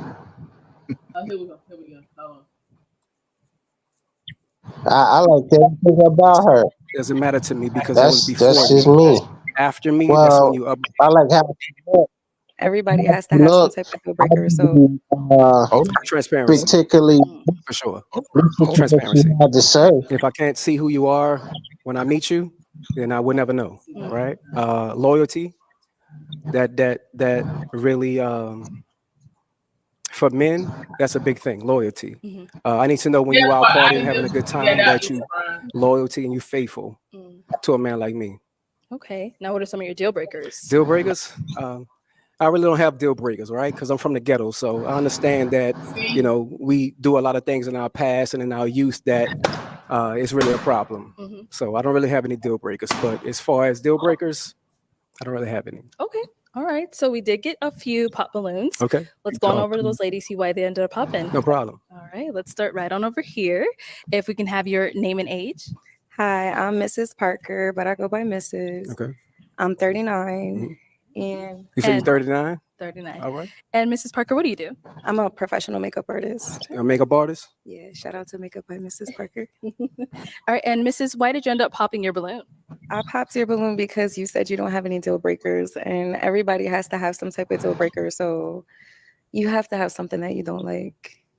But you look really nice. You look dapper. Nice to meet you. It's definitely nice to meet you. When it comes to deal breakers, I'm not a surface level dating type of guy, right? Okay. I don't really care about your past. I'm from the ghetto. I'm from New Orleans, right? So nothing that you've done in your past doesn't matter to me because that was before me. After me, that's when you upgrade yourself. So that's why I said I don't have any deal breakers, because I don't want to say that, hey, you know, you're not my type because of what you've done in your past, not knowing that that wasn't right or wrong. Okay, so that's why. Harmonize. I have to And stop now, him. is I have to Mrs. stop Someone him. that's your type? Okay. Because if you heard him, he ain't got no deal breakers. What you done in your past ain't got nothing to do with me in your future.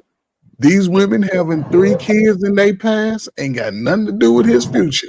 Okay, see, that was my question. I think this is before you joined us. That was my Okay. question. I was like, so, sir, like in what? So are because again, I was you said your past is past. So I'm like, sir, are you putting on the premise that okay, your past don't matter as long as I can't see it?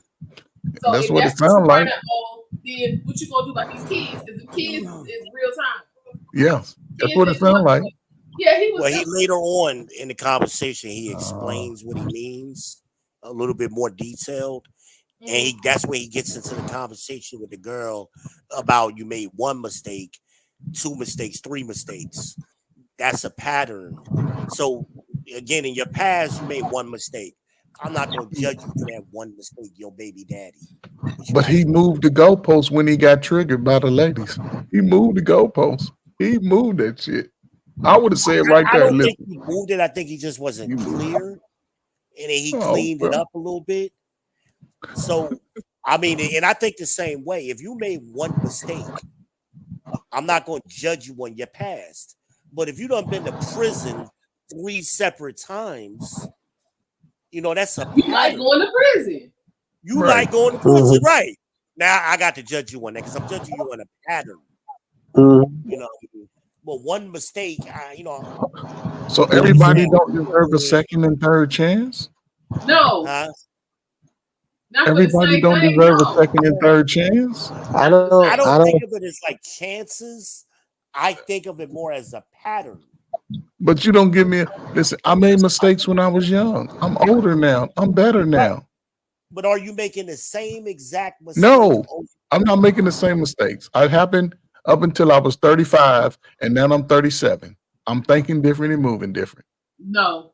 So that's what he's saying. That's what he's getting at. I don't want to see you make the same mistake over and over and over and over again, is what he's saying. But I'm 35. If you got 3 kids, then you already shown you have the propensity to keep making the same decision. Because that ain't no mistake. 3 kids by 3 baby daddies ain't the same. But that's in my past. Ain't last week. It ain't in your past. Them kids are still here. But what I'm saying is, I got that cooler. I gave that cooler kind of way to him 3 years ago. That's in my past. I mean, if we're gonna be semantic, like I get the essence. Your past. I mean, we could play that game and say anything, Your past affects your future. anything that you said 5 minutes ago don't count because that's in your past. But what I'm saying is, I'm being facetious just to prove a point on this is how they operate. I know you are. That's why I'm playing it with you. So it's just sad. It's just. So at some point, we got to cut it out, is what he's saying to the women. Like, okay, I'll give you 1, but I'm not giving you 3 of them. You can't just keep doing it over and over and over and then going, oh, that was in my past. Right. Not by different dudes. By different dudes. And that's why I made the comment earlier with, well, okay, why did the first baby daddy, he passed away, quote unquote. How did he die? We need to know that because you obviously keep choosing ain't shit me. Same type of So dude. you got 2 baby daddies after the first one who disappeared. No, they ain't disappeared. And as she kept talking, she moved. As she You kept don't know talking, they mama and them. Yeah. so they ain't You don't know nobody. disappear. They nobody. So that's she moved. They ain't disappeared. Yeah, they moved. She They ain't moved. She moved. She know where they at. Or you was too loose with your damn pussy, and you letting dudes you don't have no knowledge of smash. Man, ain't no woman got You no. know where they Ain't no at. woman loose with her cooch, man. That's friendly cooch. What are you talking about, bro? What Mama said, it's friendly. That's You're it friendly, too bro. with it, then. You're too friendly with the shit, okay? I want some friendly shit. What are you And talking your about? pussy out, That's what a your single man pussy wants. passing out smiley stickers at Walmart. Whatever you doing, you're too loose with it. You can let that go. But especially to the point where you don't know nothing about the guy. And I mean, To where you can find your child's father. I can believe it. Even if you just, some women don't. I've dealt with women. I've slept with women didn't know my name. Not my real name or my Hebrew name. They didn't know shit.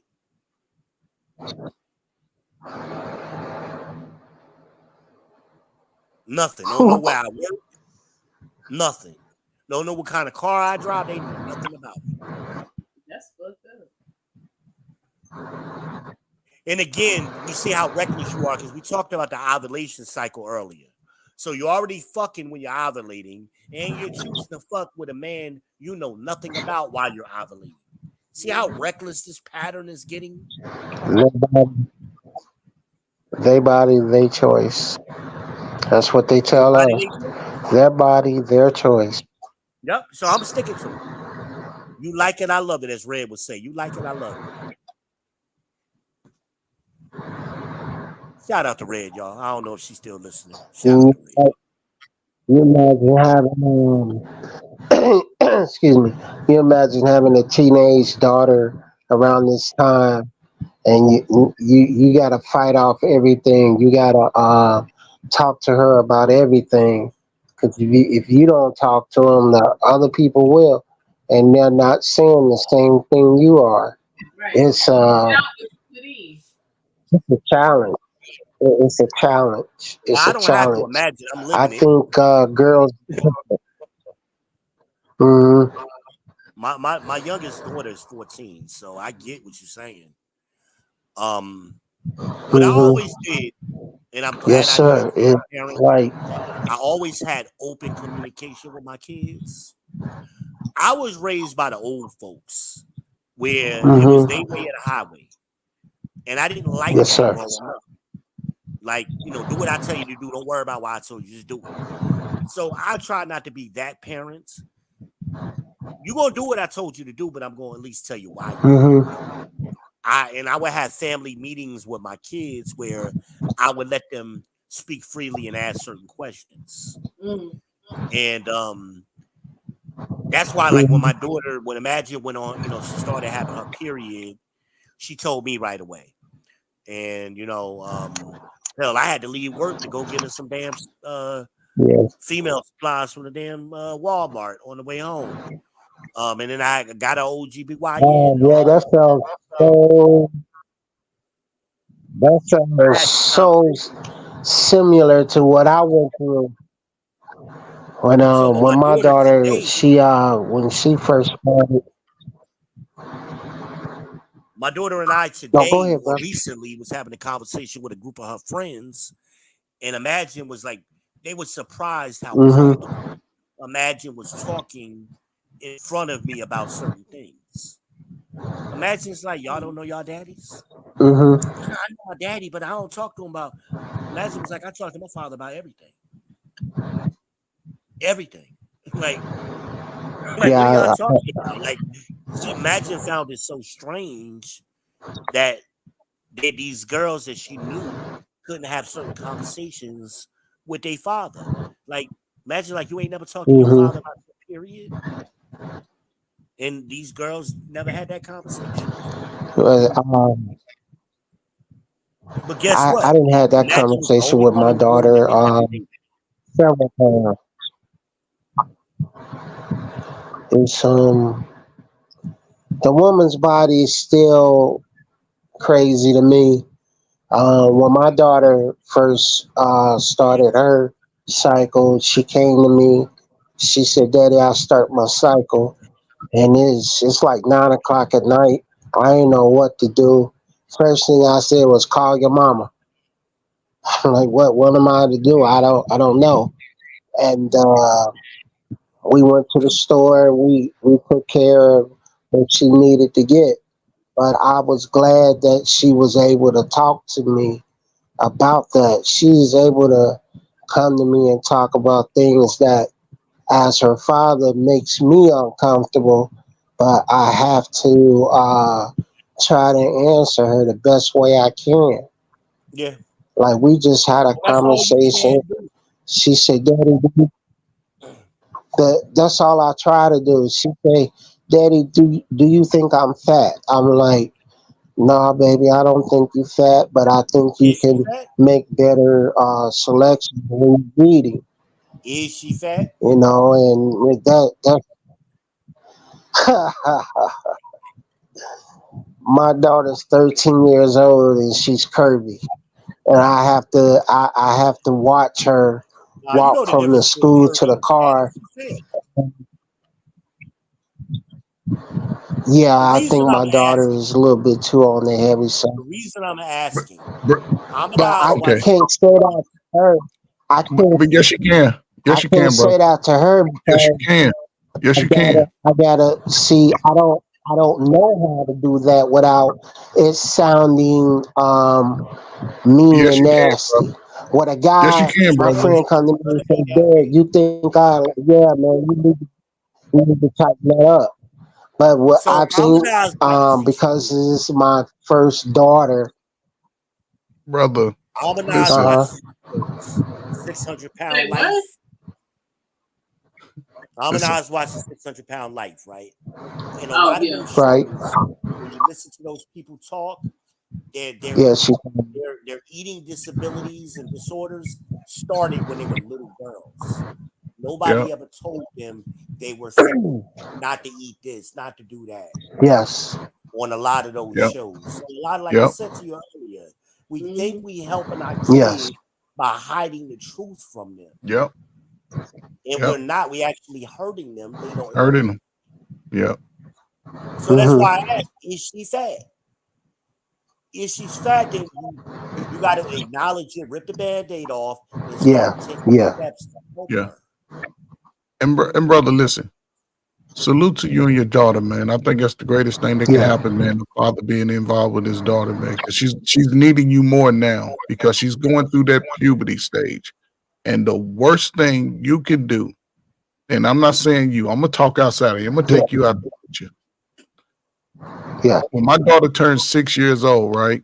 I've always been into sports. My mother played a little field hockey, and I played, basketball, football. When she turned 6, I talked to her. I said, "Look, baby girl, I want you to get involved with sports, right?" She like, "I don't want to." I said, "Baby girl, listen." And this is what I told her. You can call me wrong.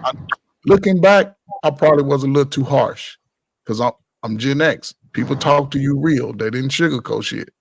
I said, "Baby girl, listen. I don't believe in fat kids." Yes. She cried for a day. When I first told her, she got upset. Yes, baby girl, I'm telling you this because I love you. I understand because I'm looking at 35 and 40. I'm looking down the road when those obese children now are just, a little overweight now, and it's just outrageous because I understood being healthy. So I said, okay. She cried, she came back. So I'm trying to come out. So you can play field hockey, you can do this and do that. I'm a sports guy. So then female I was talking to, she's like, "Do you think she'll like cheerleading?" So I brought up cheerleading to her. She thought about it. She went back to mom, right? The first thing she did, "Mom, I want to be a cheerleader." Right? Yeah. She signed up. When I went to practice, I didn't even recognize her. She had gotten so dark. My daughter was dark, light skinned like me. She had tanned so much. By the time she was in her sophomore year in high school, she won a national championship in tumbling. By her senior year, she won the state championship. She performed on the cheer. So from that age on, she was cheerleading. You know what she does? You know what she does? Part of her sources of income, she coaches high school cheerleading. Successful. And her team and her cheerleading team, they win competition. The first thing she alluded to was like, "I'm glad you didn't let me make up my own mind at that time." Yeah, they're gonna come back and thank you. They don't see it early. And the brother, it is the way that you can talk to your baby girl, because you know what you can do? Baby girl, me and you, we gonna start getting in shape. What's that? I want you to help daddy work out. And it's not gonna, she ain't gonna like it. It's different. She gotta move. She gonna have to sweat. But if you show her a little bit, get down there, show her how to properly stretch, because stretching is one of the most important things. Show her videos where y'all do it together, and you encourage her that that's very important for her long health, her longevity. And you do it with her, she's going to embrace that shit. She's going to embrace it because she's coming from a father, a place of I real. know. I need. Don't be afraid, man. You can do it. You can cry in your room. I need to tell you, brother, that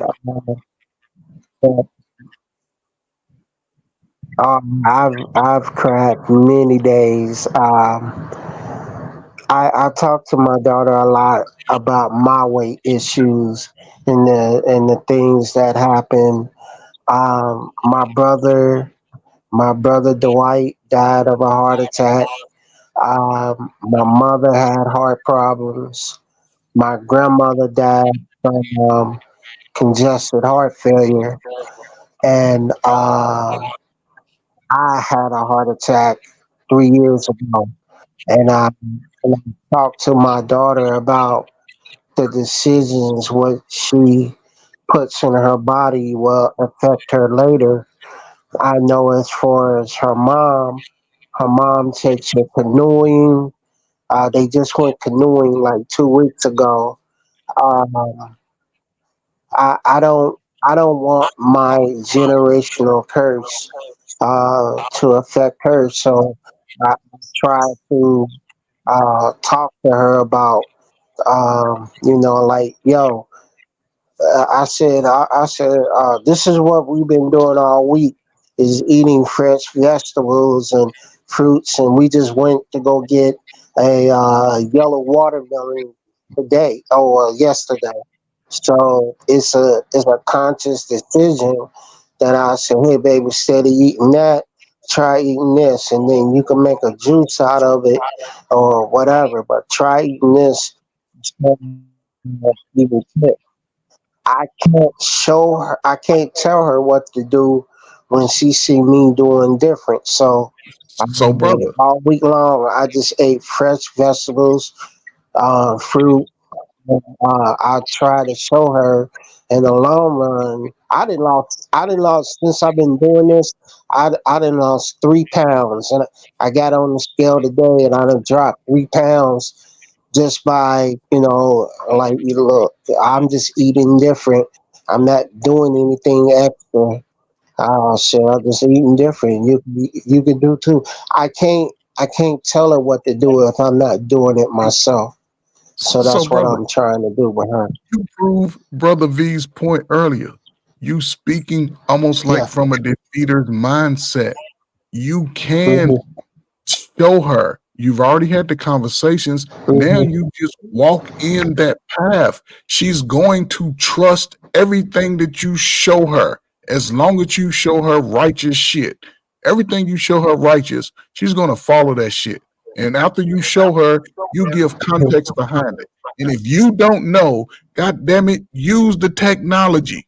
Go to AI, say, baby girl, read that. My goddamn eyes hurting. I can't read that shit. And when she read it out loud, she gonna see that story like, you know what?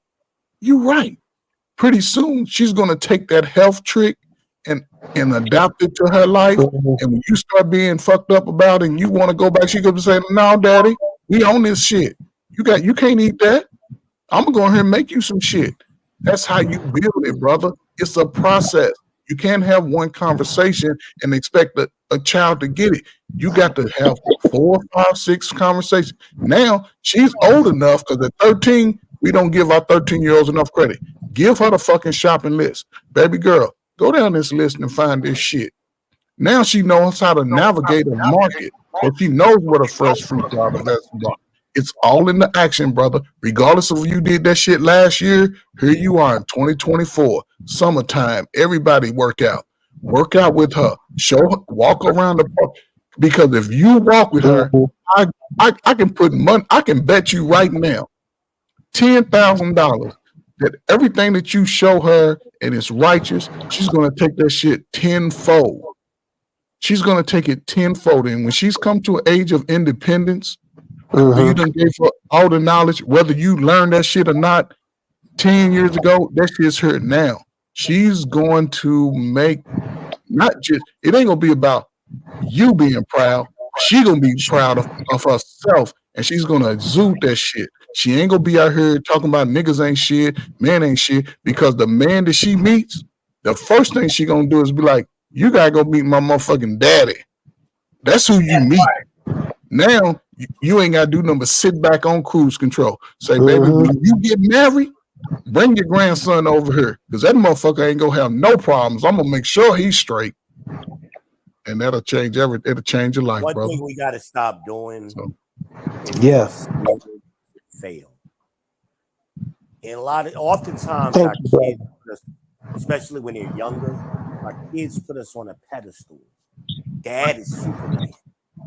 Mom is Supermom, and it's okay to let your kids know dad messed up. Dad makes mistakes.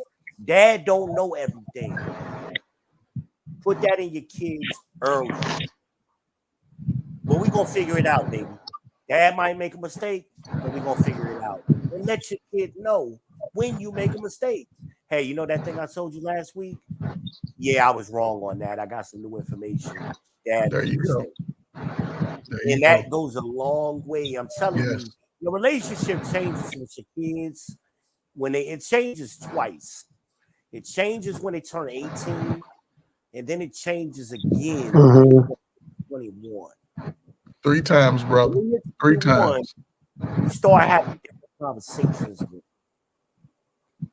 And my daughter said to me recently, she said, Dad, I don't like this relationship we got. You be telling me too much shit I don't want to hear. And I said, no, you grown now. You getting all of the unfiltered talk now. Now I want to be back. I want to be a little girl again. I said, no, you don't get to go back. You're a grown woman now. You're getting the grown woman talk. She's like, I appreciate it. And she always compares herself to her friends. You've told me things all my life that my friends are just now hearing. They just now hearing it for the first time. Imagine it's like, y'all act like this is new. Like I've been heard, my dad been telling me about this. Again, that time I was talking about the ovulation, it was 6 girls in the room. I was the only guy. None of those women could answer the question, how many days out of the month they can get pregnant. None of them knew. Except my daughter. And I'm like, this is why all of y'all got babies. Because you don't know how your own bodies work. And then y'all want to turn around and blame the man instead of takes the team. No, it doesn't. It's your body, your choice. I get uncomfortable talking to my daughter about her body. What? But why, brother? Can I ask you why? It's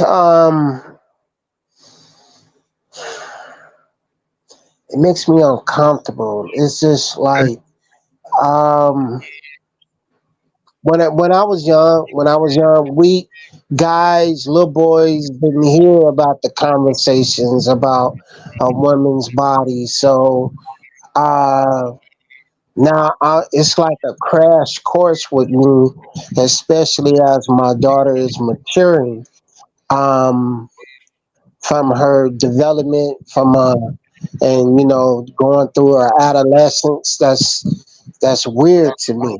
I'm like, there are times where I tell my daughter, I said, when you leave out your room, you either have your robe on or you make sure you're wearing a bra. Now, to me, to her, I'm telling her how she should look when she come out of the bedroom when she first get up. But to me, I'm like, I don't feel comfortable saying that, but So, I brother, have to. You know let what me I'm ask you trying this. to say? I'm Yes, with sir. you 1,000%. So let me ask you this. What you just said to us about you being uncomfortable, have you told your daughter that you feel uncomfortable about that? Yes. Okay. Yes, So especially her coming out the room, not having herself together, and she'll say, well, I'm just going to the bathroom, and I'll say, no, you either put one on or you cover up. There are men in this house, and that makes me like, oh, I shouldn't have to tell you this, but you're a little girl. You don't see the things that I see. but you should have to listen. Don't feel bad that you It just makes me have to tell her. weird. This is what's been missing for the last 30 years in our fucking homes, bruh. You in the perfect position. You can give her the righteous information that she needs. And if you can't do, like, if you don't feel comfortable saying the words exactly itself, sit down with her, show her videos of inappropriate dress, show her videos of appropriate dress. Let them read the information for themselves. It goes far longer than how we can explain it. Take the pressure off yourself. You just guide her through the process because you think 13 is something. Wait till she turns 15. A 13 and a 15-year-old, they years apart, brother. You gonna be like, why the hell? Because all them neurons and they start to feel grown women feelings. They feet go from a size 5 to a size 9. They breasts go 5 sizes too big today. You gotta talk her through that process. You have to, because you're going to understand that She with her body changing. And do it, bro. That's going to be scared. That's going to scare her as well. But her body changing. So by having that openness with her, that's going to help her. I need to also say that I need to also say that her mom is, reinforcing what I say about how you should dress. If I asked her, I said, how come you don't, go to sleep with your bra? And she was like, well, it makes me uncomfortable. I said, I said, okay, well, before you come out that room, you can make sure you get the robe on and you got your bra on. And this, man, when she was a baby, and when I had to either change her or wash her, I was like, I don't want to do this, but I got to. So, like, when she was a baby, I used to just put her in the tub and swish her back and forth. I'm like, all right, you clean, let's go. This, to me, it just creeps me out, man. It just creeps me out. I'm sorry, but it's something I have to deal with because I have a little girl. But see, here's the thing, and listen, I love this conversation with you because you're not alone in this, brother. You're not alone in this, and this is conversations that need to be held by young guys. Even though you're an older guy, a lot of young guys who may have children or maybe interested, this is information that they need. So I understand you being uncomfortable, and that's appropriate, but that's why it's important to have those conversations each time there's an opportunity with your daughter. Each time you feel uncomfortable, have that conversation. Then once you have that conversation about how uncomfortable it is, now you say, listen, these are some possible things that you can do. Like you mentioned, the grandmama had that onesie, that whatever they use. Buy her one of those with some, let her pick out the color and all of that, but let her know around the house, this is something that I'm comfortable with, where you won't feel bound. And listen, I believe my mother showed me this a long time ago. Take the damn bra off. Don't sleep in no bra. Let your body rest. There's something that you wear and teach. And look, when she starts filling out, take her to a place where they size bras at. Yeah. Find out her appropriate bra size. And that's all you let her buy. None of that shit where you pushing your knuckles up. You get a fucking bra. Right. Bryant, they'll do it for you. Yeah, that's gonna cover up everything. It has gotten to the point where I don't know my daughter's sizes. My daughter will say to me, like, Daddy, I need some new bras. I'll say, okay. I tell her mom, like, yo, she needs some new bras, and her mom takes care of that and make sure that it fits. And then if I take her to the store, she already know what's to get. I just pay for the stuff like, all right, come on, let's go.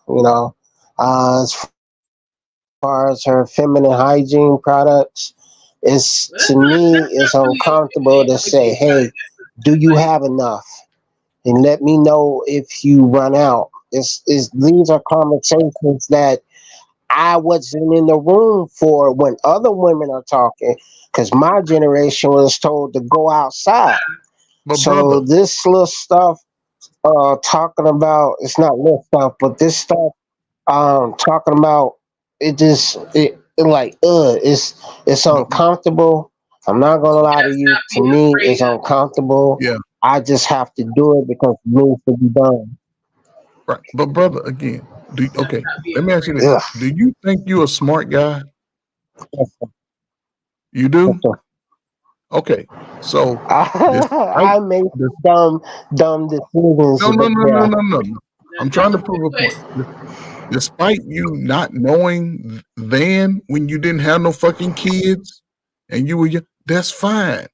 Now that you have a daughter and she's getting older and you are aware of all the bullshit out here, you have the greatest opportunity to get that righteous information, provide it to her, let her read it herself, and mother will be able to always reinforce it because you showing her the correct way. Mother's going to show based off what she understand and know, and she's going to be able to combine the two. So when she becomes self-sufficient and independent, when she start going shopping for herself, when she come over your house, she's going to be dressed appropriately according to what she learned as a young lady. She's not going to be showing up surprising you with her knockers out just because. She's going to always follow that method. Have the conversation. It changes your life, brother. I'm telling you. It changes your life. She got some clothes every time she gets new clothes. She comes to model them. She models them for me and seeks my approval. And I'm going, why is that shirt so? Why is your stomach showing? And she say, it's a crop top. I said it's a crap top. It doesn't go all the way down. And she'll say, but this is how it's supposed to go. I said, well, can you pull it down a little? She'll say, well, I'm wearing this underneath it. I'm going, okay, that'll work. I'm glad she comes and seeks my approval. One time she had on these yoga pants. And I'm looking at her. I said, nah, them ain't gonna work. And she said, why? I said, because they're too tight in the crotch. And she called her mom. Her mom said, I'm looking at the wrong thing. And I said, it's already uncomfortable for me to say it, but can you realize what is being shown? I feel better if she takes them off. I'm like, yeah, I know it sounds weird, but no, brother. That's how I feel. Listen, from what I'm hearing, listen, brother, because I want to hear what Amanai's got to say. And this is very interesting. Yes, the fact that she had those clothes, somebody bought those clothes. And that's where the lack of communication is coming in with you and the mom. Have that meeting with you, her, and the mom, the family meeting. Mom, I would appreciate if my daughter would not dress like what I'm seeing out here in these streets. Daughter, I'm not going to let you dress like that. There are clothes that you can wear that are totally appropriate. However, for your safety and your well-being, I have to ensure that I can protect you as much as I can. It's different. Somebody put their hands on you, fight, scratch, pull a motherfucking eye out, whatever you got to fucking do to survive. But I don't want to put you in that position where you're presenting yourself to draw that negative attention. You can't control what other people do. And it may be uncomfortable, but that's just like my brother Vince said. If you can have those uncomfortable conversations with your young daughter today, man, when she's 22, 23, man, she gonna fucking move in a way so fucking cool. You gonna be like crying and shit, like, damn, look at my baby. And you just can't, if you're afraid, find somebody righteous, brother. I'm telling you, they're out. The parents can't, the parents buy the clothes. So you can't completely listen. You fight behind, you putting yourself behind the 8 ball trying to comment after she's already got the clothes. Have an expectation of what type of clothes you want her to wear through the mom and have those conversations. Because you're doing good. Yeah, we didn't disagree with Standard time. Amanai 78. Like, subscribe, and share. Smash that bell. Smash the bell, please. We appreciate it. Make sure y'all share. We're trying to get Amanaz over 1,000, y'all. She almost there. Let's push. Let's push.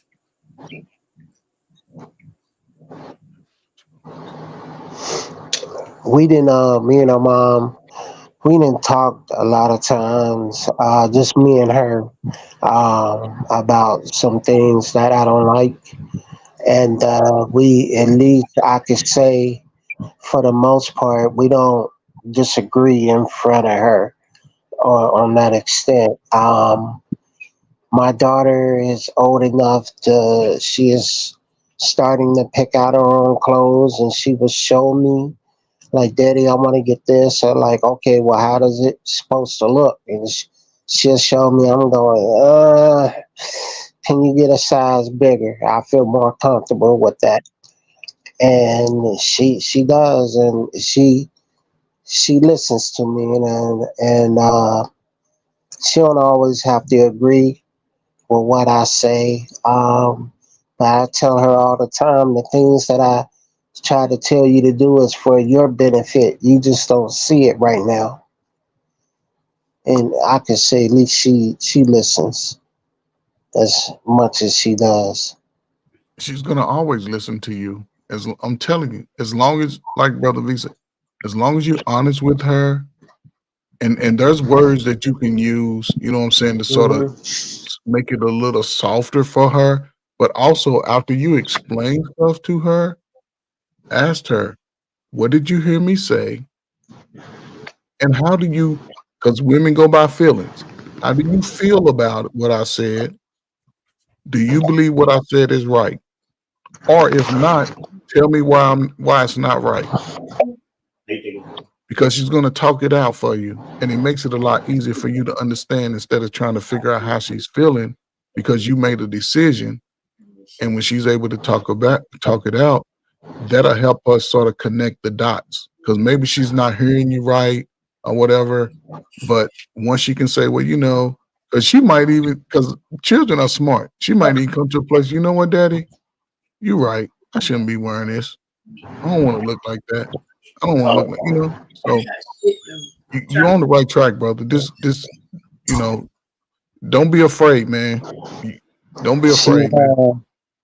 She's my heart, man. She's my heart, and I try to do right by her, man. Because I'm starting to talk to her about sex and everything. And I said, you know, me and her eldest brother, we were talking one day, and he was saying, I want my own family. I want to create my own destiny. I said, all right, man, protect your seed, you know. But when it comes to my little girl, I tell her, don't have kids by multiple men. Just don't do that. Don't do that. I said, you don't understand, because this is something you have seen. Trust me, you don't want to be that woman. So just save your body, marry before you carry. If you ain't gonna marry, don't get pregnant. And I just try to tell her how to hopefully. What'd you say? I'm saying don't be getting pregnant hoping to marry. No. I remember I told you she created an account on my Spotify, is because I wanted to monitor the music that she listens to, and I discovered that my daughter listens to contemporary jazz type music. And I'm listening to her Spotify list, and I'm like, hey, I like this song. And she was like, that's my list. You can't listen to it. I'm like, no, I pay for it. I can listen to it. And I listened to it. It's funny. I discovered that my daughter likes jazz, and she never told me. I love jazz. And she likes the up-tempo type of jazz, almost like pop. But I'm listening to her list. I'm like, man, I would listen to this on my own. You know, which I do. She hear her songs. That's my list, Daddy. I like, yeah, I know. I like it. I like that song. It's funny, man. My little girl's funny. I love her. I love her. Harmonize been going on more. You over 6 hours now. I know. You done gone long. You done gone longer than Drew that one night. Yep. After 5, yeah, we gonna put a bow on this and wrap this up. Yes, ma'am.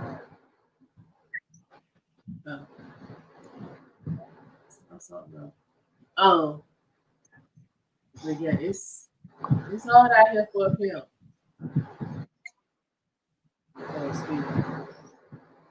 But I mean, just stay in your daughter's life.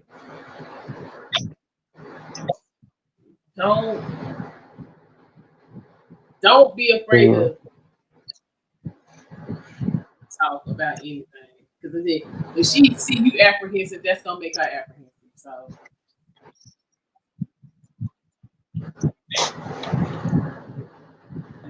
definitely stay involved. Don't be behind the 8 ball. You gotta be in front of, because it's just, you're saying, some of the conversations that we've had sound like you're saying things can get out of hand.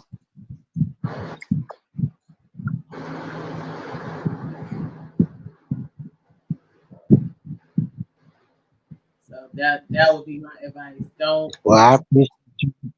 Don't let her rush. She got forever to be grown. You don't have a little bit of time to be a kid. That's it, man. Real talk. I appreciate it. Forever to be grown. So I got a little bit of time to be a kid. Salute, man. Good luck, man. For real, man. Just understand, man. You here for a reason. You know what I'm saying? Just give her righteous information, man. Don't be afraid whether or not you know it or not. Learn it with her. Mm-hmm. If you learn it with her, she's gonna hold it dear to her heart, man, for the rest of her life, man. I'm telling you. Don't be afraid, man. This is what 50-year-olds do, man. We step in that motherfucker with our fucking protection hats on, and believe me, man, you in a good spot, man. Don't feel like, I'm telling you, you in a good spot, brother. You are in a beautiful spot. You got your daughter there with you, man. She's watching everything you do. Everything. So yeah, your kids see things you don't even know they see. Yes. That's true. I appreciate all of y'all. She's my heart, man. She's my heart. And I want her to be, more than anything, I want her to be a success in life. I want her to have the chances I didn't have in life. And most of all, I just want her to be happy. That's brother, what I desire for her. You got the chances in life. Right now is the chance in the life.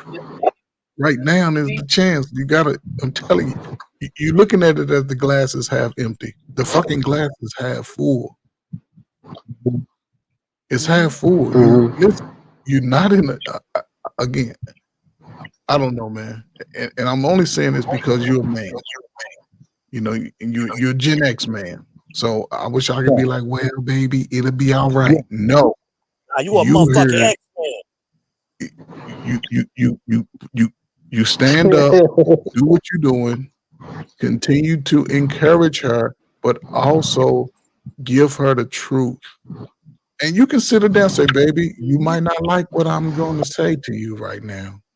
However, I love you with everything, but I need to give you the information because I'd rather you have it from me correctly than to get that shit from Nug incorrectly. Then you really got a fucked up situation. Right? So salute to you, man, for real. Keep me updated. I appreciate it, brother. 40-year-old. Oh, Amanaz, would you give me my contact information if you can? Man, just put that shit in the back chat. Well, it's Derek Gaines. Oh my god. Derek Gaines 22 at gmail.com. Oh no. Listen. I'm gonna put my channel in the back That's chat. my name, Derek Gaines. Okay.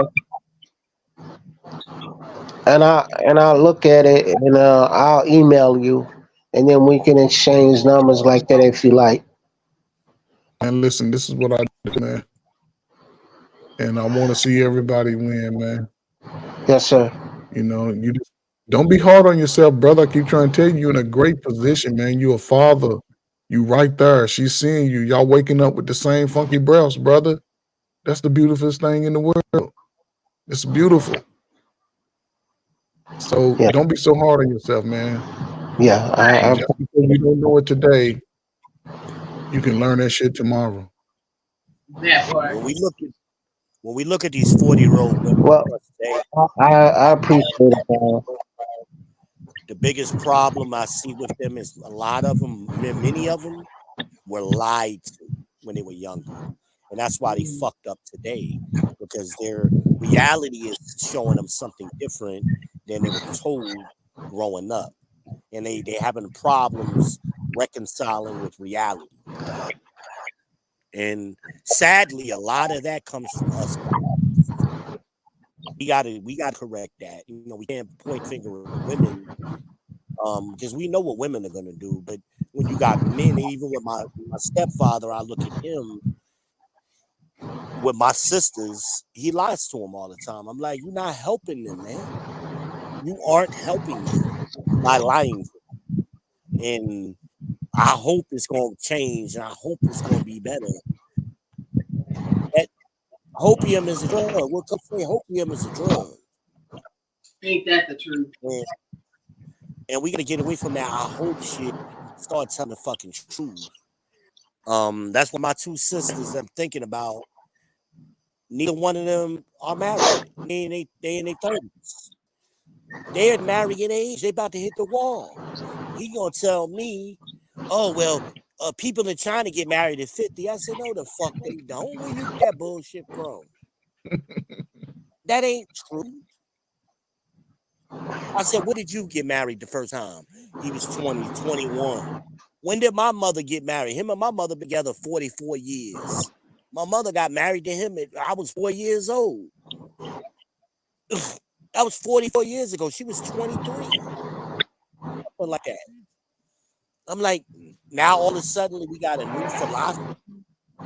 We ain't never got married in our 30s as a group of people. Generally speaking, the majority of us always got married in our 20s. True. I'm like, why are you telling them otherwise? Because you don't want to tell them the truth. That's what it's all about. And then I come along and tell them the truth, and they mad at me. They ain't speaking to me. Because you trying to be like Kevin Samuels. No, the fuck I'm not. Kevin learned from me. I didn't learn from him. But the fact of the matter is, it's the truth. No matter who said it, whether I said it, Kevin said it, Patrice O'Neal said it, Richard Pryor said it. It don't matter. The truth is the truth. And men have been saying this shit for years. But as fathers, sometimes we turn into punk ass daddies. I'm sorry. And we got to be honest about it. That we acknowledge that men of previous generations dropped the ball. Well, it's time to start calling that shit out. Dad, why you tell me that? But we put people on pedestals and we want to protect their feelings. Again, what's my motto? Fuck your feelings. Yeah. You lied to me. And you got me out here operating on shit you said to me. That wasn't true. And I'm supposed to care about your feelings? No, we got to start being honest about it. And my sisters are pretty. These ain't ugly women. These are pretty women. It don't make no sense. I go to the cookout and everybody else showing up with their husbands and boyfriends, and year after year, my sisters never show up with nobody. And if they show up with a dude, it's their gay homeboy. There's always a gay homeboy. Like, this shit is crazy. But we're not telling the truth at an early age where they can actually do something with the information. You know? We gotta get to that point where we can be honest with everybody. We gotta be honest with our mamas and our daddies, and we gotta be honest with our kids. And we gotta be honest with ourselves, as Derek pointed out earlier, the man in the mirror. I'm looking at the man in the mirror. Where that song go? Y'all sing it for me. Somebody sing it. For me that I got to make a change, right? Y'all know how that shit go. We grew up on that shit. Make a change. Right? We got that Michael Jackson. Mike Jackson's the shit. Yep. We all had the nickel on the needle. Y'all know what I'm talking about, y'all old What you fuckers. know about that nickel on the needle? Y'all know about that nickel on the needle? Don't do that. Don't do that. That's back in the day for the people who always talk about back in the day. Back in the day was the nickel on the needle. In 45s. I remember 8-track. Yep. I remember them. 8-track and a Monte Carlo. Put that Icatino on that Otis. I mean, it's back in the day, but it ain't that far long ago. Shit, the deuce and the quarter. My grandfather had a white. It ain't been that long ago. Red leather, red velvet interior with an 8-track. My grandmother had a Pinto. He had a Pinto too. Had a Gremlin. We had that tour, that 89 tour you were talking about. We had the station wagon of that. We gotta be honest though with our kids. That's the biggest. Do you remember? You remember the Mercury? Am I saying that right? The Mercure. Yeah, I know what you're talking about. Yeah, I know exactly what you're talking about. That was a hot little sports car.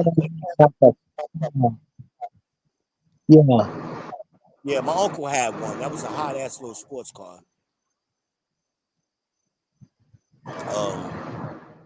But we got to be honest, and honest it's gonna hurt. It's supposed to. It's supposed to embrace that pain. It's gonna hurt. Like my man said, let it know up front, hey baby, this gonna hurt a little bit. This gonna sting a little bit. But I gotta tell you, I gotta give you this information. I gotta give it. Because it's gonna hurt less coming from you than somebody else later. And you're gonna make mistakes. Make no mistake, you're gonna make mistakes. You're gonna look back and say, damn, I wish I had did this differently. I could have done. I got 2 sets of kids, right? I got my 2 oldest who are 24 and 23, and then my 2 youngest are 15 and 14. So they're 7 years apart from 2 sets. So I've done things differently with my youngest than I did with my oldest. I got better. I learned, you know. And I tell my oldest kids, I'm sorry, I didn't have then that I got now. I wish I could have shared this with you. Things I'm telling your brother and sister now, I wish I had told y'all earlier. I didn't know. I'm not perfect. I make mistakes. I have flaws, you know. And that's the biggest thing, you know, when kids can understand, when they learn at an early age that daddy makes flaws and makes mistakes, they don't put you on a pedestal and then you break their heart later. Because they're going to find out later you're not perfect.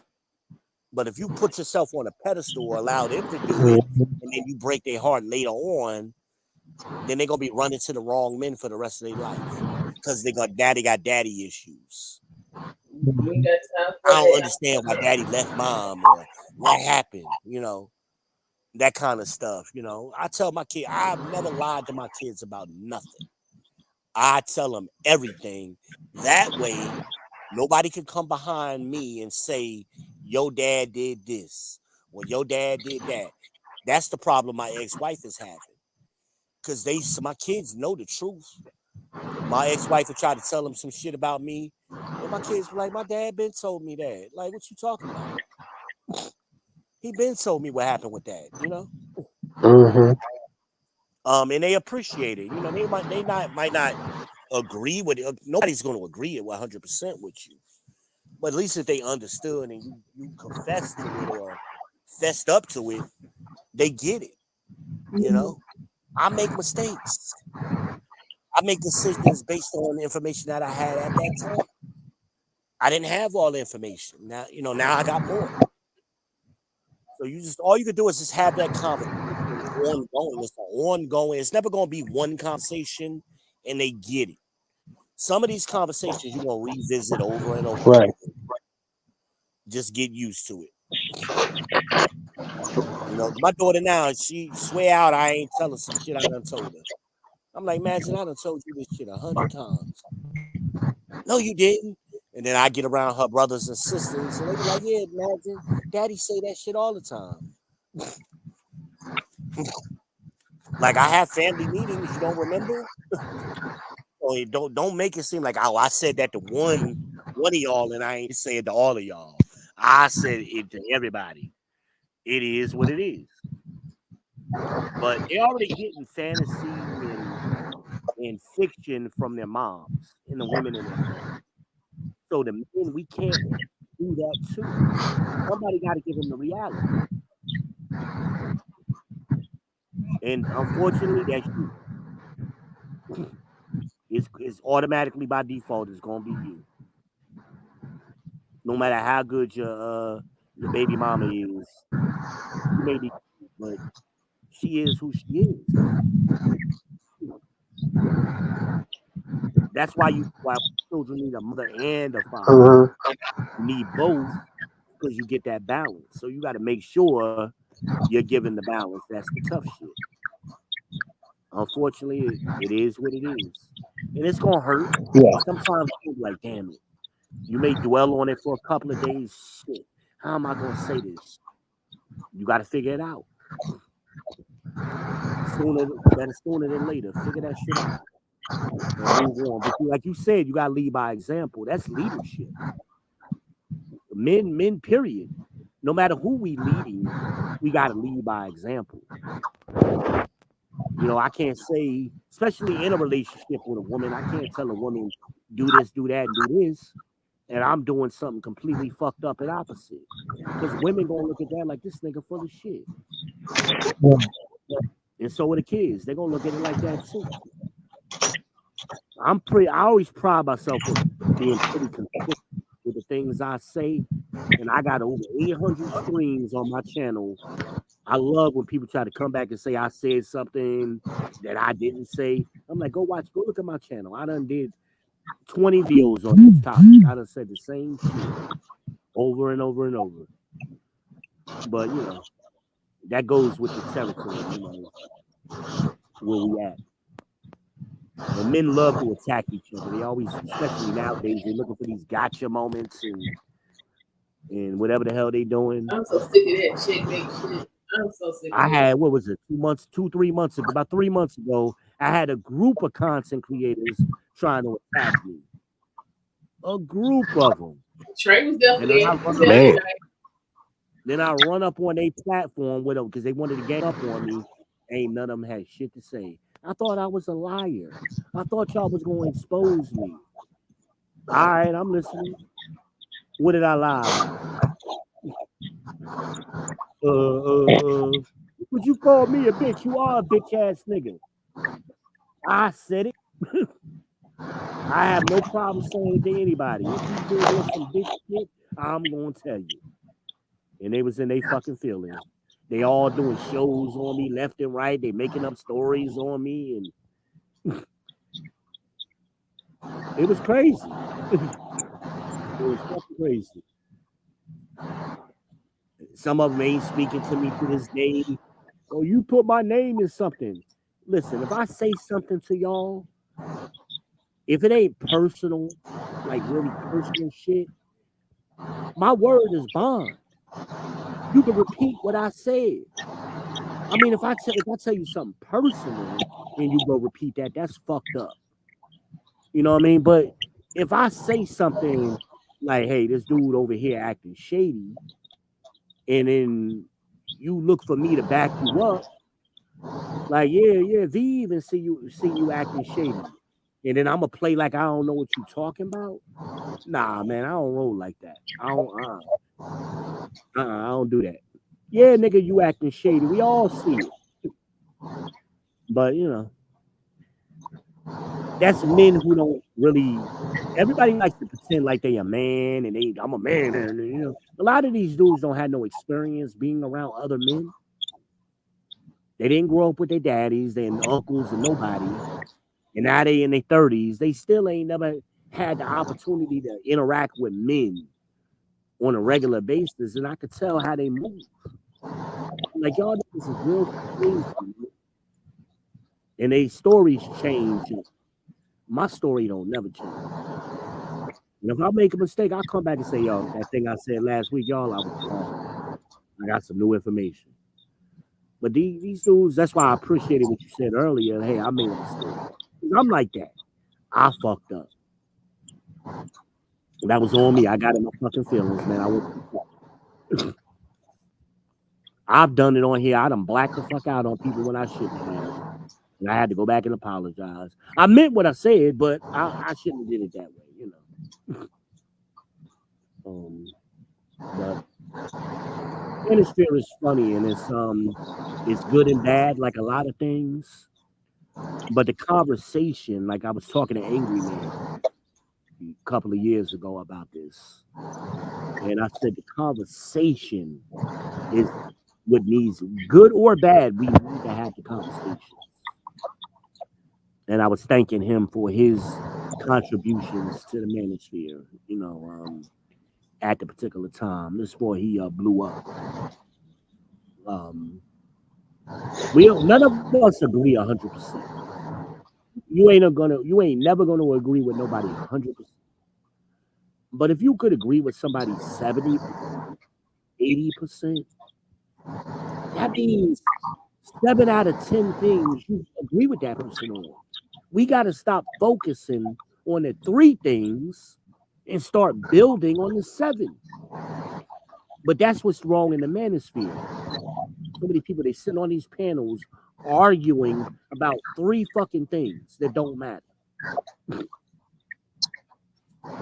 It's stupid. It's stupid. But, you know, that's why a lot of times I'll chill out. That's the thing, though. Everything ain't for everybody, and it's a lot of people that's letting everybody on their channels, you know what I'm saying, trying to, you know what I'm saying, drive, you know what I'm saying, trying to drive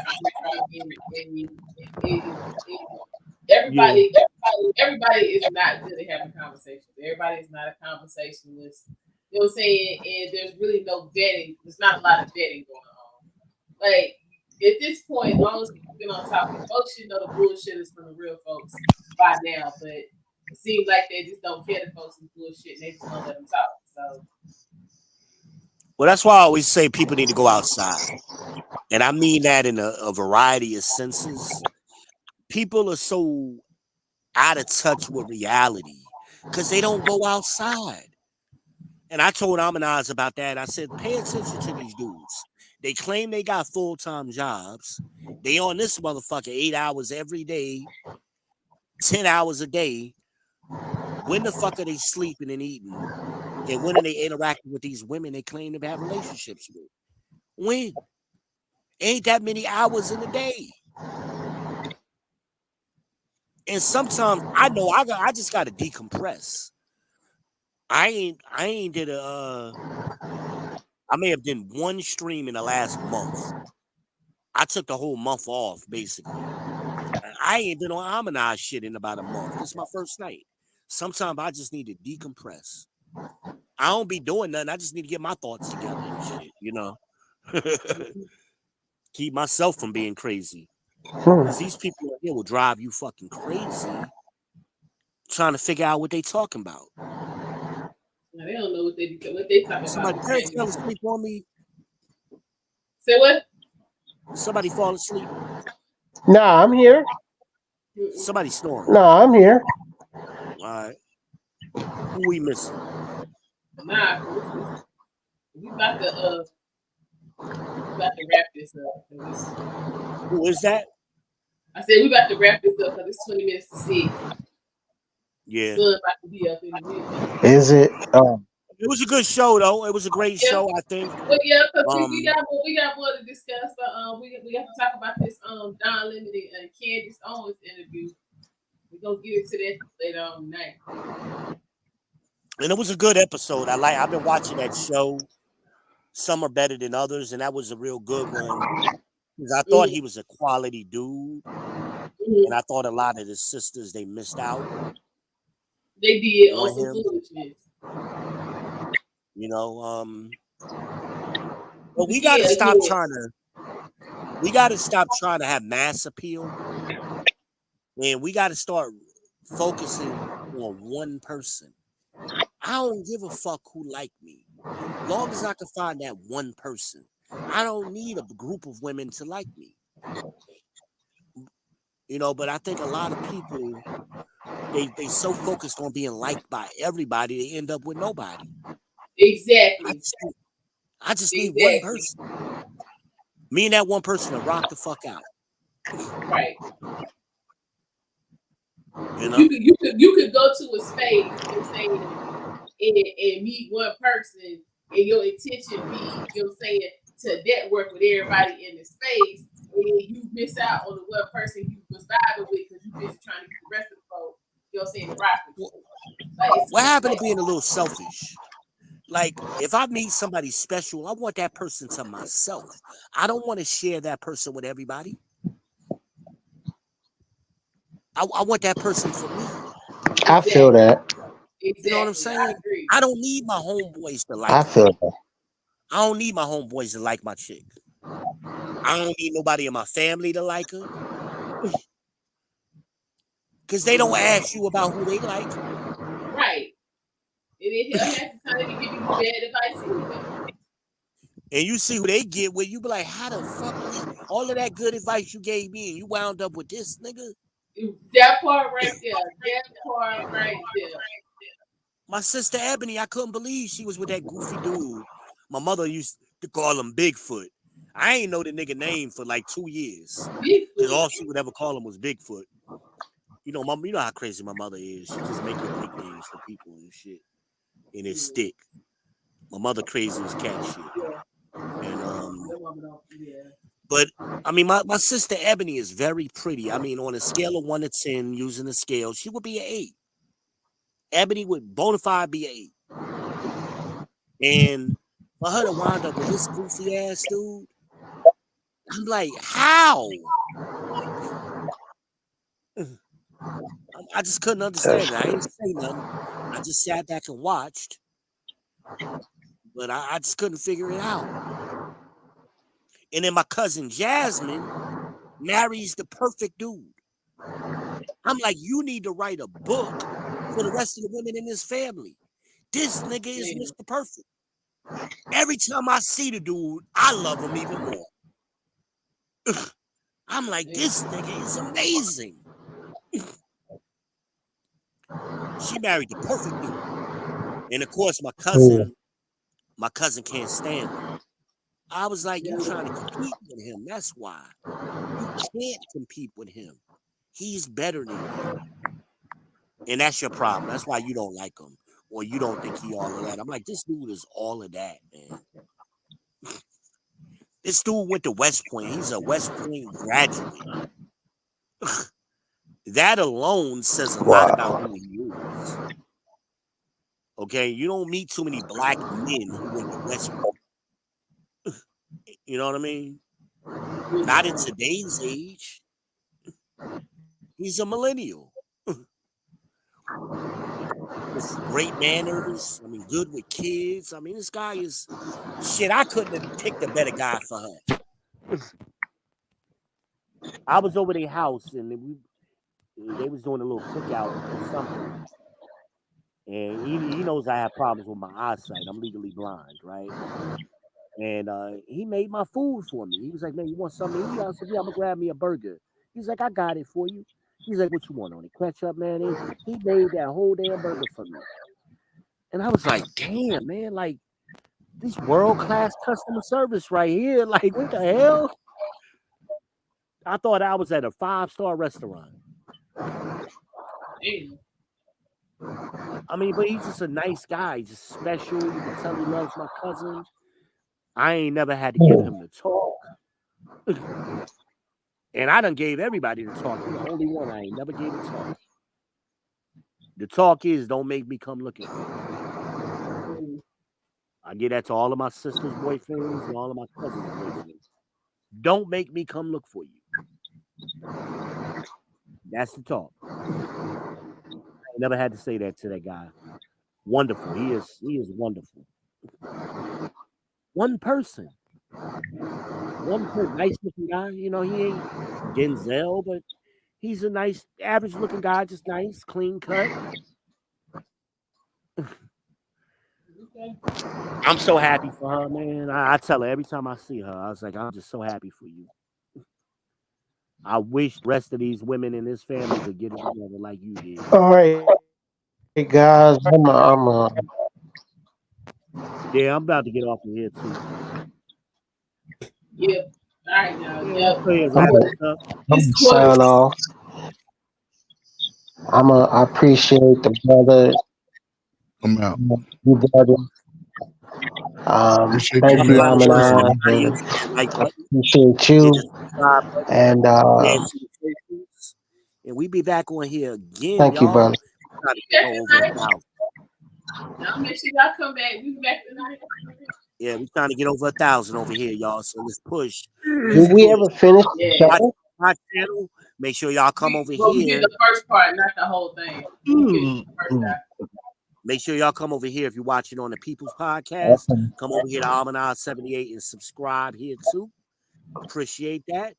We trying to get her to 1,000, y'all. So y'all can stop hitting the cash app. Almanaz be rocking out. Yep. Right. She be gone, y'all. I'll fall asleep. Be safe, everybody. All night, right? How many hours? All right, brother. How many hours we been doing it? We're 6.5. We ain't had. We ain't had. Ain't nobody been arguing. Ain't no cussing. Yeah, none of that. Ain't nobody trying to pull up on nobody. None of that. No, it's just. I love a spirited conversation, as long as it's going somewhere. I played that game, Hot Topics, and man, the question came up: who has it harder, women or men? And you should have heard the ladies go in on me. One of them said, "We don't even have tampons in the bathroom." I was like, why is that a thing? I don't understand that. First, you shouldn't. If you number two, bring them with you. You know you bleed. Quit playing. Right. I don't understand that. I'm like, there were young ladies in their 20s. That's a courtesy. There were young ladies in their 20s, and one of them said to me, supposed to trying to bleed no more anyway. One of them said to me, she said to me, this is not the generation where we just sit down and shut up. And boy, I was I've been ready to play again. They took me to town. They took me to town. I got frustrated and I just like, yeah, you ain't lived long enough. You haven't lived long enough to formulate that opinion. Once you live long enough, then you can sit there and talk to me about the same things, but you can't. You haven't lived long enough. If in my 20s I thought different. And once I got to be in my 30s, I just thought different. Now that I'm 50, I'm half 100. Right. So how And different I'm is like, 50 thinking from your 30 thinking? right now, my thing is all I want is peace. Peace and lemonade. I don't want to argue. I don't want to do that in my personal life. I don't want to do that. And now, if we're debating, yeah, okay, I better come prepared. I better have facts and stats and all that. If I don't, most of the time I keep my mouth shut. But sometimes I open it up and stick my foot in it. And I'm like, yeah, I didn't mean that. I learned to move different as I got older. Um, my how I am now, my younger self would not recognize me. He wouldn't. Really? He would say, "Yeah, you remember when you did that?" I'm like, "Yeah, I remember, but I don't move that way now. Now I got a little girl, so I don't want her getting with a dude like I was. I don't want that. No, it's I just move different. I just move different. Uh, I'm the oldest one in my family now. Oh With wow. my mom, my brother, they all gone. It's me, my other brother, and my baby sister. And I'm 55, and I'll be 55 December 1st. And I'm moved different. When I talk to young guys, I tell them about the things that I used to do, and they're like, "You?" It's like, "Yeah, I just never talked about the stuff that I did. You don't know the type of person I am until I tell you, and you observe it for yourself. I just didn't talk about the dirt that I did. You never know how I was until I tell you. I was out there. Oh boy, I was out there. But as I got older, I started to move different. That's where I am now."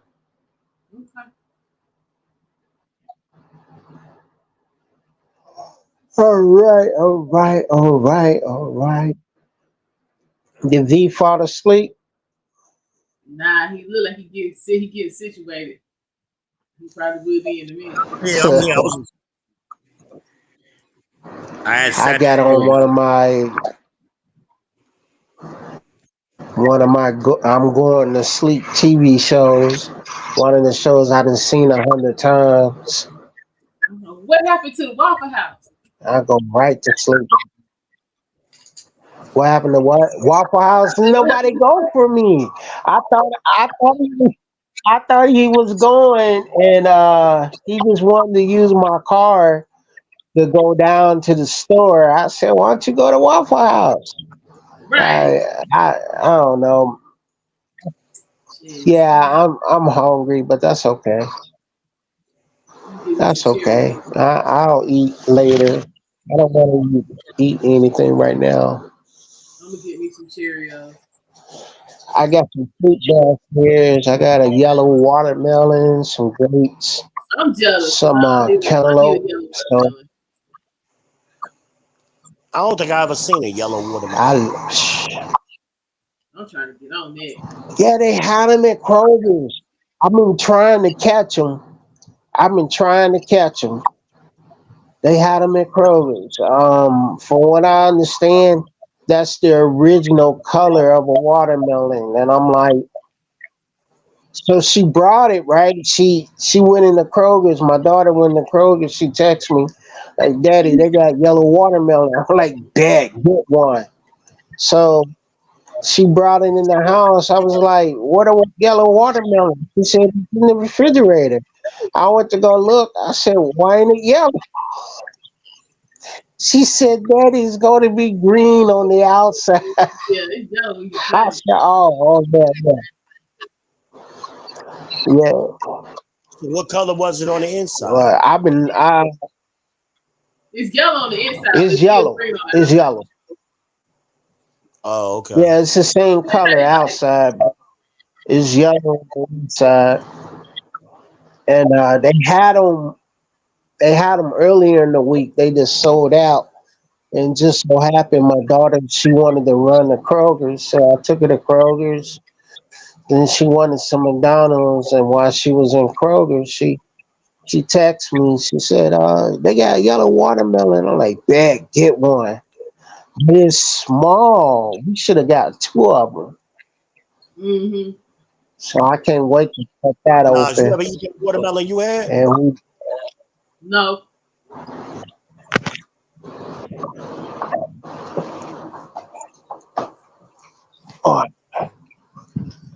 Harmonize, you still coming to town? Huh?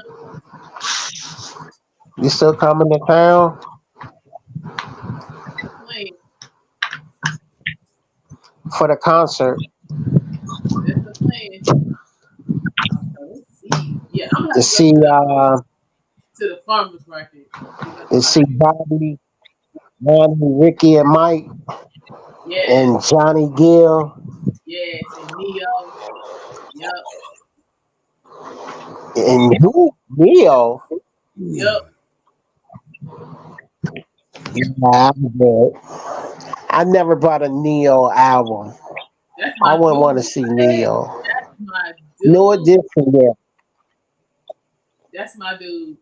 New Edition, yeah. Yeah, New Edition. Neo? For real? Mm-hmm. Oh, okay. Don't get mad when Jill Scott called me back.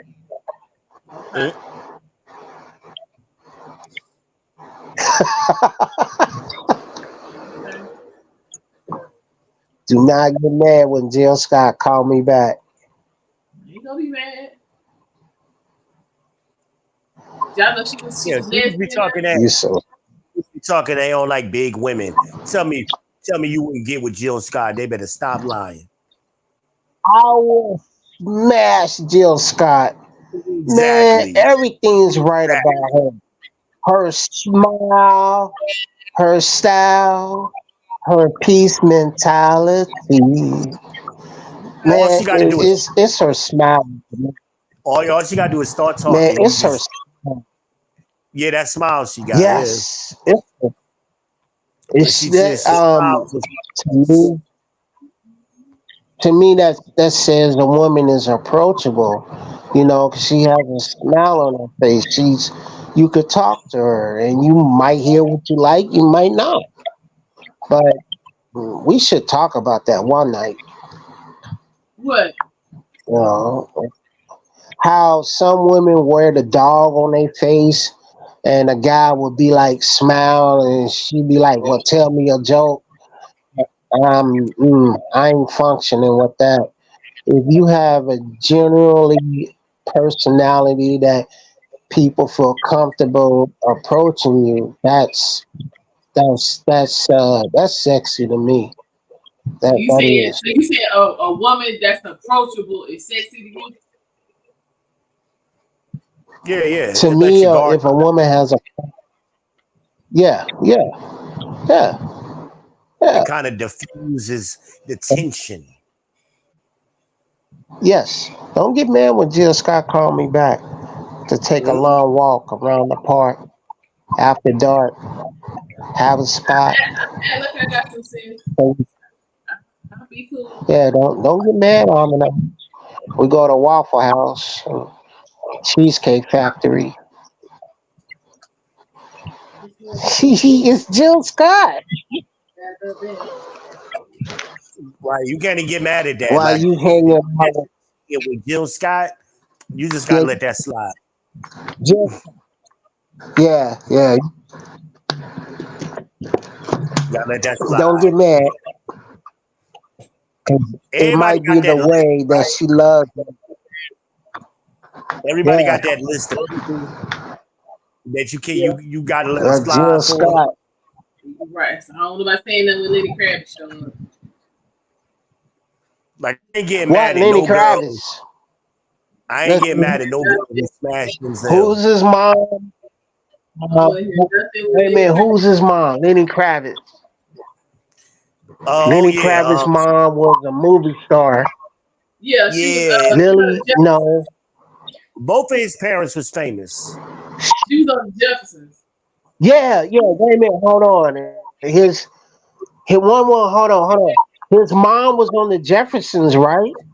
Yeah. Wasn't his mom on the Jefferson?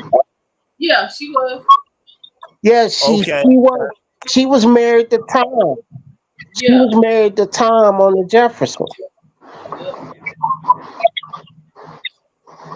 All right, you have your Lenny Kravitz. I can rock with him. I like his music, but don't get mad when Janet called me back.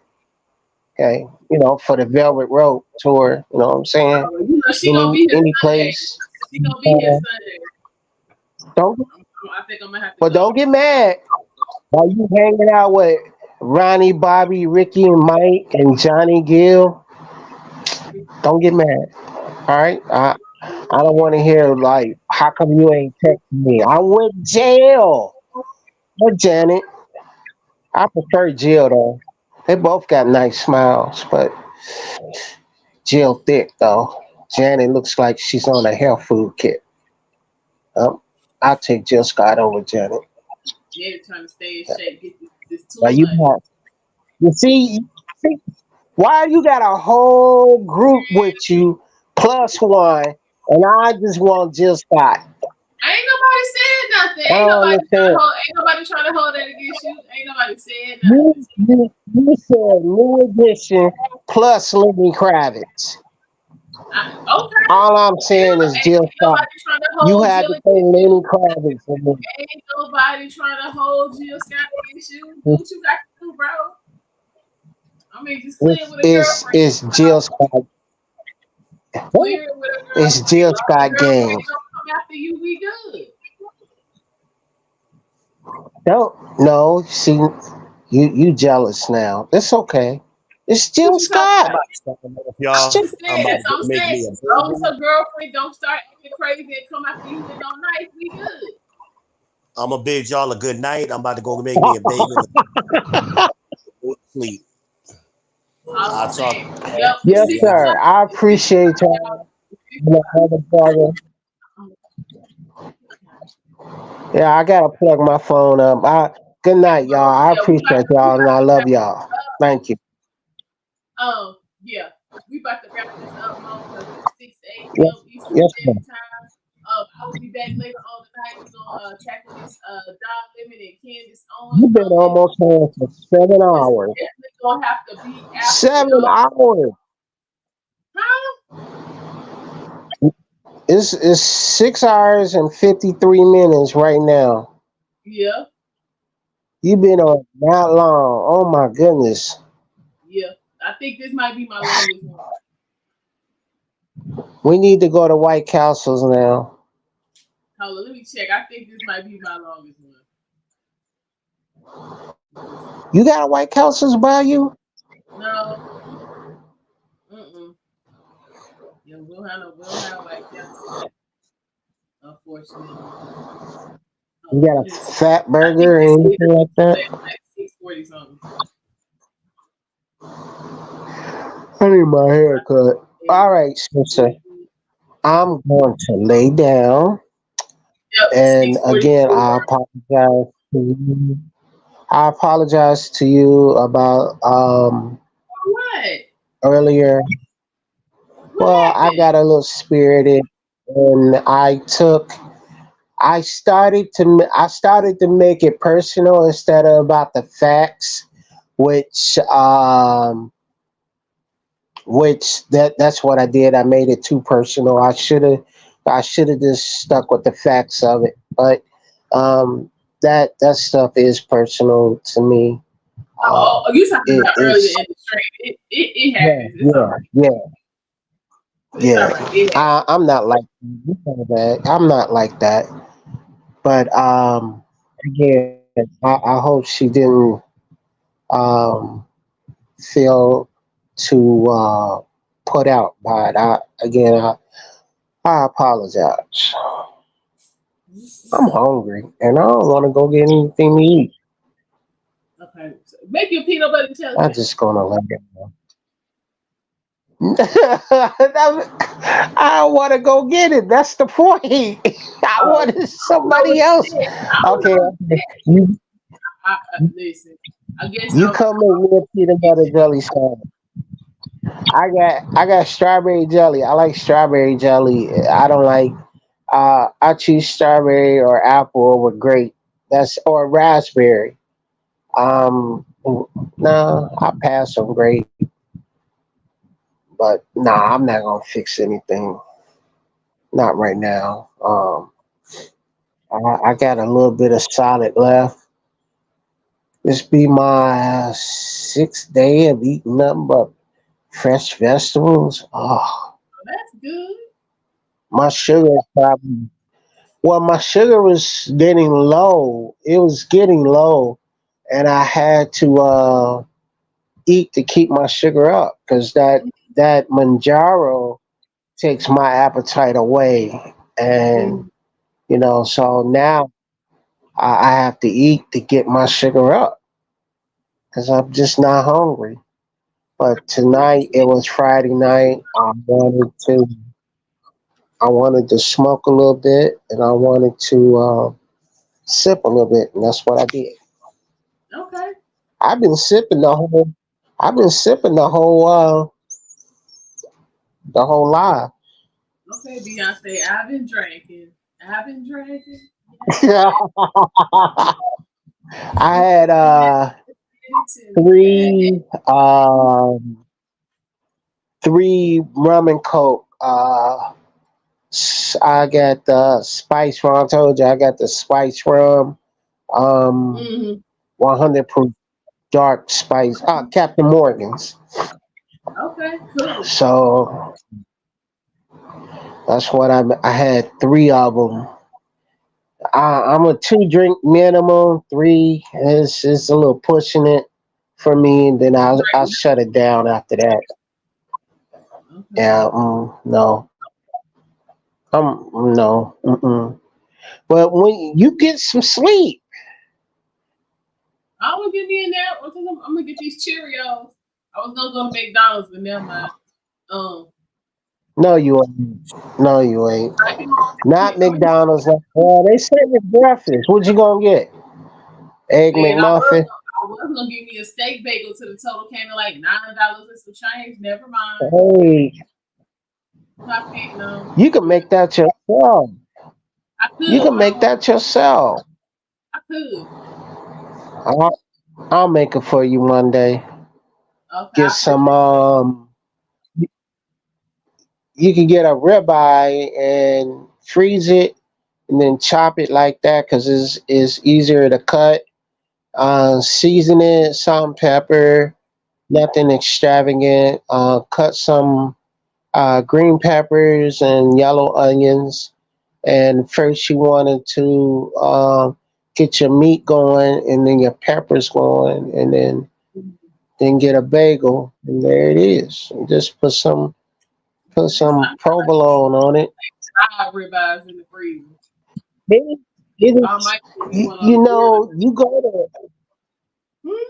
You go to McDonald's for like $12, I guess. Let's just say $10. I don't know how much it costs. I'm going to eat these Cheerios. Like Honey Nut Cheerios. Yes, sir. Because I ate all the Raisin Bran. My grandmother would have loved it. She loved Honey Nut Cheerios. Yeah, I ate all the Raisin Bran, so All right. gotta eat the Honey. You ate all the raisins, all the Raisin Bran.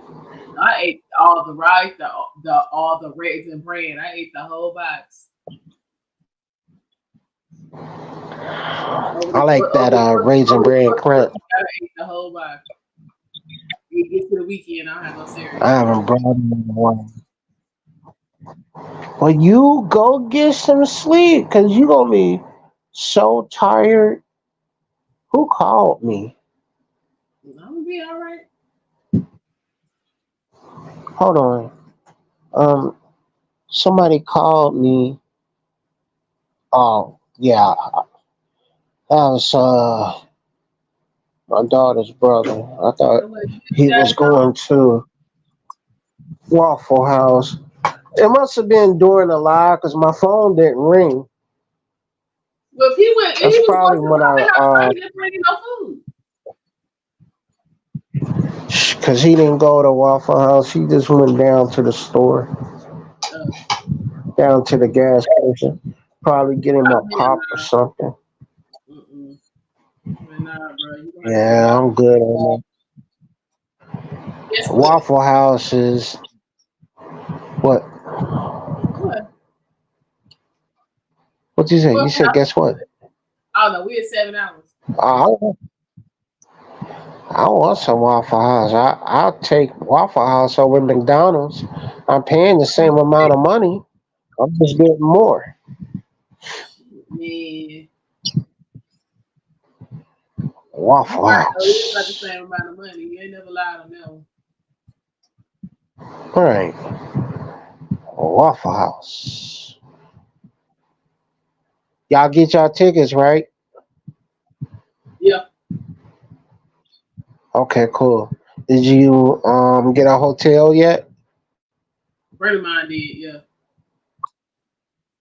Okay. Well, you all ready to go. You all ready to go. Yep. What about your outfit? I ain't got that together yet. I figured that out. Okay. The other stuff together first. I will wear white just in case it gets hot and you don't have. I will wear summer colors or white just in case it's hot outside. You know, the way Cincinnati weather is, you could be down in that stadium and it'll be 90 degrees in there, and the wind won't be blowing. You're gonna be stifled, hot. But here, for about a week, we didn't had cool weather. It was like 75 today. Well, yesterday, because we had the remains of that. We had the remains of that hurricane come through. Oh, okay. And it started to rain, and it got cool, and you know. I hope you have a good time when you come. Thank you. Make sure you take some Gold Star chili back with you. Some who? Gold Star chili. Oh, okay. Cincinnati style chili. We got our own chili. For some reason, I don't understand it. No one ever explained it to me. I just know it's Cincinnati style chili is thin. The chili, you think of chili, you think of meaty, hearty stuff. Yeah. And this is thin chili, and it has cocoa in it, Hershey cocoa in it. That's what give it the color. Okay. And then salt, other stuff. I think tomato paste. I'm not real sure. But yeah, you go to Pricefield Chili, Pleasant Ridge Chili, Skyline Chili, Gold Star Chili. It'd be all the same type of. Kent Washington Chili. It'd be all the same type of chili. Just different seasonings in it all. Oh, okay. Well, you can sleep unless you want to Okay, call me I'm off. going. off I'm going. Okay. All right. All right, you got y'all. me. Thank Look you at for you. stopping You so by. tired looking. What? I appreciate you. I'm gonna send you. Ack wants to do a live Sunday, and Okay. he wants to do what superpowers would you have, like the character? So I chose Silver Surfer for flying in space, Apocalypse for immortality, the Juggernaut for strength, uh, Forge for his knowledge, and I had somebody else. I can't remember. Oh, Quicksilver for speed, Okay. and so yeah. And I gave him a list of ideas like movies with a great cast or a great ensemble.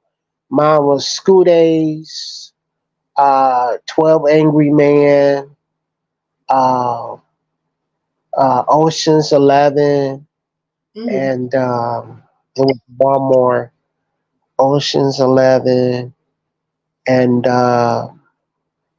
was it White Man? No, it wasn't White Man Can't Jump. It was I forgot. I had to text it to you. Oh, you know what? I can look at it right here. Then I'm gonna let you go because you're tired and you want to eat your Cheerios. Ah, do do do do do. Okay, okay. A Soldier Story. Oh, okay. That was a Robert Townsend. Yeah, that That was was a deep. good movie. Mm-hmm. Good movie. All right, sister. I love you. Thank you, and I appreciate you. Um, you didn't have me drinking all night long, I and I ain't make you drink. You didn't drink alone though. But I did not make you drink. Save some of that liquor because I appreciate you. you gonna need that for Candace and Don. You gonna need. I bought a big bottle. I done had this bottle since the first. I brought a big bottle, and I'm this bottle will be here maybe until mid-August because I don't drink like that. But when I do drink, I usually have two drink minimals too, and I had three. Okay. All right, sister, I love you, and you get some rest, eat your Cheerios, and I'll talk to you later. Okay. Okay. Sleep tight. All right. Bye, bye, baby. Bye. All right, y'all. This concludes Foolishness and Fuckery Friday. I do want to say thank you for everyone who stopped by. To everyone who was on my panel this evening, I appreciate you. I love all y'all. Also to the sponsors of the show, Messy Michonne Live and our channel favorite, Through the Fire Podcast. Thank you for the super chats and the super stickers. I truly appreciate you too. You guys have been with me from the very beginning. I appreciate all of your support. It's Armor I-78. Join us again tomorrow for another edition. We're going to be doing After Live. We're going to talk about this Don Lemon and Candace Owens interview. I have not watched all of it. I've watched a little bit, and so far, yeah, we got some things to talk about. So until then, you guys make sure you like, share, subscribe. You have your notifications on, and stay well. Bye.